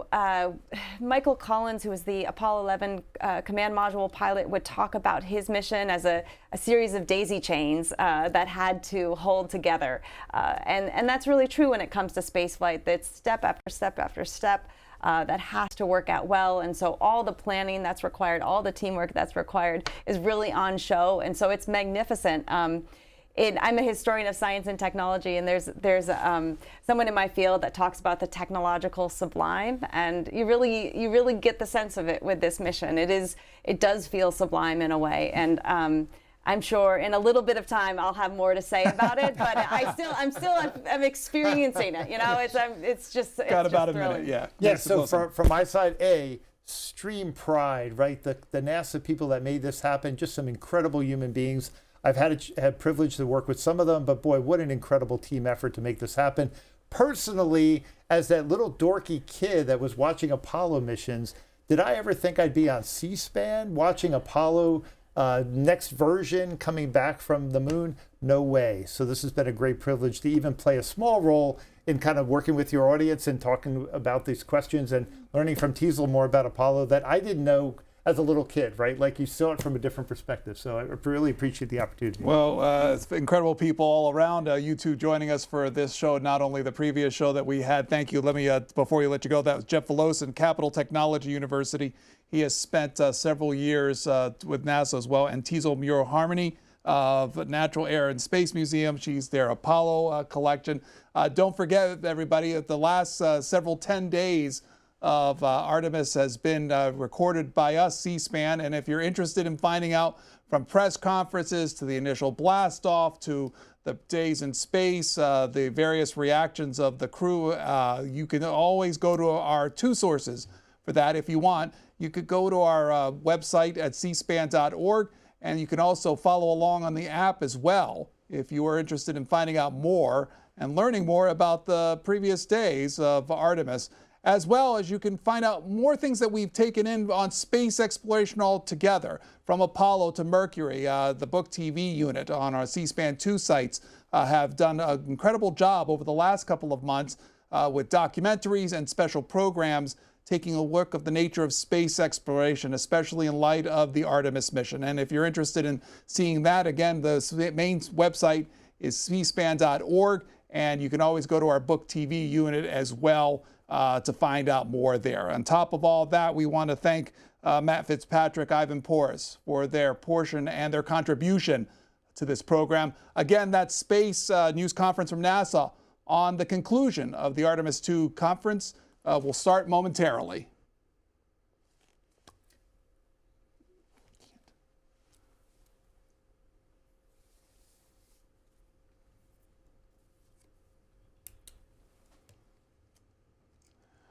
And as we wait for the conference, let me ask you this. I know we concluded it, but let me ask you this. As far as things you want to learn about from NASA officials, what would you like to learn from them as they do this? I want to learn about those riggings now. I love that question from the caller. I think that is like such a great point. What do you do with all the heat and the heat shield and its effect on those parachutes? So I hope they answer that question, and if not, I'm going to look it up. Mr. Velosin. I'm just hoping that they give us a little bit more insight into what we were not able to hear and see during that whole recovery operation, right? So I was kind of hoping we'd see inside the capsule. We'd hear more of the crew talking to the recovery team. So I'm hoping we get a little bit more insight. I know we hear it was perfect as a trajectory, but let's hear about what exactly was going on. Let's exactly hear from it. We'll take you to that press conference right now. 3 good main shoots. And brought them home. Good evening and welcome to NASA's Johnson Space Center in Houston. I'm Rachel Kraft with NASA Communications. Several leaders to talk about the successful mission. They are Dr. Lori Glaze, head of the Artemis programs, Rick Henfling, entry flight director, Howard Hugh, Orion program manager, and Sean Quinn, exploration ground systems program manager. We'll hear briefly from them and then take questions from here in the room and on the phone. And with that, we'll start with Amit. Good evening. Yesterday when we were in this room, we told you that the crew would put their lives behind our confidence, and they did. Yesterday in this room, we told you that today belongs to the engineers and technicians who touched this machine, and it does, and their work was good. Welders at Michoud shaped the heat shield and joined the rocket. Technicians at Kennedy packed parachutes, stacked the vehicle, stacked Orion, stacked SLS. Engineers in Bremen, Torino, and across the Alliance built a service module. Workers at Utah cast the boosters. Teams at Stennis fired the engines. Flight controllers in this building in Houston sat console for 10 days straight and sat silent in the night for 6 minutes while plasma took the signal. Navy divers pulled the crew out of the Pacific in an incredible way. The vehicle spoke for all of them. And at 25,000 feet per second, it said the work was good. As we say in our business, physics votes last. The families of the crew said this week there had been happiness and joy, but also anxiety, wanting to get their loved ones home safely. I was with them tonight. 4 families sat through those 6 minutes, and their courage is the same as the crew that just came home. Yesterday, Flight Director Jeff Radigan said we had less than a degree of an angle to hit after 250,000 miles to the moon. And their team hit it. That is not luck. That is 1,000 people doing their jobs.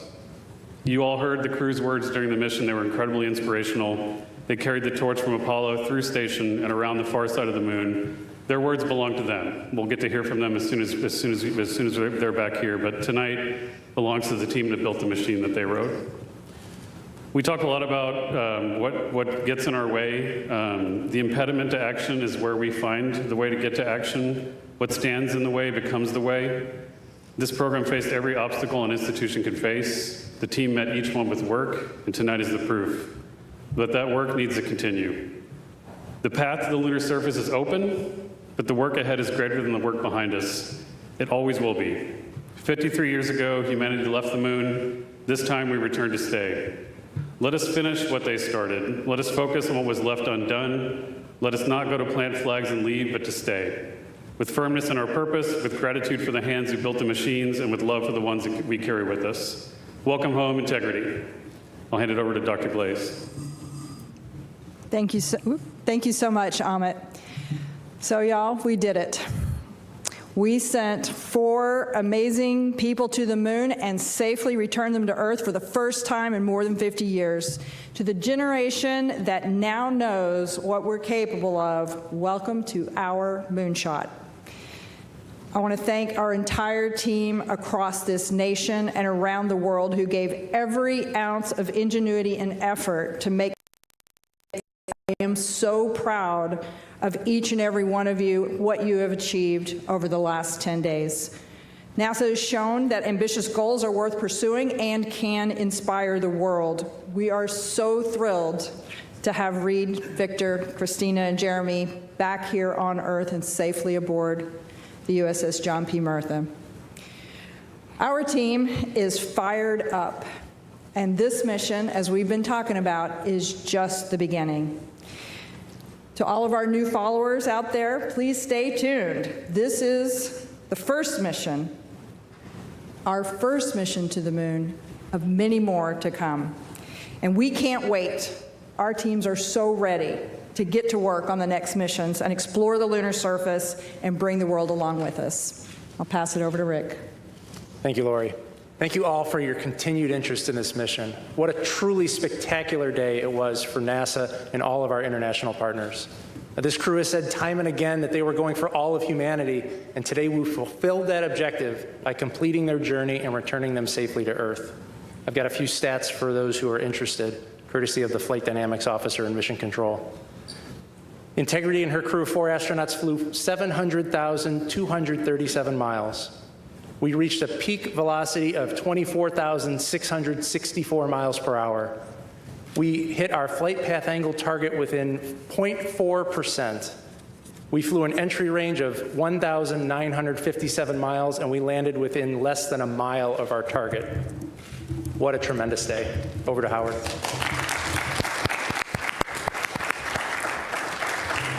Thank you, Rick, and thank you to the flight control team. What an outstanding job.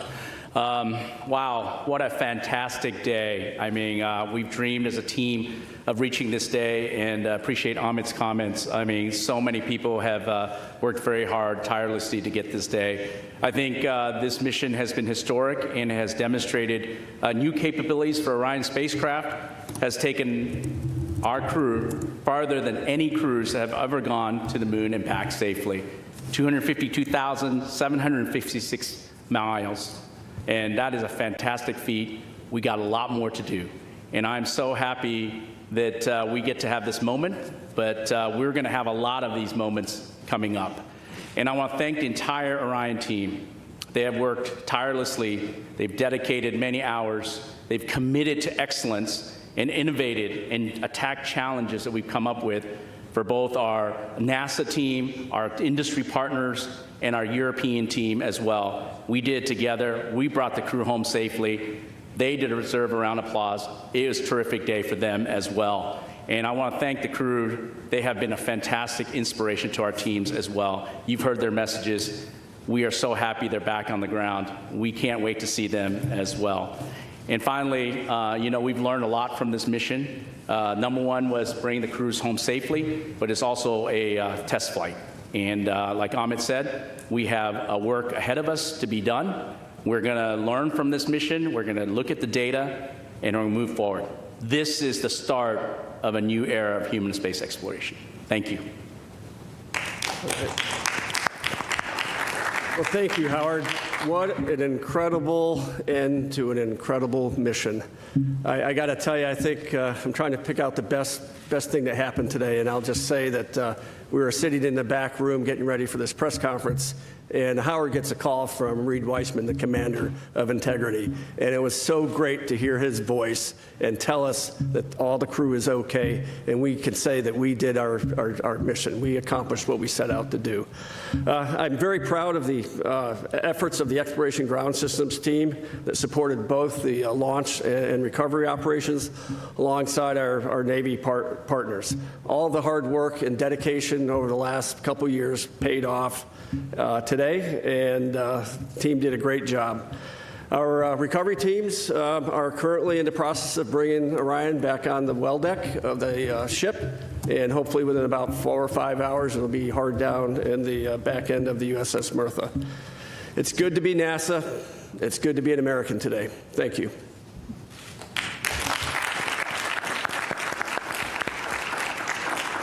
All right, it's time now for questions. We'll start here in the room and take several from the phone. For those on the phone, you can press *1 to get into the question queue, and please limit to one question if you can. We'll start here with Joey. Thanks so much, Joey Roulette with Reuters, and congrats on a really nice mission. Curious to hear more about how the astronauts are doing, where are they going to sleep tonight, and then also, when do you guys expect to announce the crew for Artemis III? Thanks. So the answer to your second question, Joey, is soon. I will not put units on that value, but soon. Rick, you want to talk about the crew, what they're doing?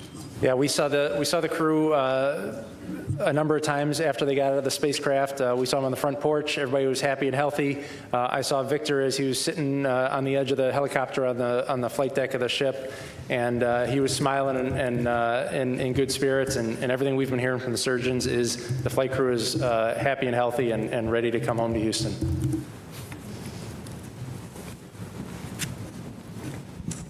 Hi, Lauren Grush with Bloomberg. Congratulations again. Obviously, it's been such a great mission to watch from start to finish, but I guess I'm wondering if you had to categorize, this was a test flight. What would you say is the issue that you feel maybe the most grateful arose during this mission so that you could apply that lesson learned to the next? Maybe you. Like me, Howard, why don't you take that one? Yeah, I think we're taking a lot of lessons learned. Certainly, learning about how the crew operates a spaceship has been a really great learning experience, and flying and ability for them to test drive for our spacecraft has been good. I think, as we mentioned previously, our pressure control assembly, where we discovered a leakage through the system. I think we learned a lot about that. That is a new finding. Certainly, we're going to go investigate that. We're going to look at that and move forward to make sure that we make some changes if necessary, but we'll get to all the data and we'll go forward from there. Marcia. Associated Press, Marcia Dunn. The administrator described the crew as great communicators, almost poets. This is going to be a tough act to follow for the upcoming crews soon to be picked. Talk about this crew in particular and what they brought to this that went beyond the scientific and the research and the engineering, please. I'll just say that this particular crew, they've gotten to know each other so well. So each of them individually are just absolutely amazing individuals. But they, as a group, you could watch them and what they brought as you watch them in Orion over the last 10 days operating just seamlessly between the four of them. Just the teamwork, the camaraderie, I think they really brought an amazing sense of what we're trying to achieve with this mission. It's the mission for all humanity, a mission for all, and they really did represent that and tried to communicate that. I do know that our entire astronaut corps is spectacular, and so I have no doubt that the next teams will also rise to that level. Jackie. Hi all, Jackie Waddles, CNN. Congratulations. Question for Rick. I'm really anxious to hear what that blackout during reentry was like for you. And also just wanted to ask, that splashdown target being less than a mile off is incredible. Can you walk us through if anything, was outside of ordinary? I know we heard on comms there were some sensor issues just before entry interface. Just curious to hear more about that. Thanks. Sure. So, blackout, there's really no beating around the bush with that. It's a difficult time because the flight control team wants to see data. We want to look at the data. We want to be able to provide input to the flight crew on how to fly their spaceship. And when we don't have data, we're trying to figure out what to do with ourselves. But we knew when blackout was going to start. It started when we expected. We knew when it was going to end. It ended when we expected. And so that gave us the trust that the spaceship was flying itself correctly. As far as some of the cautions and things that came up on the way down, the prop cautions, they were, we think that, again, that was learning of the spacecraft. Some of the limits are set a little bit tighter than we probably should have had them set, and we dispositioned those and moved on. As far as the comms post-landing, we don't quite know what was going on there, but we worked around it. We had comms with the recovery team, and we safely handed over the mission authority at the right time. Okay, Josh. Hi, Josh Denner, space.com. Really excited to hear that the crew is doing well. I'm interested, we saw Victor sitting on the edge of that helicopter once they landed on the ship, and it was great to see them all, walk across the deck. They were set to do an emergency egress test with a ladder, a backpack, I'm wondering if they've performed that yet, how soon they will be performing it, if they have, how it went.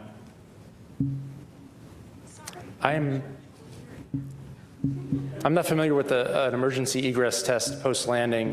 Given that this was a test mission, the number one goal was to get the flight crew out of the spaceship as fast as we could, and we weren't looking at any post-landing objectives. Yeah, we did do, I think, back when we were back on the launch pad, we did, during the CDDT, we did an emergency egress, but yeah, that's the only one I'm aware of that. Yeah, but we'll check on it for you.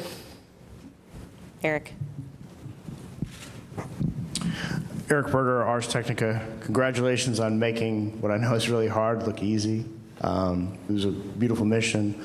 Amit, you said the work ahead is greater than the work behind us. Can you talk about, as sort of NASA rises to these far greater challenges in Artemis 3, Artemis 4, and building the moon base, how important it is for you and the agency to be flying humans in deep space again and sort of to be at an operational cadence? This has to be pretty uplifting to the workforce to put the 50 years of not being back to the moon behind us. Yeah, it's huge. I mean, flight cadence and iteration is the key to reliability and safety. We were waiting to fly this mission for several years. A lot of that was because of the issues we saw during Artemis 1 and making sure we did that the right way, and we tried to make sure the machine was perfect before we flew it. But the real way to do that is to keep iterating, to keep flying, keep learning, keep getting data in the flight environment. So that piece of how we've changed the architecture and demanding that higher cadence is going to be, I would say, mandatory for us to be successful. We need that muscle memory to exist. We need the data to keep coming in, and we need to be able to quickly iterate and change the machine as we learn from it. Everything we learned from Artemis 2, we're going to get right after it, but I would say it's essential. Okay, Irene. Irene Klotz with Aviation Week and Space Technology for Amit. What do you think will be your biggest challenge to ensure that this mantle and responsibility of inheriting what Apollo did does not end like Apollo? I think we've talked about this a little bit before. What the architects of Apollo, Gilruth, von Braun, Siemens, Mueller, what they really wanted to do when they were given the challenge of expanding the range of action to the moon was to learn to live and work in space for a long time. They wanted to do that first. I talked a little bit about this with Rob earlier. I think, you know, and of course, because of the nature of the environment they were in, you know, they were in a race. They achieved their objectives. They were geopolitical as well as technological. But once it was done, it was done. And I think the foundation they wanted to build on is what we went to afterwards. So we wanted to, you know, investigate reusability with shuttle. We did that. We wanted to learn to live in space for a long time with station. We've got to that point now, 25 years of occupation. And now it's interesting. I think where we are with the program is kind of where they wanted us to be before they decided to go do that, to actually enable a sustainable presence, to learn how to live and work there for a long time. So, you know, it's a weird irony of history that, you know, it took that long for us to do that, but we weren't sitting idle while that happened. We developed the capability to have an enduring presence, you know, in space, and now we're going to take advantage of that now that we've reached back to the moon. Okay, we'll take one more in the room from Ken Chang, and then we'll go take several from the phone. Hi, Ken Chang from New York Times. I guess for Rick and everybody else, can you talk about what the last 13 minutes were like? There had to have been some anxiety, and what was the moment where you could finally relax, and when did you start celebrating in Mission Control? Well, certainly there's anxiety. If you didn't have anxiety bringing the spacecraft home, you probably didn't have a pulse. You know, I have a lot of trust in my team. We've got all flight controllers in the room on entry day went through a rigorous training process, and they are the system experts on their respective part of the spacecraft. And so while there's anxiety, there's a lot of confidence because the team is there to do a job, and we've trained well, and we executed well. We all breathed a sigh of relief once the side hatch opened up. That's when we brought the team in. We said a few words to the flight controllers. And then we turned around to the families and waved to the families and gave them a thumbs up. And we all watched as a flight control team as each of the 4 astronauts got out of the spaceship and were hoisted up onto the helicopters. It was a great day. Okay, we'll take several questions from the phone now. The first one is from Micah Maidenberg with the Wall Street Journal. Hey, good evening. Question for Lori or Howard. I know it's very, very early here, but any initial thinking about the heat shield performance relative to Artemis 1? And could you walk through how the heat shield will be assessed in the coming weeks and months? Thanks so much. So I'll just start, and then I'll hand it over to Howard. How's that? So, you know, initially we gathered a lot of data already. Certainly you saw there were aircraft that were positioned in order to do some imagery and collect data. So we've got some of those data that can be analyzed in the coming days and weeks. We also had divers below the surface that took imaging of the heat shield before it was brought onto the Mertha, so that we could understand exactly what state it's in after it landed. And so I think we've already begun the data gathering piece of it. I'm sure there'll be more assessments once we get on the ship. And then Howard, why don't you talk kind of what the next steps are? Yeah, we already have 2 of our heat shield experts on board the ship, and so when we get the crew module into the well deck, and we'll do some inspections right off the bat. Like Lori said, we've got underwater divers that are taking pictures, and then after that, once we've inspected that on the ship, we'll transfer back to Kennedy Space Center. We'll have opportunity to look in detail and do scans of the heat shield, and we have a lot of good data from that. We also captured a lot of great imagery. Obviously, we haven't had time to digest all that data, but we will in the next several days, and make sure we understand if there's anything that happened that was anomalous. But we're very excited. The team is very excited to get that data from both the imagery and seeing it live in person. Next up is Jackie Mogensen with Scientific American.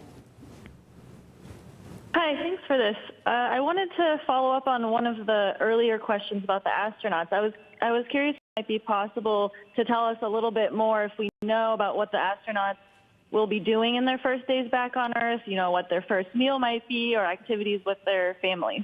Thanks so much.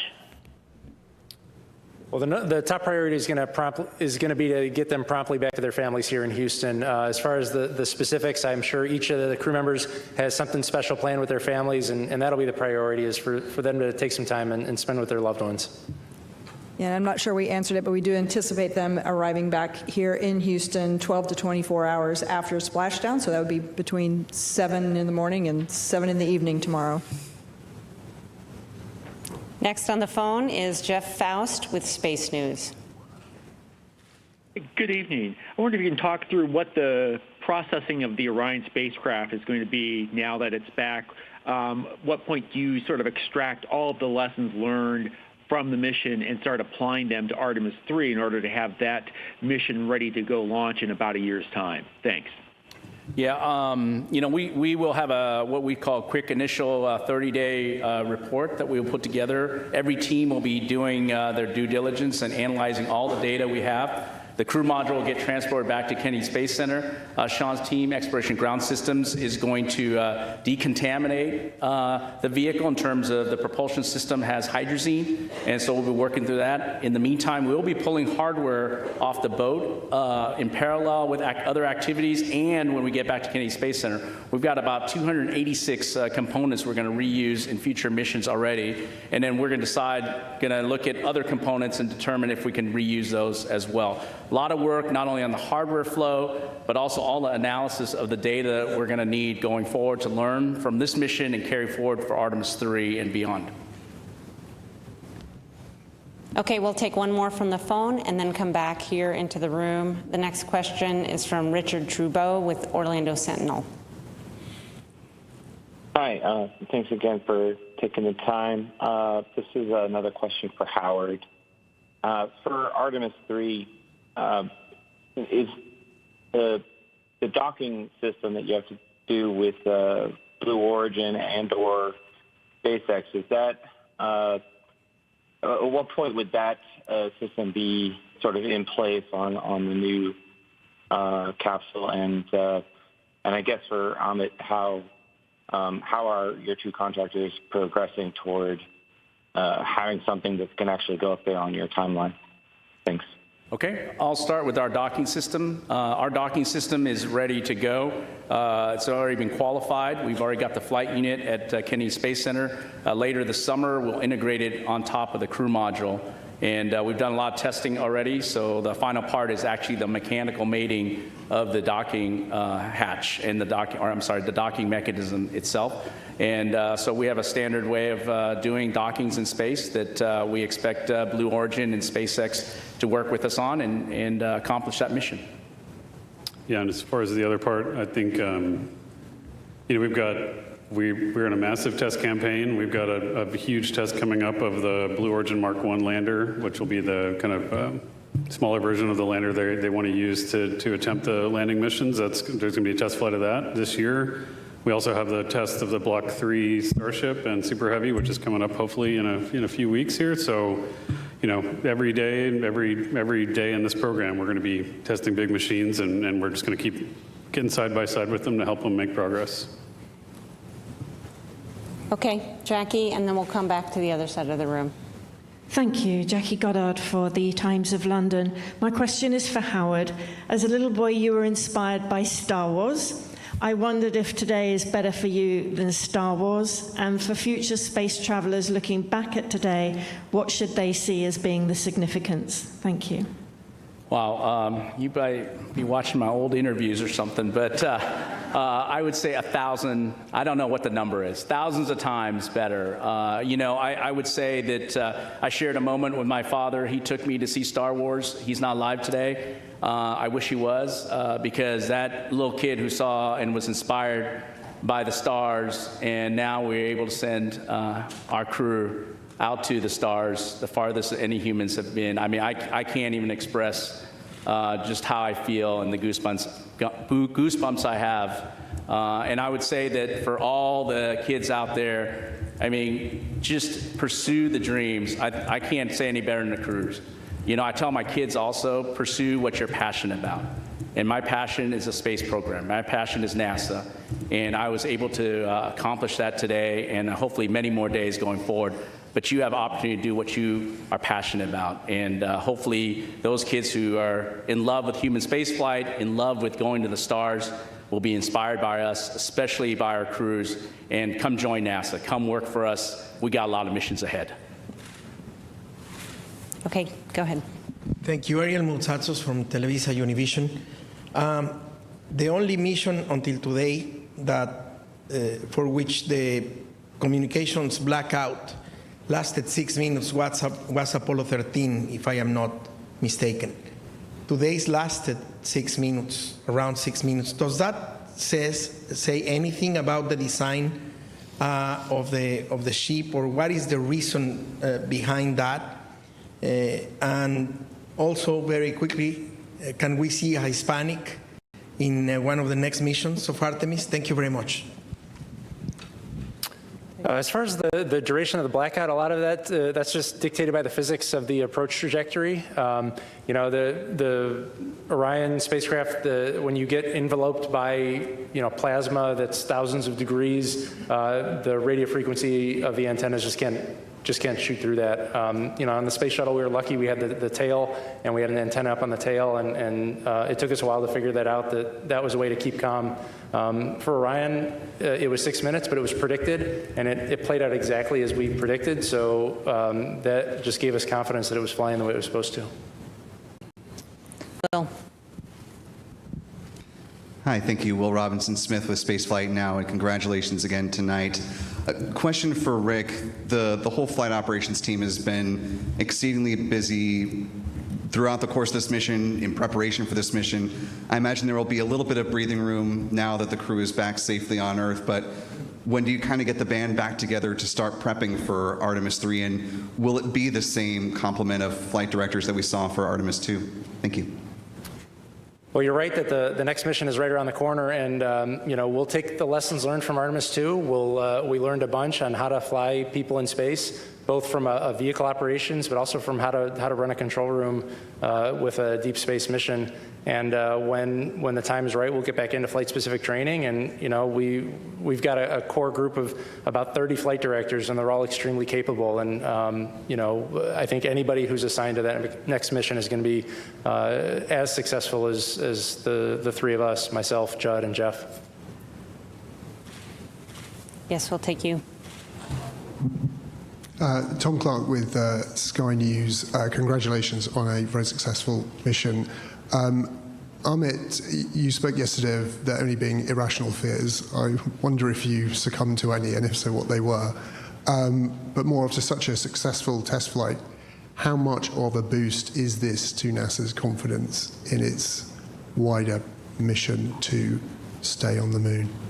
I mean, for the campaign, this is a huge step. You know, for us to build confidence, not just in our understanding of how this machine performs, but just that this organization can rise to the standard of qualifying a vehicle like this for crewed flight. I think that's huge. It took a lot of discipline and a lot of changes between Artemis I and now to get there, and the team really rose to the equation. These folks here, they did a tremendous job of instilling the amount of discipline and rigor and belief in the qualification standards to make sure this is going to work. And so to me, that was almost the biggest objective of this mission, was to prove to ourselves that we could move to crewed flight, but maintain the same level of risk knowledge and understanding, but also really focus on what that looks like. To your point, it is when you fly the crew, when you fly any crew, you can be paralyzed. You can almost be paralyzed by risk, because you become so close to them. You understand what's at stake. When you with the families, you understand what's at stake. But the crew knows this, and we have to do it too. But organizationally, understand that what we do is we take calculated risks, and that it's going to take risks to explore. But you have to make sure you find the right line between being paralyzed by it and being able to manage it and bound it the right way. Okay, Andrea. And then after that, we'll come to Michael, and then take Cyril on the phone. Andrea Leinfelder of the Houston Chronicle. This question's for Rick. I enjoyed seeing the flight controllers storm into a white flight control room, and I was just wondering, were those the controllers from the back room? Were there people who were off duty who just couldn't be away? And why was it important to open the room to them and to let more of the Houston workforce celebrate that moment? Thanks. That was anybody. I made a call out to anybody who had worked the mission, no matter what shift or what room you were sitting in, to come into the room and just soak in the moment with the rest of the operations team. They all deserved it. They worked tremendously hard, both pre-flight and during the mission, and it was a time for us to celebrate together before celebrating outside of that room. Okay, Michael. Hi, Michael Atkinson, Houston Public Media. Congratulations again. My question is also for Rick. I think that we've asked the crew several times if they felt the weight of this moment, and I'm curious if you felt, or if your other flight directors felt the weight of this, that as you were going through all this, you're like, this is what Gene Kranz felt, this is what Chris Kraft felt. Did you ever feel that moment? There were a couple of times where you have a lull in the shift, and you can kind of sit back in your seat and just look out the window. I do that at ISS a lot when I work down the hall working in Ficker 1. You just enjoy the view. As I worked early in the mission on the planning shift, the moon was getting bigger and bigger, and it was fun to just sit and watch the moon get bigger. And then as we worked on the entry -1 day shift yesterday, and then on the entry shift, it was fun to watch the Earth get bigger. And it was fascinating to watch orbital mechanics take over. And in the last day when I took the console, I think we were, earlier this morning, I think we were over 50,000 miles away from Earth, and we made up that last 50,000 miles in the last 8 hours. And it's a fun job to do. All right, we'll take several questions from the phone. We have Anthony Leone with Spectrum News. Hello, it's Anthony Leone with Spectrum News. Thank you so much for taking our questions. This is certainly a historic moment. NASA has kicked off the return of humans visiting the moon. How does it feel to write this new chapter in our history book? I have to tell you, my background is in planetary science, and I was an active planetary scientist for a couple of decades, and I had this incredible honor to come over and work with the human spaceflight side of NASA and the team that have put this together. But as someone who has been interested in what we can do in exploring the moon and going beyond low Earth orbit, I think the weight of this mission and just how incredibly impactful it is that we have actually achieved this. During our lifetimes here, we have done this, right? When I was, Apollo was when I was a child, and to be here now and say, we actually did this, we've gone back and we're going to go build a moon base. We are going to have an enduring presence on the moon. Just incredibly powerful. The next question is from Manuel Masanti with Exploración Espacial. Thank you so much. Congratulations to everyone. Manuel Masanti with Exploración Espacial.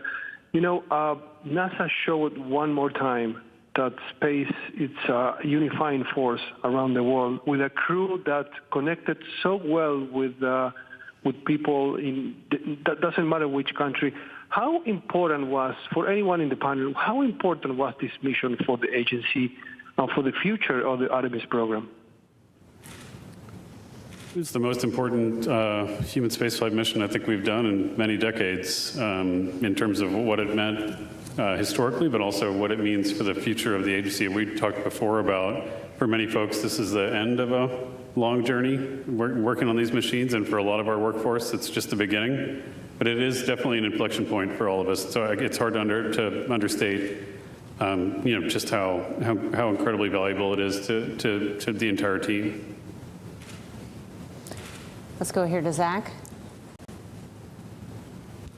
Yes, thank you. Congratulations. Zachary Albert with the Launchpad from Canada. Ahmed, if you could send a message to NASA in 50 years. We've taken a lot looking back at the last 50. What would you say to the administration and the NASA then, when hopefully we've become a multiplanetary species? And for each of you, is there a word or a quick phrase on how you hope the history books classify this mission that started us going back? It's a couple weeks ago, I was with the administrator. We were doing a different event, and we were talking about how we were really going to make choices and change our focus towards the moon, towards building a moon base, towards doing incredible things again. And right before he and I walked up on stage, he turned to me and he said, at some point, people are going to look back at what we were doing, and we're going to be like those guys that were hogging out logs to cross lakes just to see if we could do it.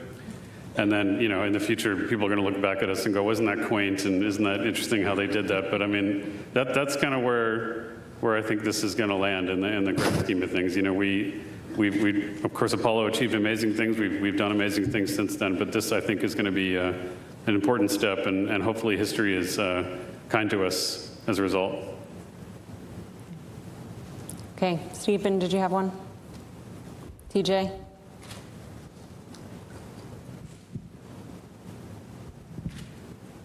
TJ Musco with the Epoch Times. Thank you all so much, and congratulations again. My question is about the two backups. You know, they've trained for this mission themselves all the way. I'm not trying to ask if they're going to be on, trying to get you to tell me if there are Artemis 3 or not, but can you tell me a little bit more about their fate? Because during Apollo, it seemed that the backup crew of one mission was slated to be the prime crew of a later mission. So both Jenny and Andre were part of this crew in every way. They trained with them. They were in the White Room when they were closing it out. They were with them. The families were together. Jenny was with us in the viewing room today. So they're part of this crew, and I'll leave it at that. Yes, go ahead. Thank you, Dr. Allison McGraw from Mysterious Meteorites. Given the crew's successful demonstration of the 4K video stream with the laser comms, will there be another test of this, and what does this mean for TRL readiness level for, say, a planetary spacecraft mission? Thank you. You got it.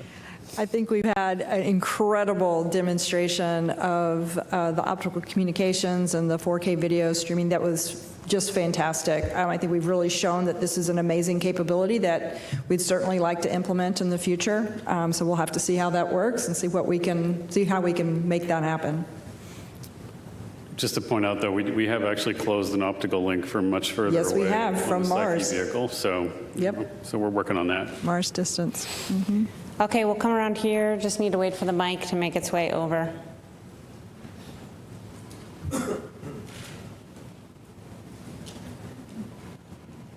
Hi, thank you again for doing this, and again, congrats on just such an amazing mission. Beverly Casillas for Space Scout here, and I just had a quick question. We've seen some really incredible imagery throughout the course of this mission. It's been great, you know, to get that downlinked quickly with the laser comms. And I'm curious how much of that imagery that was taken during the mission on board has been downlinked, and how much of that still remains on the spacecraft to be recovered later. Thank you. I don't happen to know the official stats, but we can certainly follow up with you at a later date. I do know that Reed had made the comment that even though they sent back quite a bit, that the stuff they have with them is pretty amazing. So once we get it off the physical media on the vehicle, hopefully we'll be able to get it to you guys soon. Yeah, we'll get all those SD cards. We'll get them all downloaded. And of course, all of the imaging that was required on Monday, that was the science imaging, all of that will be made available through the planetary data system and, yep, archived. Okay, we'll take a few more from the phone. Next is Alejandro Turnbull with Space Scout. Hi, congratulations everyone on a fantastic mission. Question for Rick. As the spacecraft was descending under parachute, we saw on the infrared camera some plumes emanating from the vehicle that looked like either venting or thruster firing. Just wondering if you could speak a little to what the spacecraft was doing then, what exactly caused those plumes. Thank you. Yeah, not knowing the video that you're referring to, I would imagine that's probably the spacecraft reorienting itself. When we're on our main parachutes, we do a reorientation to ensure that the most robust structural portion of the spacecraft contacts the water first. And so I suspect the plumes you were seeing were the crew module reaction control system thrusters firing. The next question is from David Denault with About Space Today News.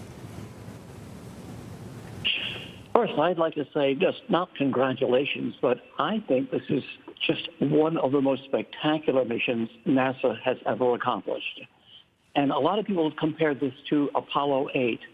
And I can tell you there is no comparison to what has been done with the Orion spacecraft and the technology from our European Space Agency partners.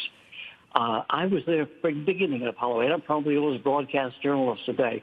But my question to each of you, what was your wow moment?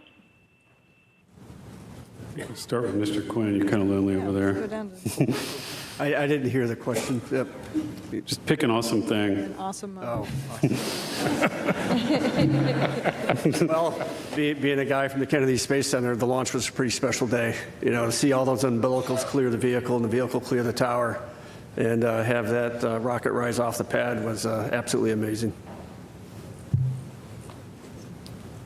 Go next. Yeah, man. All right. I know Victor always says touchdown, getting onto the water. You know, for me, the greatest moment was the parachutes, the main chutes deploying. I think seeing that, I was chanting "Go, go, go" by myself. Somebody shot a video of that. I think I was going crazy, but I just kept saying that as the drogues came out. But when the mains came out and they started slowly inflating, I mean, that was just a tremendous moment. You know, like I said, objective number one is get the crew home.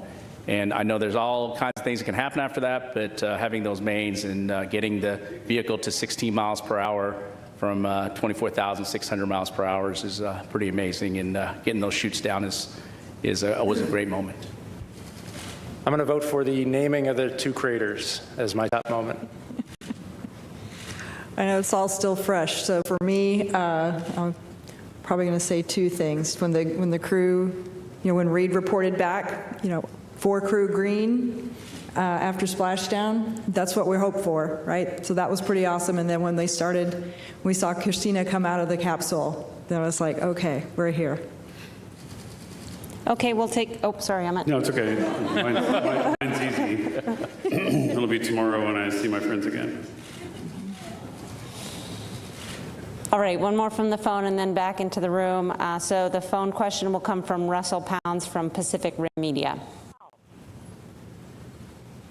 Hi, this is Russell calling from Alaska today.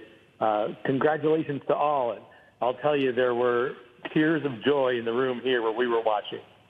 My question is about logistics. I'm thinking about all of the moving parts it takes to bring food, power, telecom, and so forth on a complicated mission. What were some of the logistics lessons learned that might be useful to organizations back here on Earth? Interesting. Yeah, I think a good start. I mean, it's incredibly challenging to get to, you know, to plan for a mission like this. You know, even though Orion's a pretty big spacecraft, making sure we have everything we need. And we think we count through contingencies. We lose systems sometimes. We worry about that. We want to make sure we have everything ready to go.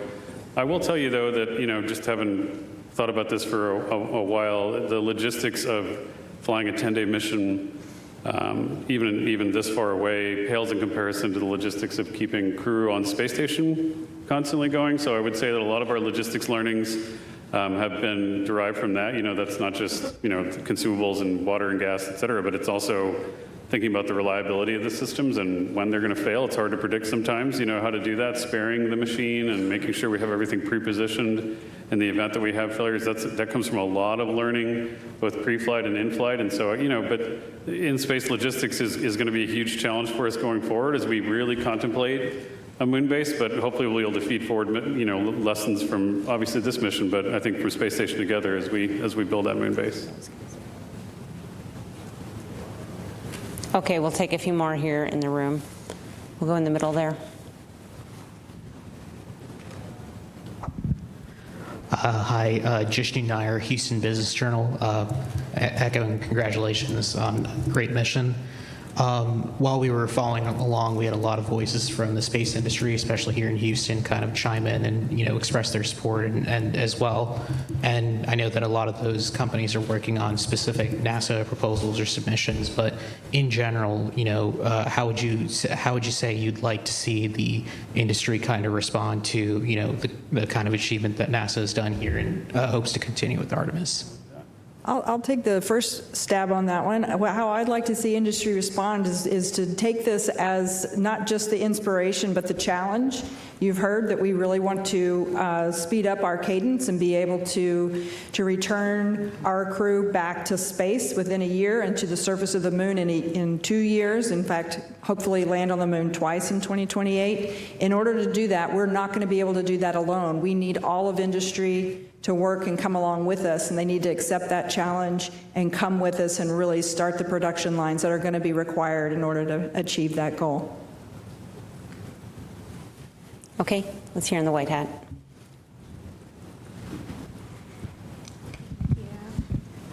Hi, JJ Love with Tech Talk Media. I just have some words of recognition for you all and the entire Artemis team. What you have done this week is remind the people of Earth that wonder is worth chasing, that curiosity is not a luxury, it is the most human thing we have.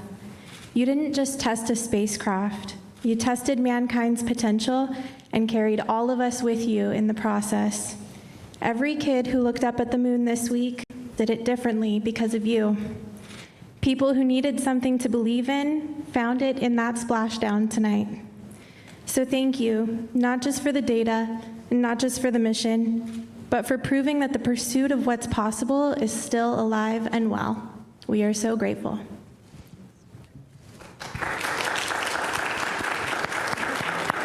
Thank you for that. It's very well said. Thank you for that. I would tell you that, for everybody listening, this is the taxpayers' program. People paid for this. The people invested in this. They invested in all of the things that we do, and so we're grateful for the support. Okay, we'll take a couple more questions, and then we'll go ahead and wrap. We have one here, and then further back.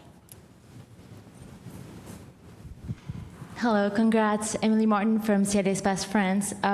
Reed Wiseman addressed a shout out to the ESM right after it separated from Orion, saying that it powered their journey on the moon with perfection. I was wondering what comments you might have on the performances of the ESM and on the future of that collaboration with Europe. Yeah, I would say that the European Service Module in general performed as expected. I know we learned a little bit about the pressurization system, and we'll work on that. But overall, really great part of our spacecraft. Really appreciate our European partnership. We do have continued partnership with them for Artemis 3, 4. We're building ESM 5 as well, and we'll continue to do that as we move forward. All right, we'll take one final question. Hi there, Chelsea Torres with Fox. Again, congratulations on a historic mission. Again, test flight, and one thing that we are as humans are explorers. And so I'm curious if you're able to kind of talk about this. During the lunar flyby, we saw the excitement not just from the crew, but also from everyone in mission control. Was there anything that kind of stood out to you, whether it was the Terminator, the certain pictures and data, anything at all that you can speak to that maybe you didn't know before about the lunar surface, our planet, space itself, that you'd like to speak about? Thank you. I'm just going to call out the one thing that I thought was truly unique about this mission. I mean, certainly there's a ton of new things that we've done with having our crew observe far side of the moon and being able to observe these features after their incredible training. But I'll tell you, the one thing that really stands out to me is being able to watch our crew observe an eclipse. By having the moon passing between their spacecraft and the sun. That was a totally unique experience and something that I was so proud that we could all participate and travel along with them and experience that moment. All right, that's all the time we have today. Thank you very much to our participants today and to all of you for following along. You can find the latest information about our missions on nasa.gov, and hopefully soon information about the expected arrival time of the crew back in Houston tomorrow. Thank you.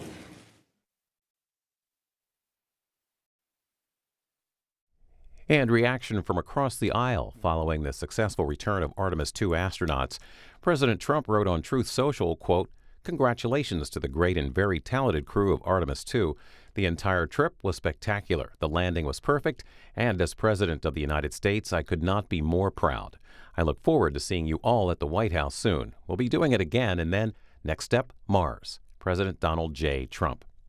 California Democrat Scott Peters, whose district includes much of the San Diego coast where the astronauts landed, also weighing in. He says, "Welcome home, Artemis II crew. San Diego may not be quite as cool as the moon, but we're glad you made it back safe, and we look forward to hearing more about your historic mission." C-SPAN's Washington Journal, our live forum inviting you to discuss the latest issues in government, politics, and public policy, from Washington, D.C. to across the country. Coming up Saturday morning, Aaron David Miller of the Carnegie Endowment for International Peace will talk about the U.S.-Iran ceasefire and peace talks taking place in Islamabad, Pakistan. And then retired Major General Stephen Lepper on the right to free speech among current and former military and the Uniform Code of Military Justice. And J.D. Hayworth of the Pharmaceutical Reform Alliance will talk about a new report on U.S. drug pricing and the Trump administration's efforts to reduce costs. C-SPAN's Washington Journal. Join the conversation live at 7 Eastern Saturday morning on C-SPAN, C-SPAN Now, our free mobile app, or online at cspan.org. Saturday is the last day of the annual National Action Network convention in New York City. At 11 a.m. Eastern, the organization's founder, the Reverend Al Sharpton, has a